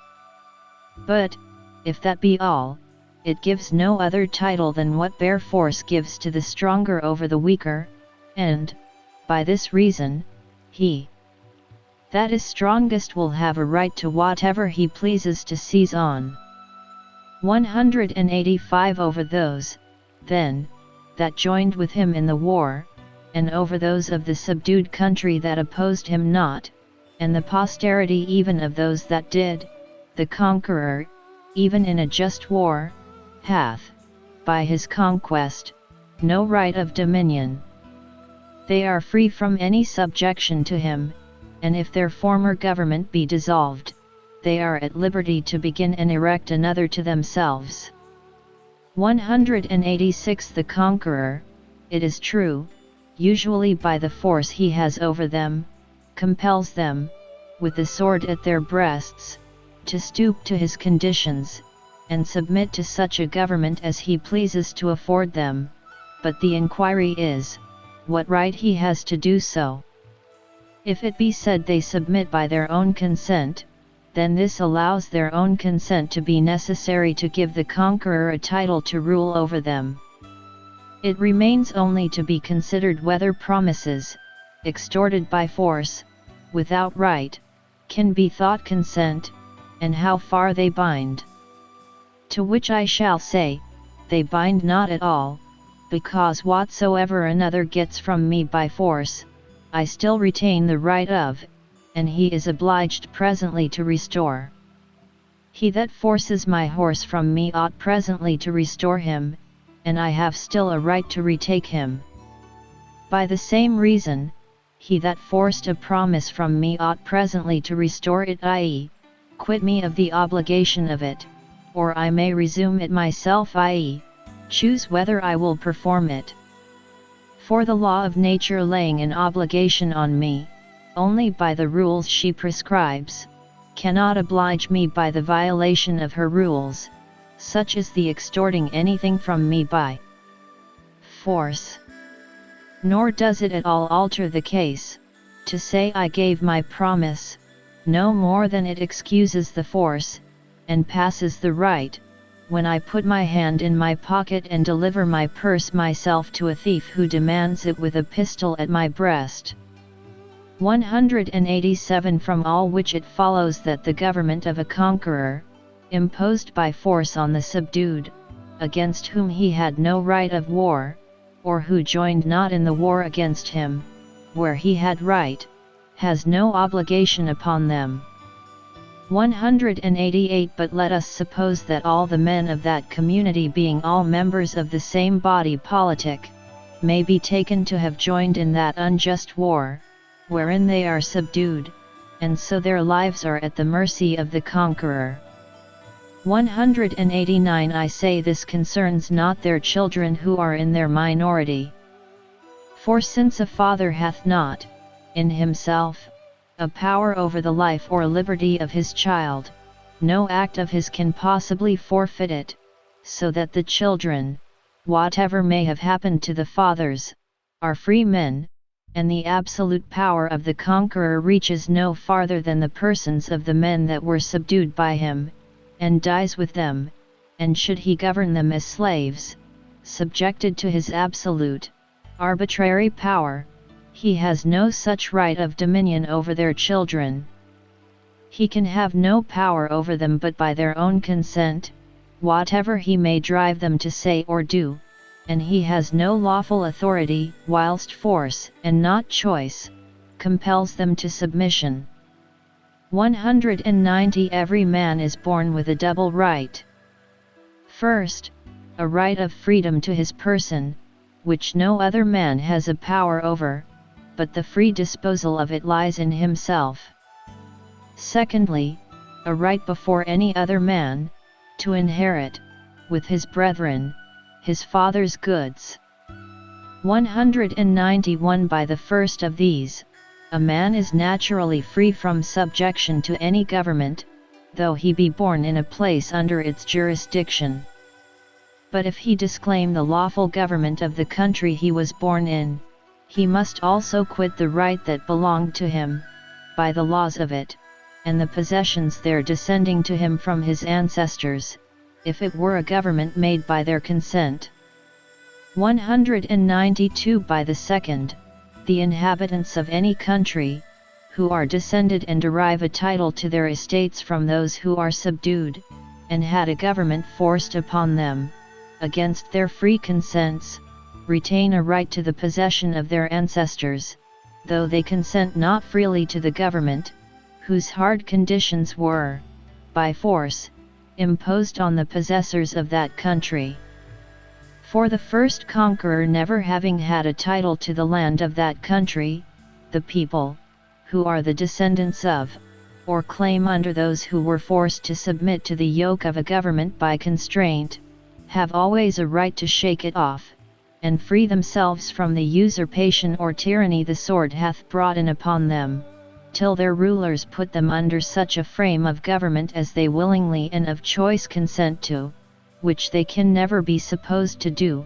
till either they are put in a full state of liberty to choose their government and governors, or at least till they have such standing laws to which they have, by themselves or their representatives, given their free consent, and also till they are allowed their due property, which is so to be proprietors of what they have, that nobody can take away any part of it without their own consent, without which, men under any government are not in the state of free men, but are direct slaves under the force of war. And who doubts but the Grecian Christians, descendants of the ancient possessors of that country, may justly cast off the Turkish yoke they have so long groaned under, whenever they have a power to do it. 193. But granting that the conqueror, in a just war, has a right to the estates, as well as power over the persons of the conquered, which, it is plain, he hath not, nothing of absolute power will follow from hence in the continuance of the government. Because the descendants of these being all free men, if he grants them estates and possessions to inhabit his country, without which it would be worth nothing, whatsoever he grants them they have so far as it is granted property in, the nature whereof is, that, without a man's own consent, it cannot be taken from him. 194. Their persons are free by a native right, and their properties, be they more or less, are their own, and at their own dispose, and not at his, or else it is no property. Supposing the conqueror gives to one man 1,000 acres, to him and his heirs forever, to another he lets 1,000 acres, for his life, under the rent of L50 or L500 per annum. Has not the one of these a right to his 1,000 acres forever, and the other during his life, paying the said rent? And hath not the tenant for life a property in all that he gets over and above his rent, by his labor and industry, during the said term, supposing it be double the rent? Can any one say, the king, or conqueror, after his grant, may, by his power of conqueror, take away all, or part of the land, from the heirs of one, or from the other during his life, he paying the rent? Or, can he take away from either the goods or money they have got upon the said land at his pleasure? If he can, then all free and voluntary contracts cease, and are void in the world. There needs nothing but power enough to dissolve them at any time, and all the grants and promises of men in power are but mockery and collusion. For can there be anything more ridiculous than to say, I give you and yours this forever, and that in the surest and most solemn way of conveyance can be devised, and yet it is to be understood that I have right, if I please, to take it away from you again tomorrow? 195. I will not dispute now whether princes are exempt from the laws of their country, but this I am sure, they owe subjection to the laws of God and nature. Nobody, no power can exempt them from the obligations of that eternal law.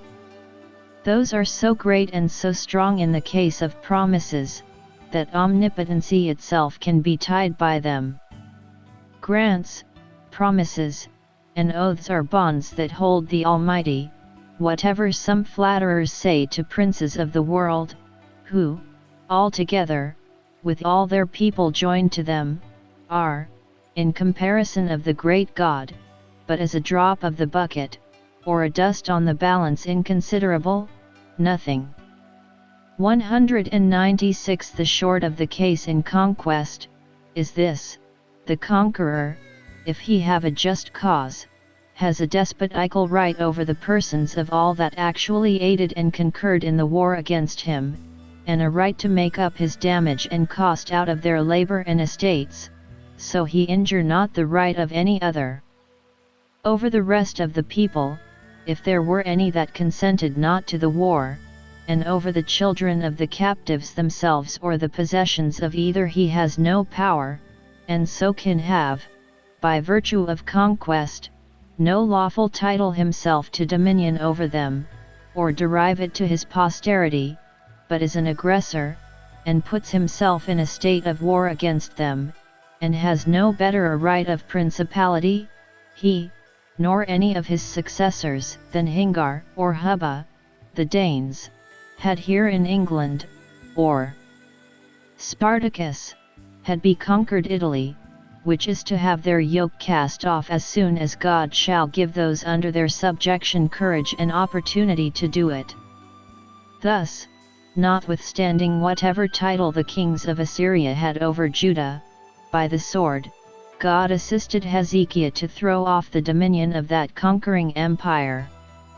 And the Lord was with Hezekiah, and he prospered, wherefore he went forth, and he rebelled against the king of Assyria, and served him not. 2 Kings 18:7. Whence it is plain that shaking off a power which force, and not right, hath set over any one, though it hath the name of rebellion, yet is no offence before God, but that which he allows and countenances, though even promises and covenants, when obtained by force, have intervened. For it is very probable, to any one that reads the story of Ahaz and Hezekiah attentively, that the Assyrians subdued Ahaz, and deposed him, and made Hezekiah king in his father's lifetime, and that Hezekiah, by agreement, had done him homage, and paid him tribute till this time. Chapter 17.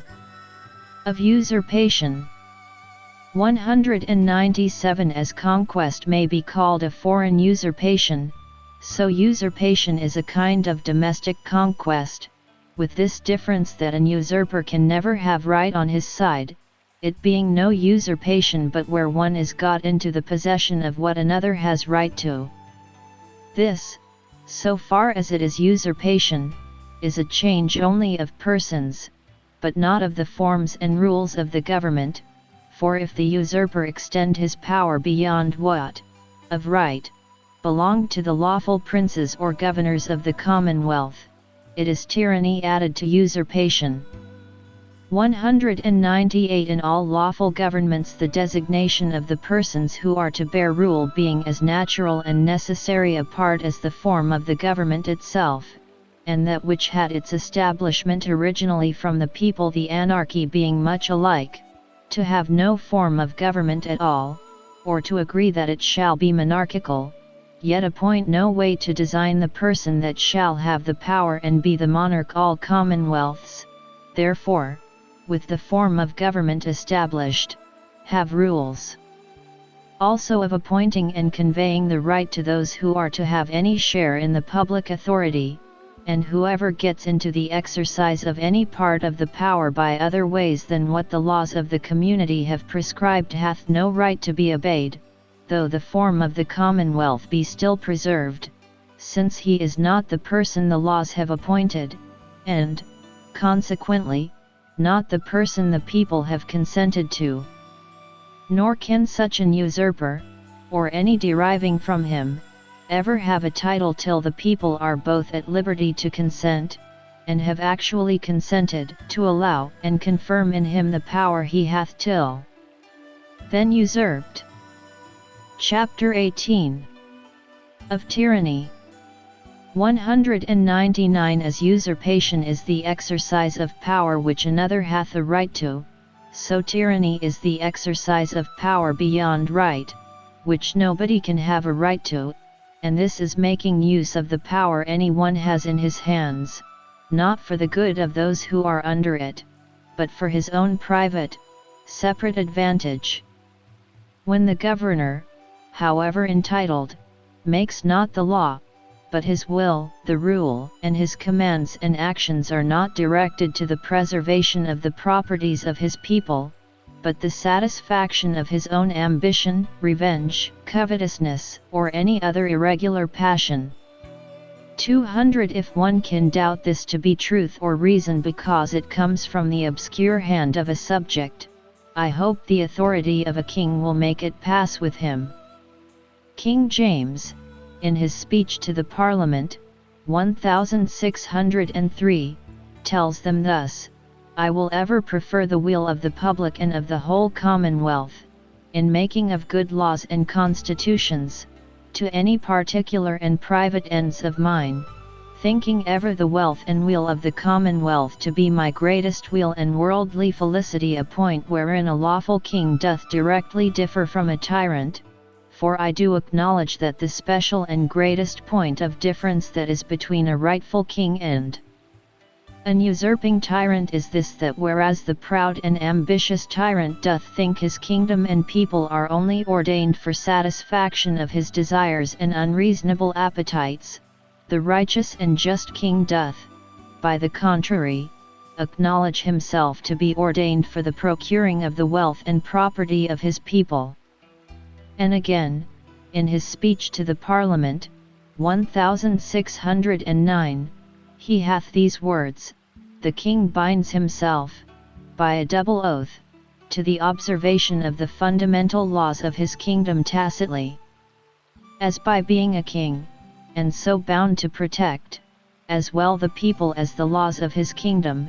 and expressly by his oath at his coronation, so as every just king, in a settled kingdom, is bound to observe that paction made to his people, by his laws, in framing his government agreeable thereunto, according to that paction which God made with Noah after the deluge, hereafter, seed time and harvest, and cold, and heat, and summer, and winter, and day, and night, shall not cease while the earth remaineth. And therefore a king, governing in a settled kingdom, leaves to be a king, and degenerates into a tyrant, as soon as he leaves off to rule according to his laws. And a little after, therefore, all kings that are not tyrants, or perjured, will be glad to bound themselves within the limits of their laws, and they that persuade them the contrary are vipers, pests, both against them and the commonwealth. Thus, that learned king, who well understood the notions of things, makes the difference betwixt a king and a tyrant to consist only in this, that one makes the laws the bounds of his power and the good of the public the end of his government, the other makes all give way to his own will and appetite. 201. It is a mistake to think this fault is proper only to monarchies. Other forms of government are liable to it as well as that, for wherever the power that is put in any hands for the government of the people and the preservation of their properties is applied to other ends, and made use of to impoverish, harass, or subdue them to the arbitrary and irregular commands of those that have it, there it presently becomes tyranny, whether those that thus use it are one or many. Thus we read of the 30 tyrants at Athens, as well as one at Syracuse, and the intolerable dominion of the decemviri at Rome was nothing better. 202. Wherever law ends, tyranny begins, if the law be transgressed to another's harm, and whosoever in authority exceeds the power given him by the law, and makes use of the force he has under his command to compass that upon the subject which the law allows not, ceases in that to be a magistrate, and acting without authority may be opposed, as any other man who by force invades the right of another. This is acknowledged in subordinate magistrates. He that hath authority to seize my person in the street may be opposed as a thief and a robber if he endeavours to break into my house to execute a writ, notwithstanding that I know he has such a warrant and such a legal authority as will empower him to arrest me abroad. And why this should not hold in the highest, as well as in the most inferior magistrate, I would gladly be informed. Is it reasonable that the eldest brother, because he has the greatest part of his father's estate, should thereby have a right to take away any of his younger brother's portions? Or that a rich man,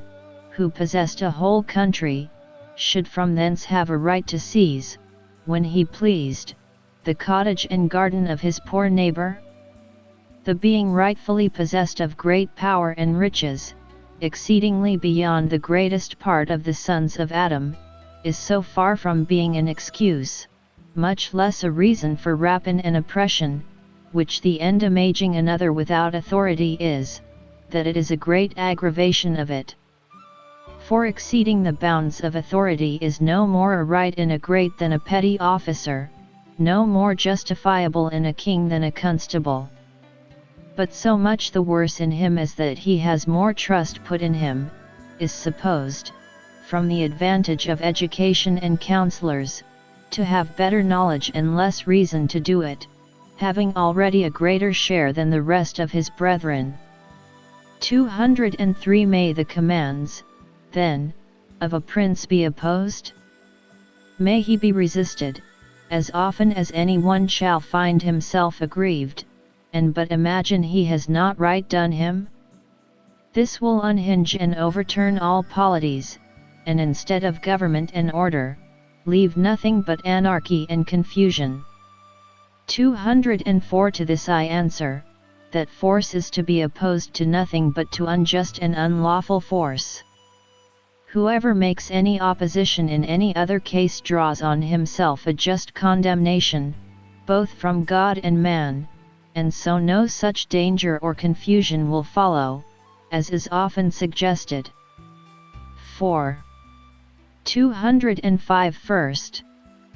As in some countries the person of the prince by the law is sacred, and so whatever he commands or does, his person is still free from all question or violence, not liable to force, or any judicial censure or condemnation. But yet opposition may be made to the illegal acts of any inferior officer or other commissioned by him, unless he will, by actually putting himself into a state of war with his people, dissolve the government,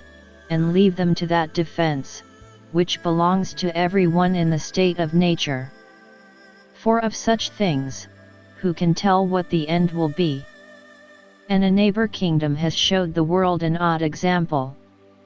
In all other cases the sacredness of the person exempts him from all inconveniencies, whereby he is secure, whilst the government stands, from all violence and harm whatsoever, than which there cannot be a wiser constitution.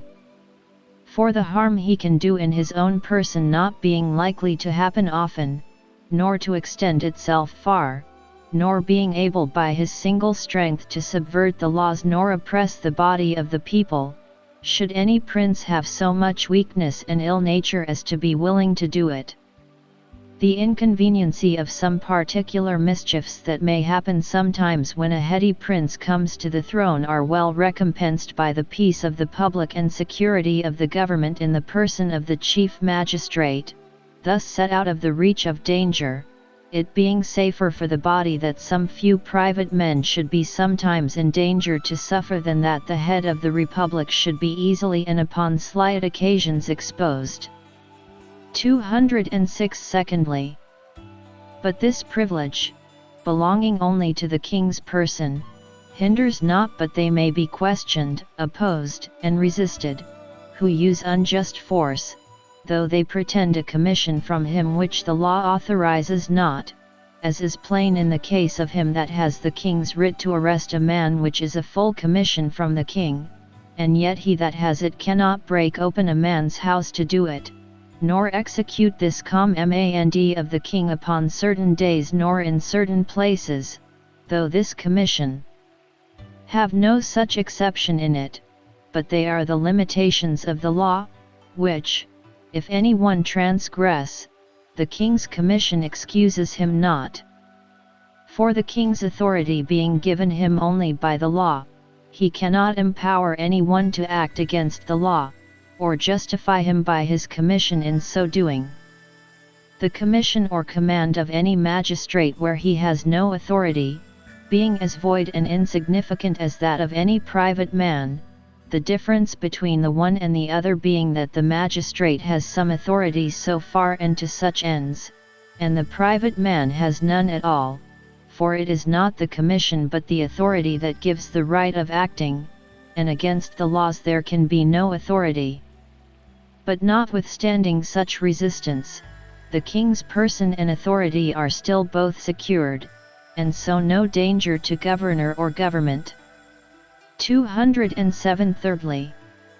supposing a government wherein the person of the chief magistrate is not thus sacred, yet this doctrine of the lawfulness of resisting all unlawful exercises of his power will not,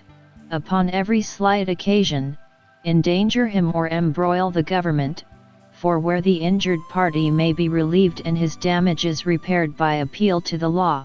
there can be no pretense for force, which is only to be used where a man is intercepted from appealing to the law. For nothing is to be accounted hostile force but where it leaves not the remedy of such an appeal. And it is such force alone that puts him that uses it into a state of war, and makes it lawful to resist him. A man with a sword in his hand demands my purse on the highway, when perhaps I have not 1/2d in my pocket. This man I may lawfully kill. To another I deliver 100 pounds to hold only whilst I alight, which he refuses to restore me when I am got up again, but draws his sword to defend the possession of it by force. I endeavour to retake it. The mischief this man does me is 100, or possibly 1,000 times more than the other perhaps intended me, whom I killed before he really did me any, and yet I might lawfully kill the one and cannot so much as hurt the other lawfully. The reason whereof is plain, because the one using force which threatened my life, I could not have time to appeal to the law to secure it, and when it was gone it was too late to appeal. The law could not restore life to my dead carcass. The loss was irreparable, which to prevent the law of nature gave me a right to destroy him who had put himself into a state of war with me and threatened my destruction. But in the other case, my life not being in danger, I might have the benefit of appealing to the law, and have reparation for my 100 pounds that way. 208 Fourthly, but if the unlawful acts done by the magistrate be maintained, by the power he has got, and the remedy, which is due by law, be by the same power obstructed, yet the right of resisting, even in such manifest acts of tyranny, will not suddenly, or on slight occasions, disturb the government. For if it reach no farther than some private men's cases, though they have a right to defend themselves, and to recover by force what by unlawful force is taken from them, yet the right to do so will not easily engage them in a contest wherein they are sure to perish, it being as impossible for one or a few oppressed men to disturb the government where the body of the people do not think themselves concerned in it, as for a raving madman or heady malcontent to overturn a well-settled state. The people being as little apt to follow the one as the other. 209 But if either these illegal acts have extended to the majority of the people, or if the mischief and oppression has light only on some few, but in such cases as the precedent and consequences seem to threaten all, and they are persuaded in their consciences that their laws, and with them, their estates, liberties, and lives are in danger, and perhaps their religion too, how they will be hindered from resisting illegal force used against them I cannot tell. This is an inconvenience, I confess, that attends all governments whatsoever, when the governors have brought it to this pass, to be generally suspected of their people, the most dangerous state they can possibly put themselves in, wherein they are the less to be pitied, because it is so easy to be avoided. It being as impossible for a governor, if he really means the good of his people, and the preservation of them and their laws together, not to make them see and feel it, as it is for the father of a family not to let his children see he loves and takes care of them. 210 But if all the world shall observe pretenses of one kind, and actions of another, arts used to elude the law, and the trust of prerogative, which is an arbitrary power in some things left in the prince's hand to do good, not harm, to the people, employed contrary to the end for which it was given, if the people shall find the ministers and subordinate magistrates chosen, suitable to such ends, and favored or laid by proportionably as they promote or oppose them, if they see several experiments made of arbitrary power, and that religion underhand favored, though publicly proclaimed against, which is readiest to introduce it, and the operators in it supported as much as may be, and when that cannot be done, yet approved still, and liked the better, and a long train of acting show the counsels all tending that way, how can a man any more hinder himself from being persuaded in his own mind which way things are going, or from casting about how to save himself? Then he could from believing the captain of a ship he was in was carrying him and the rest of the company to Algiers, when he found him always steering that course, though cross winds, leaks in his ship, and want of men and provisions did often force him to turn his course another way for some time, which he steadily returned to again as soon as the wind, weather, and other circumstances would let him. Chapter 19 Of the Dissolution of Government. 211 He that will, with any clearness, speak of the dissolution of government, ought in the first place to distinguish between the dissolution of the society and the dissolution of the government. That which makes the community, and brings men out of the loose state of nature into one politic society, is the agreement which every one has with the rest to incorporate and act as one body, and so be one distinct commonwealth. The usual, and almost only way whereby this union is dissolved, is the inroad of foreign force making a conquest upon them.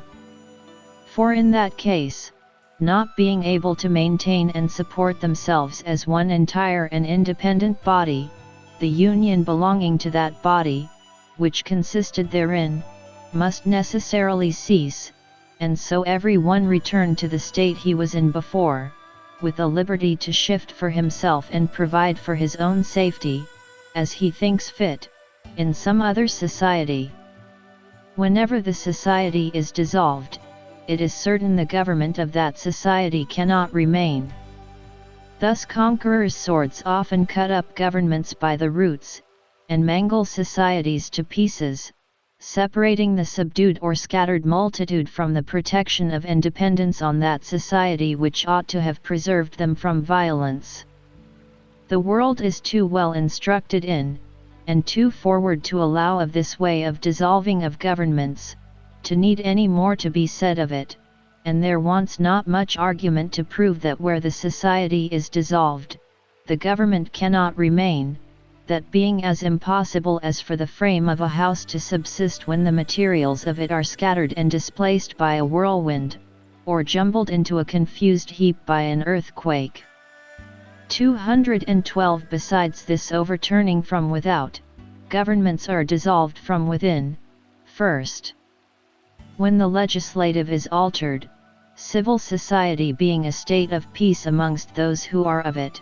from whom the state of war is excluded by the umpirage which they have provided in their legislative for the ending all differences that may arise amongst any of them. It is in their legislative that the members of a commonwealth are united and combined together into one coherent living body. This is the soul that gives form, life, and unity to the commonwealth. From hence the several members have their mutual influence, sympathy, and connection, and therefore when the legislative is broken, or dissolved, dissolution and death follows. For the essence and union of the society consisting in having one will, the legislative, when once established by the majority, has the declaring and, as it were, keeping of that will. The constitution of the legislative is the first and fundamental act of society, whereby provision is made for the continuation of their union under the direction of persons and bonds of laws, made by persons authorized thereunto, by the consent and appointment of the people, without which no one man, or number of men, amongst them can have authority of making laws that shall be binding to the rest. When any one, or more, shall take upon them to make laws whom the people have not appointed so to do, they make laws without authority, which the people are not therefore bound to obey, by which means they come again to be out of subjection, and may constitute to themselves a new legislative, as they think best, being in full liberty to resist the force of those who, without authority, would impose anything upon them. Every one is at the disposure of his own will, when those who had, by the delegation of the society, the declaring of the public will, are excluded from it, and others usurp the place who have no such authority or delegation. 213 This being usually brought about by such in the commonwealth, who misuse the power they have, it is hard to consider it aright, and know at whose door to lay it, without knowing the form of government in which it happens. Let us suppose, then, the legislative placed in the concurrence of three distinct persons: first, a single hereditary person having the constant, supreme, executive power, and with it the power of convoking and dissolving the other two within certain periods of time. Secondly, an assembly of hereditary nobility. Thirdly, an assembly of representatives chosen, pro tempore, by the people. Such a form of government supposed, it is evident. 214 First, that when such a single person or prince sets up his own arbitrary will in place of the laws which are the will of the society declared by the legislative, then the legislative is changed. For that being, in effect, the legislative whose rules and laws are put in execution, and required to be obeyed, when other laws are set up, and other rules pretended and enforced than what the legislative, constituted by the society, have enacted, it is plain that the legislative is changed. Whoever introduces new laws, not being thereunto authorized, by the fundamental appointment of the society, or subverts the old, disowns and overturns the power by which they were made, and so sets up a new legislative. 215 Secondly, when the prince hinders the legislative from assembling in its due time, or from acting freely, pursuant to those ends for which it was constituted, the legislative is altered. For it is not a certain number of men no, nor their meeting, unless they have also freedom of debating and leisure of perfecting what is for the good of the society, wherein the legislative consists, when these are taken away, or altered, so as to deprive the society of the due exercise of their power, the legislative is truly altered. For it is not names that constitute governments, but the use and exercise of those powers that were intended to accompany them, so that he who takes away the freedom, or hinders the acting of the legislative in its due seasons, in effect takes away the legislative, and puts an end to the government. 216. Thirdly, when, by the arbitrary power of the prince, the electors or ways of election are altered without the consent and contrary to the common interest of the people, there also the legislative is altered. For if others than those whom the society hath authorized thereunto do choose, or in another way than what the society hath prescribed, those chosen are not the legislative appointed by the people. 217. Fourthly, the delivery also of the people into the subjection of a foreign power, either by the prince or by the legislative, is certainly a change of the legislative, and so a dissolution of the government. For the end why people entered into society being to be preserved one entire, free, independent society to be governed by its own laws, this is lost whenever they are given up into the power of another.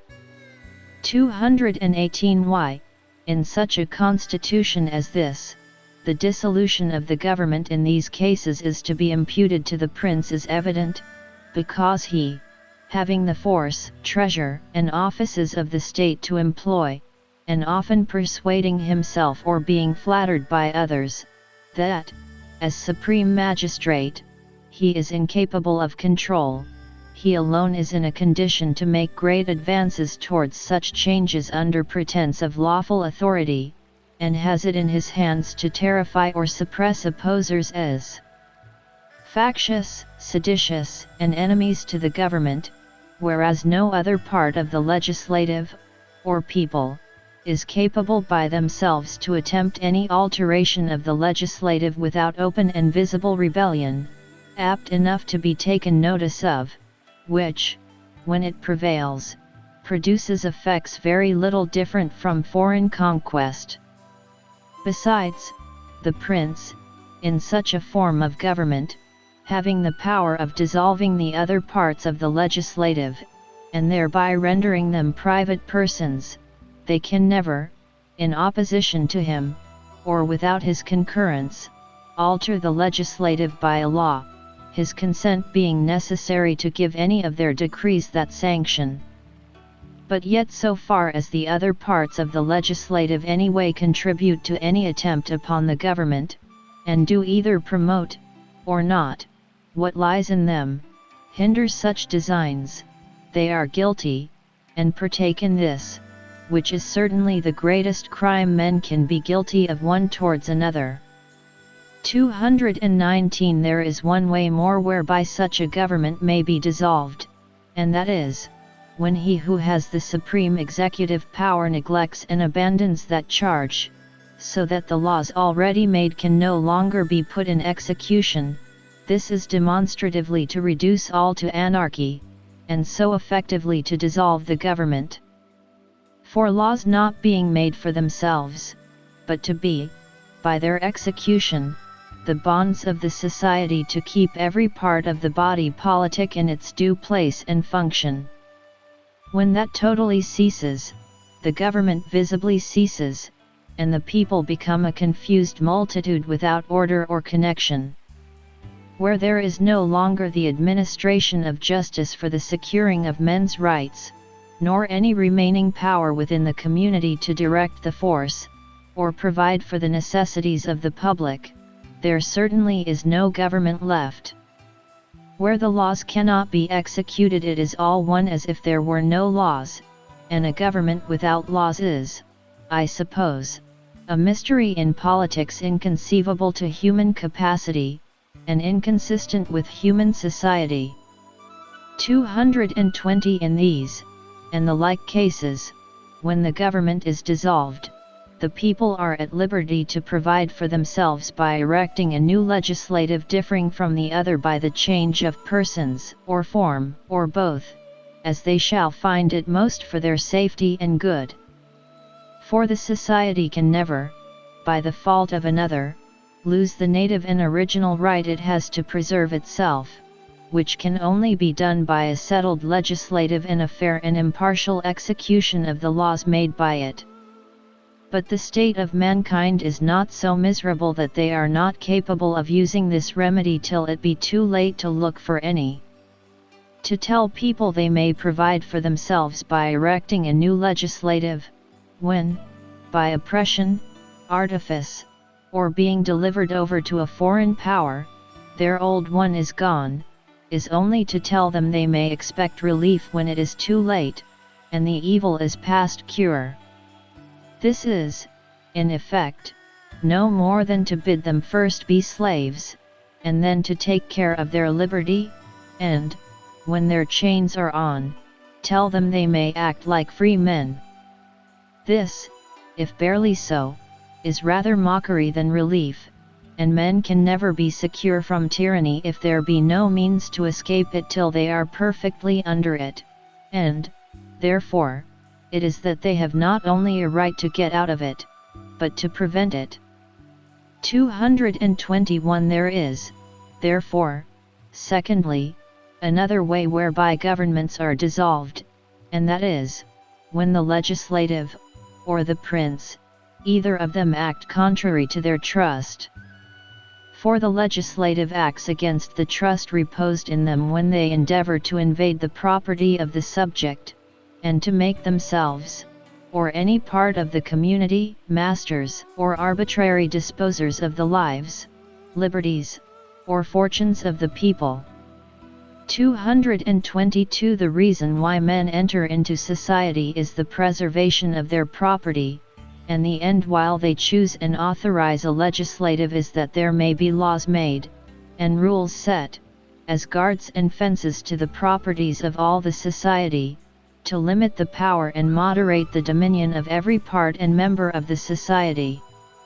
For since it can never be supposed to be the will of the society that the legislative should have a power to destroy that which every one designs to secure by entering into society, and for which the people submitted themselves to legislators of their own making, whenever the legislators endeavor to take away and destroy the property of the people, or to reduce them to slavery under arbitrary power, they put themselves into a state of war with the people, who are thereupon absolved from any farther obedience, and are left to the common refuge which God hath provided for all men against force and violence. Whensoever, therefore, the legislative shall transgress this fundamental rule of society, and either by ambition, fear, folly, or corruption, endeavor to grasp themselves, or put into the hands of any other, an absolute power over the lives, liberties, and estates of the people, by this breach of trust they forfeit the power the people had put into their hands for quite contrary ends, and it devolves to the people, who have a right to resume their original liberty, and by the establishment of a new legislative, such as they shall think fit, provide for their own safety and security, which is the end for which they are in society. What I have said here concerning the legislative in general holds true also concerning the supreme executor, who having a double trust put in him, both to have a part in the legislative and the supreme execution of the law, acts against both, when he goes about to set up his own arbitrary will as the law of the society. He acts also contrary to his trust when he employs the force, treasure, and offices of the society to corrupt the representatives and gain them to his purposes, when he openly pre-engages the electors, and prescribes, to their choice, such whom he has, by solicitation, threats, promises, or otherwise, won to his designs, and employs them to bring in such who have promised beforehand what to vote and what to enact.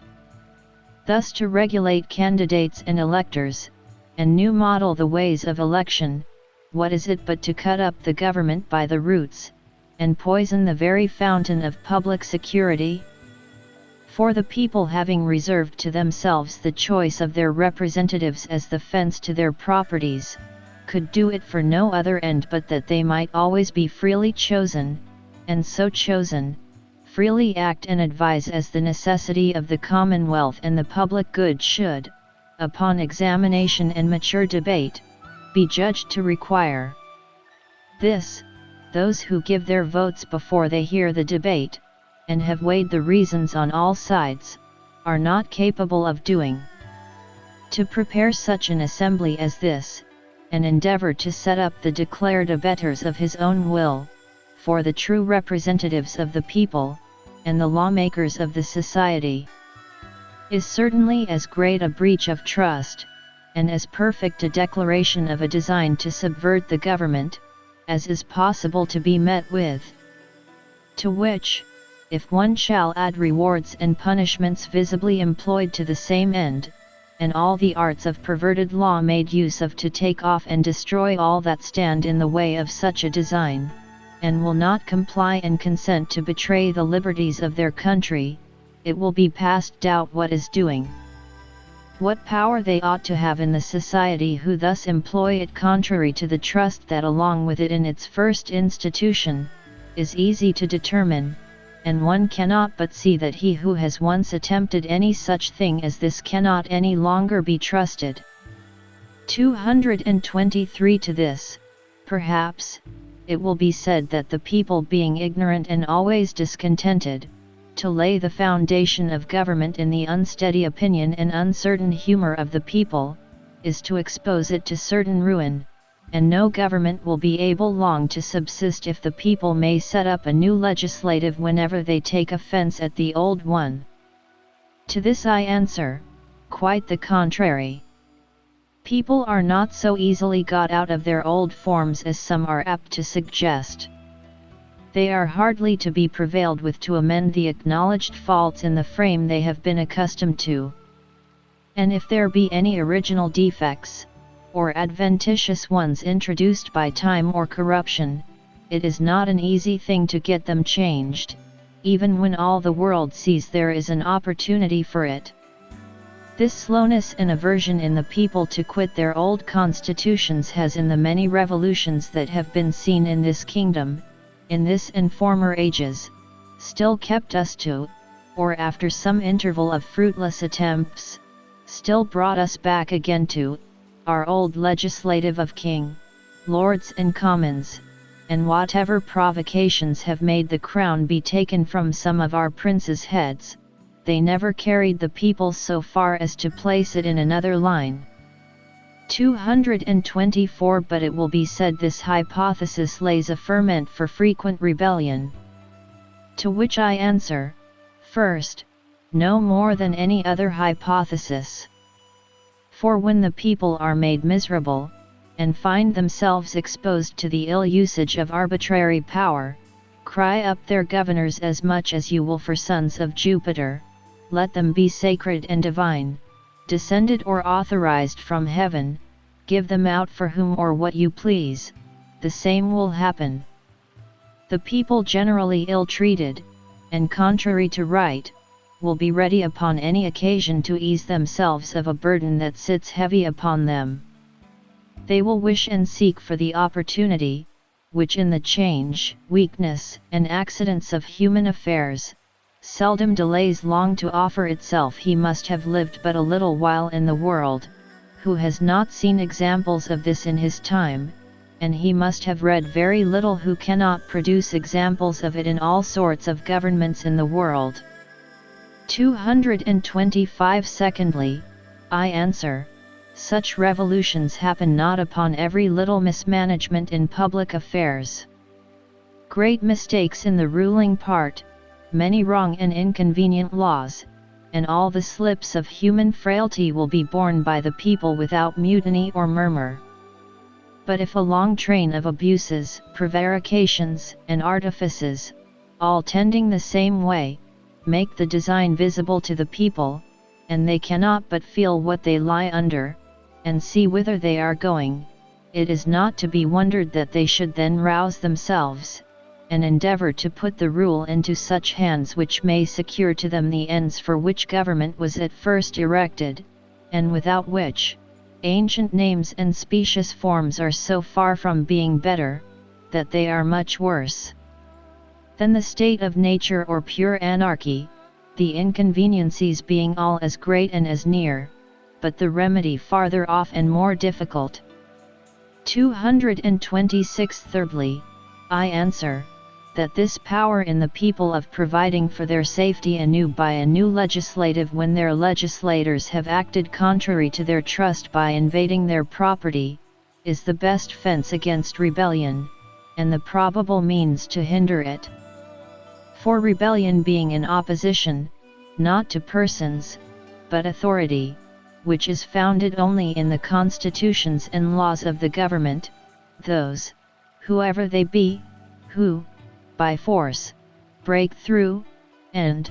by force, justify their violation of them, are truly and properly rebels. For when men, by entering into society and civil government, have excluded force, and introduced laws for the preservation of property, peace, and unity amongst themselves, those who set up force again in opposition to the laws, do rebel law, that is,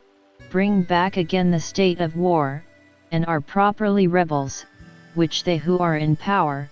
by the pretense they have to authority, the temptation of force they have in their hands, and the flattery of those about them being likeliest to do, the proper way to prevent the evil is to show them the danger and injustice of it who are under the greatest temptation to run into it. 227. In both the forementioned cases, when either the legislative is changed, or the legislators act contrary to the end for which they were constituted, those who are guilty of rebellion. For if any one by force takes away the established legislative of any society, and the laws by them made, pursuant to their trust, he thereby takes away the umpirage which every one had consented to for a peaceable decision of all their controversies, and a bar to the state of war amongst them. They who remove or change the legislative take away this decisive power, which nobody can have but by the appointment and consent of the people, and so destroying the authority which the people did, and nobody else can, set up, and introducing a power which the people hath not authorized, actually introduce a state of war, which is that of force without authority, and thus by removing the legislative established by the society, in whose decisions the people acquiesced and united as to that of their own will, they untie the knot, and expose the people anew to the state of war. And if those, who by force take away the legislative, are rebels, the legislators themselves, as has been shown, can be no less esteemed so, when they who were set up for the protection and preservation of the people, their liberties and properties shall by force invade and endeavor to take them away, and so they putting themselves into a state of war with those who made them the protectors and guardians of their peace, are properly, and with the greatest aggravation, rebels. 228. But if they who say it lays a foundation for rebellion mean that it may occasion civil wars or intestine broils to tell the people they are absolved from obedience when illegal attempts are made upon their liberties or properties, and may oppose the unlawful violence of those who were their magistrates when they invade their properties, contrary to the trust put in them, and that, therefore, this doctrine is not to be allowed, being so destructive to the peace of the world, they may as well say, upon the same ground, that honest men may not oppose robbers or pirates, because this may occasion disorder or bloodshed. If any mischief come in such cases, it is not to be charged upon him who defends his own right, but on him that invades his neighbor's.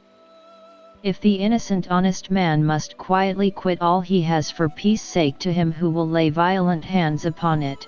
I desire it may be considered what kind of a peace there will be in the world which consists only in violence and rapine, and which is to be maintained only for the benefit of robbers and oppressors.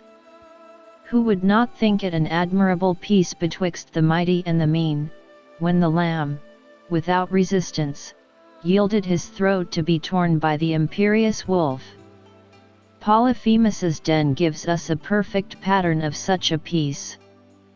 Such a government wherein Ulysses and his companions had nothing to do but quietly to suffer themselves to be devoured.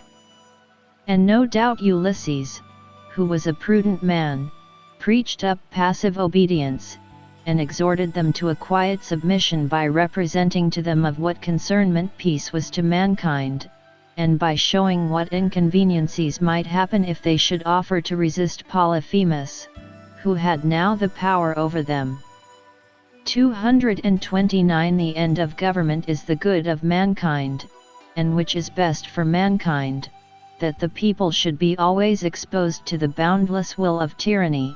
or that the rulers should be sometimes liable to be opposed when they grow exorbitant in the use of their power, and employ it for the destruction, and not the preservation, of the properties of their people. 230 Nor let any one say that mischief can arise from hence as often as it shall please a busy head or turbulent spirit to desire the alteration of the government. It is true such men may stir whenever they please, but it will be only to their own just ruin and perdition. For till the mischief be grown general, and the ill designs of the rulers become visible, or their attempts sensible to the greater part, the people, who are more disposed to suffer than right themselves by resistance, are not apt to stir. The examples of particular injustice or oppression of here and there an unfortunate man moves them not. But if they universally have a persuasion grounded upon manifest evidence that designs are carrying on against their liberties, and the general course and tendency of things cannot but give them strong suspicions of the evil intention of their governors, who is to be blamed for it? Who can help it if they, who might avoid it, bring themselves into this suspicion? Are the people to be blamed if they have the sense of rational creatures, and can think of things no otherwise than as they find and feel them? And is it not rather their fault who put things in such a posture that they would not have them thought as they are? I grant that the pride, ambition, and turbulency of private men have sometimes caused great disorders in commonwealths, and factions have been fatal to states and kingdoms. But whether the mischief hath oftener begun in the people's wantonness, and a desire to cast off the lawful authority of their rulers, or in the rulers' insolence and endeavors to get and exercise an arbitrary power over their people, whether oppression or disobedience gave the first rise to the disorder, I leave it to impartial history to determine. This I am sure: whoever, either ruler or subject, by force goes about to invade the rights of either prince or people, and lays the foundation for overturning the constitution and frame of any just government, he is guilty of the greatest crime I think a man is capable of, being to answer for all those mischiefs of blood, rapine, and desolation, which the breaking to pieces of governments bring on a country, and he who does it is justly to be esteemed the common enemy and pest of mankind, and is to be treated accordingly. 231 That subjects or foreigners attempting by force on the properties of any people may be resisted with force is agreed on all hands, but that magistrates doing the same thing may be resisted, hath of late been denied, as if those who had the greatest privileges and advantages by the law had thereby a power to break those laws by which alone they were set in a better place than their brethren, whereas their offence is thereby the greater, both as being ungrateful for the greater share they have by the law, and breaking also that trust which is put into their hands by their brethren. 232 Whosoever uses force without right, as every one does in society who does it without law, puts himself into a state of war with those against whom he so uses it, and in that state all former ties are cancelled, all other rights cease, and every one has a right to defend himself, and to resist the aggressor. This is so evident that Berkeley himself, that great assertor of the power and sacredness of kings, is forced to confess that it is lawful for the people, in some cases, to resist their king, and that, too, in a chapter wherein he pretends to show that the divine law shuts up the people from all manner of rebellion, whereby it is evident, even by his own doctrine, that since they may, in some cases, resist, all resisting of princes is not rebellion. His words are these: quod sequisticat, ergon populus tyrannicae cruditatai et furori jugulum semper prebabit, ergon multitudo civitates suas fame, pharaoh, et flamma bastari, sic, conjugies, et liberos fortunae ludibrio et tyranni libidini exponi, in omnia vitae pericula omnesque misereus et moles tias a reach deduci patienter, number illis quod omni animantium generi esta, natura tributum, dingari debet, utsc vim 6 repellent, sescab injuria tuinter, huic breviter responsum sit, populo universo negri defensionum, qui juris naturalis est, nec ultianum qui praetor naturam est adversus regem concedi deberi. Qua propter si rex non in singulars tantum personas aliquot privatum odium exersa, sed corpus entium republici, cujus ipsi, caput estie, totum populum, vel insignum aliquam ejus partum imini et intoleranda si vicia seu tyrannide divexet, populo, quidem hoc casu resistendi ac tuendi se ab injuria potestas competi, sed tuendi se tantum, non enim in principem invadendi, et restituendi injurii allati, non rectendi adebita reverentia proter acceptum injuriam. Presentum denici impetum propulsandi non vim praetoritum ulcisendi use habet. Horum enim alterum in natura est, ut vitani silicet corpus qui tuamur. Alterum vero contra naturam, ut inferior de superiori supplicium sumat. Quod atoc populus malum, antiquam factum sit, impedire potest, ne fiat. Id post quam factum est, in regem authorum salaris vindicator non potest, populus igitur hoc amplius quam privatus quispium habet, quod huic, vel ipsis adversarius judicibus, excepto buccinano, nullum nisi in patientia remedium superest. Cum il si intolerabilis tyrannies est, modicum enim fer omino debet, resistir cum reverentia possit. Barclay, Contra Monarchomicos, 3. 8. In English thus. 233 But if anyone should ask, must the people, then, always lay themselves open to the cruelty and rage of tyranny? Must they see their cities pillaged and laid in ashes, their wives and children exposed to the tyrant's lust and fury, and themselves and families reduced by their king to ruin and all the miseries of want and oppression, and yet sit still? Must men alone be debarred the common privilege of opposing force with force, which nature allows so freely to all other creatures for their preservation from injury? I answer, self-defense is a part of the law of nature, nor can it be denied the community, even against the king himself, but to revenge themselves upon him must, by no means, be allowed them, it being not agreeable to that law. Wherefore, if the king shall show in hatred, not only to some particular persons, but sets himself against the body of the commonwealth, whereof he is the head, and shall, with intolerable ill usage, cruelly tyrannize over the whole, or a considerable part of the people, in this case the people have a right to resist and defend themselves from injury, but it must be with this caution, that they only defend themselves, but do not attack their prince. They may repair the damages received, but must not, for any provocation, exceed the bounds of due reverence and respect. They may repulse the present attempt, but must not revenge past violences. For it is natural for us to defend life and limb, but that an inferior should punish a superior is against nature. The mischief which is designed them the people may prevent before it be done, but, when it is done, they must not revenge it on the king, though author of the villainy.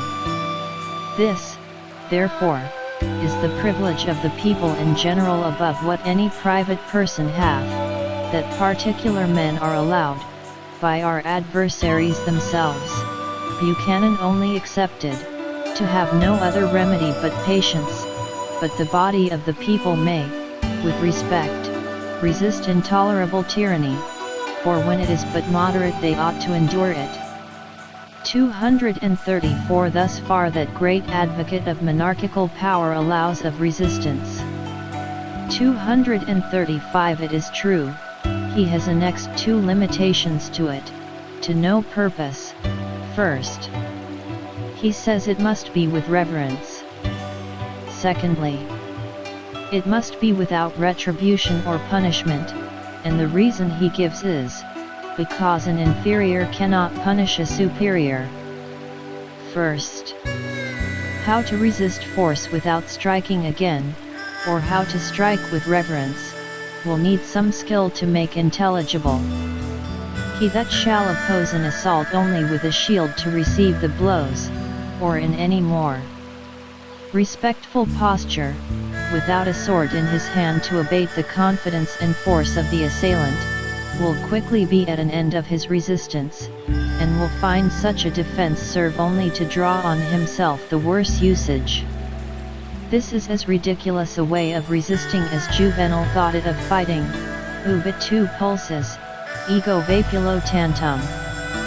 And the success of the combat will be unavoidably the same he there describes it. Libertas pauperis hec est, pulsatus rogat, et pugnus concesus,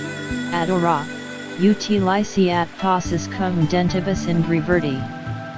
This will always be the event of such an imaginary resistance, where men may not strike again. He, therefore, who may resist must be allowed to strike. And then let our author, or anybody else, join a knock on the head or a cut on the face with as much reverence and respect as he thinks fit. He that can reconcile blows and reverence may,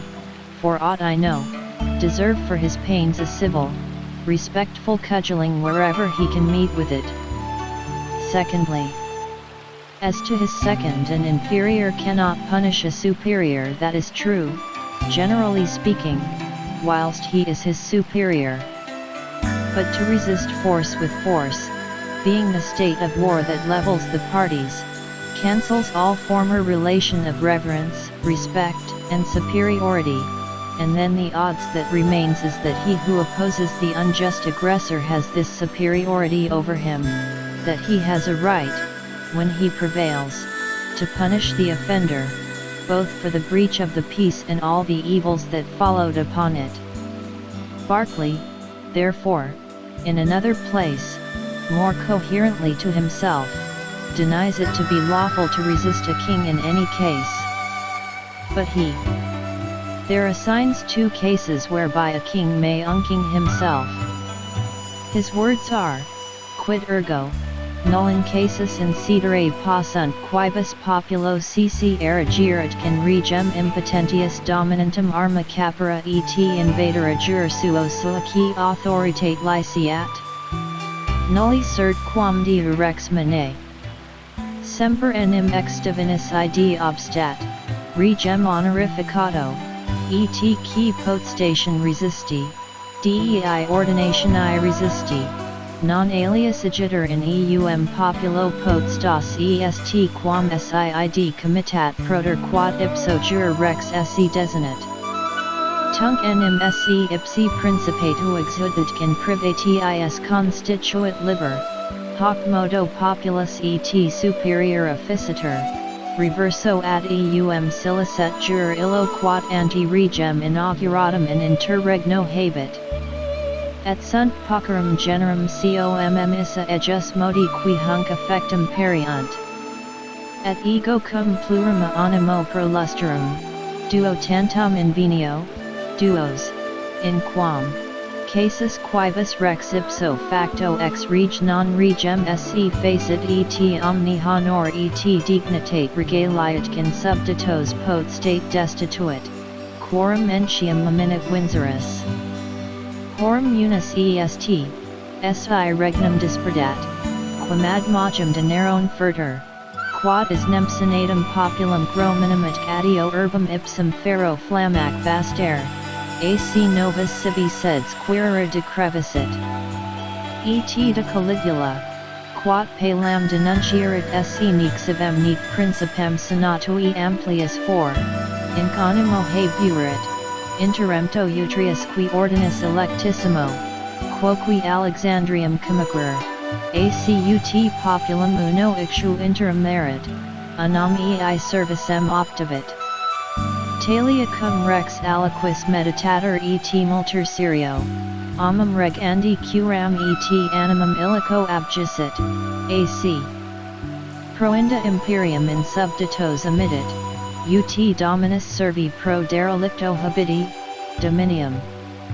236 Alter casus est, si rex in alicugus clientelum se contulit,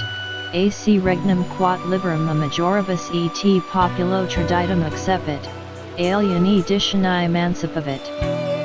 Nam tunc quam vis forte non ement id agit populo plane ut incommodet, tamen quia quod praecipium est regii dignitatis amisit, ut summus silicet in regno secundum deum sit, et solo deo inferior, et populum entium totum ignorantum vel invitum,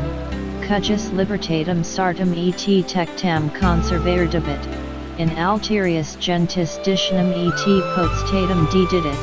hac velut quadam rengi evaluationi effecit, ut nec quad ipsi in regno imperium habit retinit, nec in eum cui collatum volut, juris quid quam transferat, et ita eo facto liberum jam et sui potestatis populum relinquit, cujus rei exemplum unum annals Scotici suppeditant. Barclay, Contra Monarchomachos, I3, c. 16. Which may be thus Englished. 237 What, then, can there no case happen wherein the people may of right, and by their own authority, help themselves, take arms, and set upon their king, imperiously domineering over them? None at all whilst he remains a king. Honor the king, and he that resists the power, resists the ordinance of God, are divine oracles that will never permit it. The people, therefore, can never come by a power over him unless he does something that makes him cease to be a king, for then he divests himself of his crown and dignity, and returns to the state of a private man, and the people become free and superior, the power which they had in the interregnum, before they crowned him king, devolving to them again. But there are but few miscarriages which bring the matter to this state. After considering it well on all sides, I can find but two. Two cases there are, I say, whereby a king, ipso facto, becomes no king, and loses all power and regal authority over his people, which are also taken notice of by Windsorus. The first is, if he endeavor to overturn the government, that is, if he have a purpose and design to ruin the kingdom and commonwealth, as it is recorded of Nero that he resolved to cut off the Senate and people of Rome, lay the city waste with fire and sword, and then remove to some other place, and of Caligula, that he openly declared that he would be no longer a head to the people or Senate, and that he had it in his thoughts to cut off the worthiest men of both ranks, and then retire to Alexandria, and he wished that the people had but one neck that he might dispatch them all at a blow. Such designs as these, when any king harbors in his thoughts, and seriously promotes, he immediately gives up all care and thought of the commonwealth, and, consequently, forfeits the power of governing his subjects, as a master does the dominion over his slaves whom he hath abandoned. 238. The other case is, when a king makes himself the dependent of another, and subjects his kingdom, which his ancestors left him, and the people put free into his hands, to the dominion of another. For however, perhaps, it may not be his intention to prejudice the people, yet because he has hereby lost the principal part of regal dignity, viz., to be next and immediately under God, supreme in his kingdom,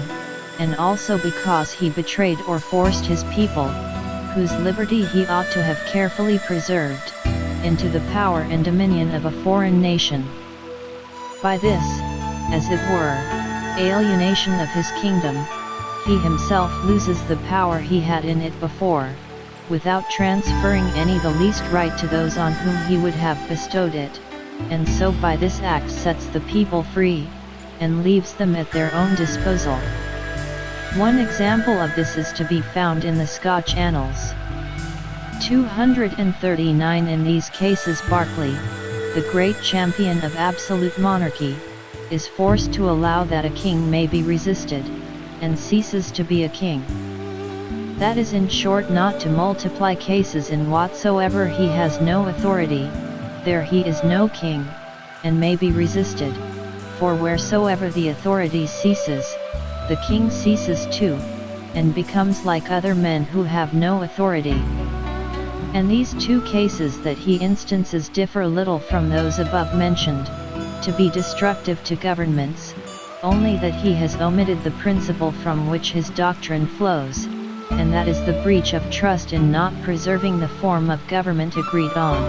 and in not intending the end of government itself, which is the public good and preservation of property. When a king has dethroned himself,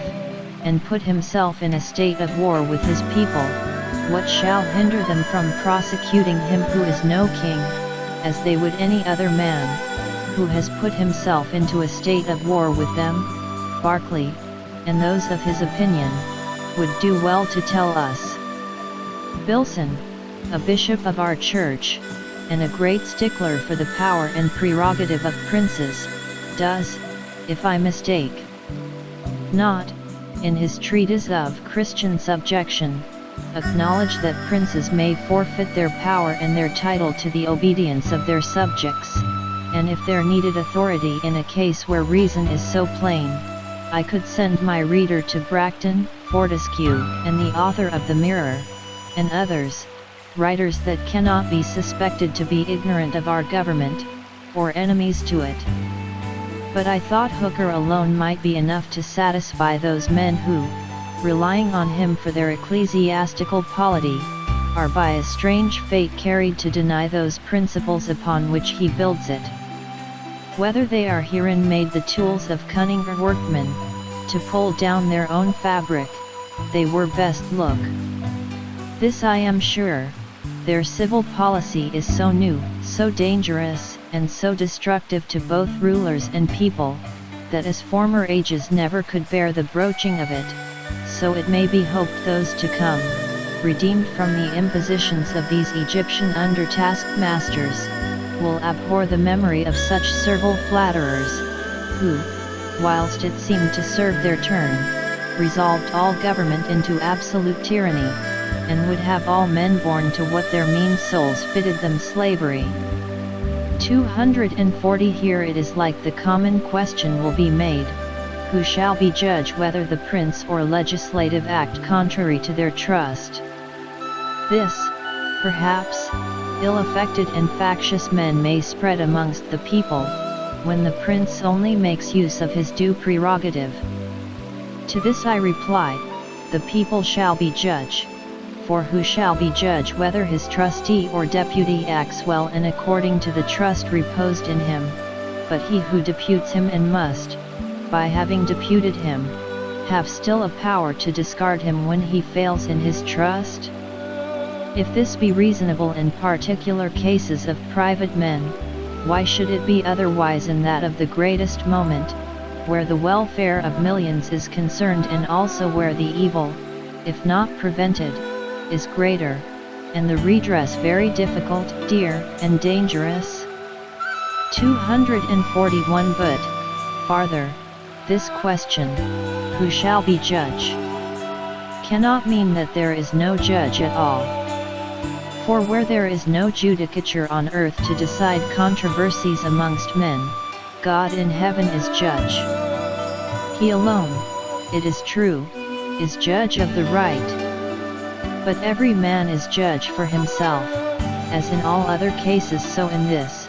whether another hath put himself into a state of war with him, and whether he should appeal to the supreme judge, as Jephthah did. 242. If a controversy arise betwixt a prince and some of the people in a matter where the law is silent or doubtful, and the thing be of great consequence, I should think the proper umpire in such a case should be the body of the people. For in such cases where the prince hath a trust reposed in him,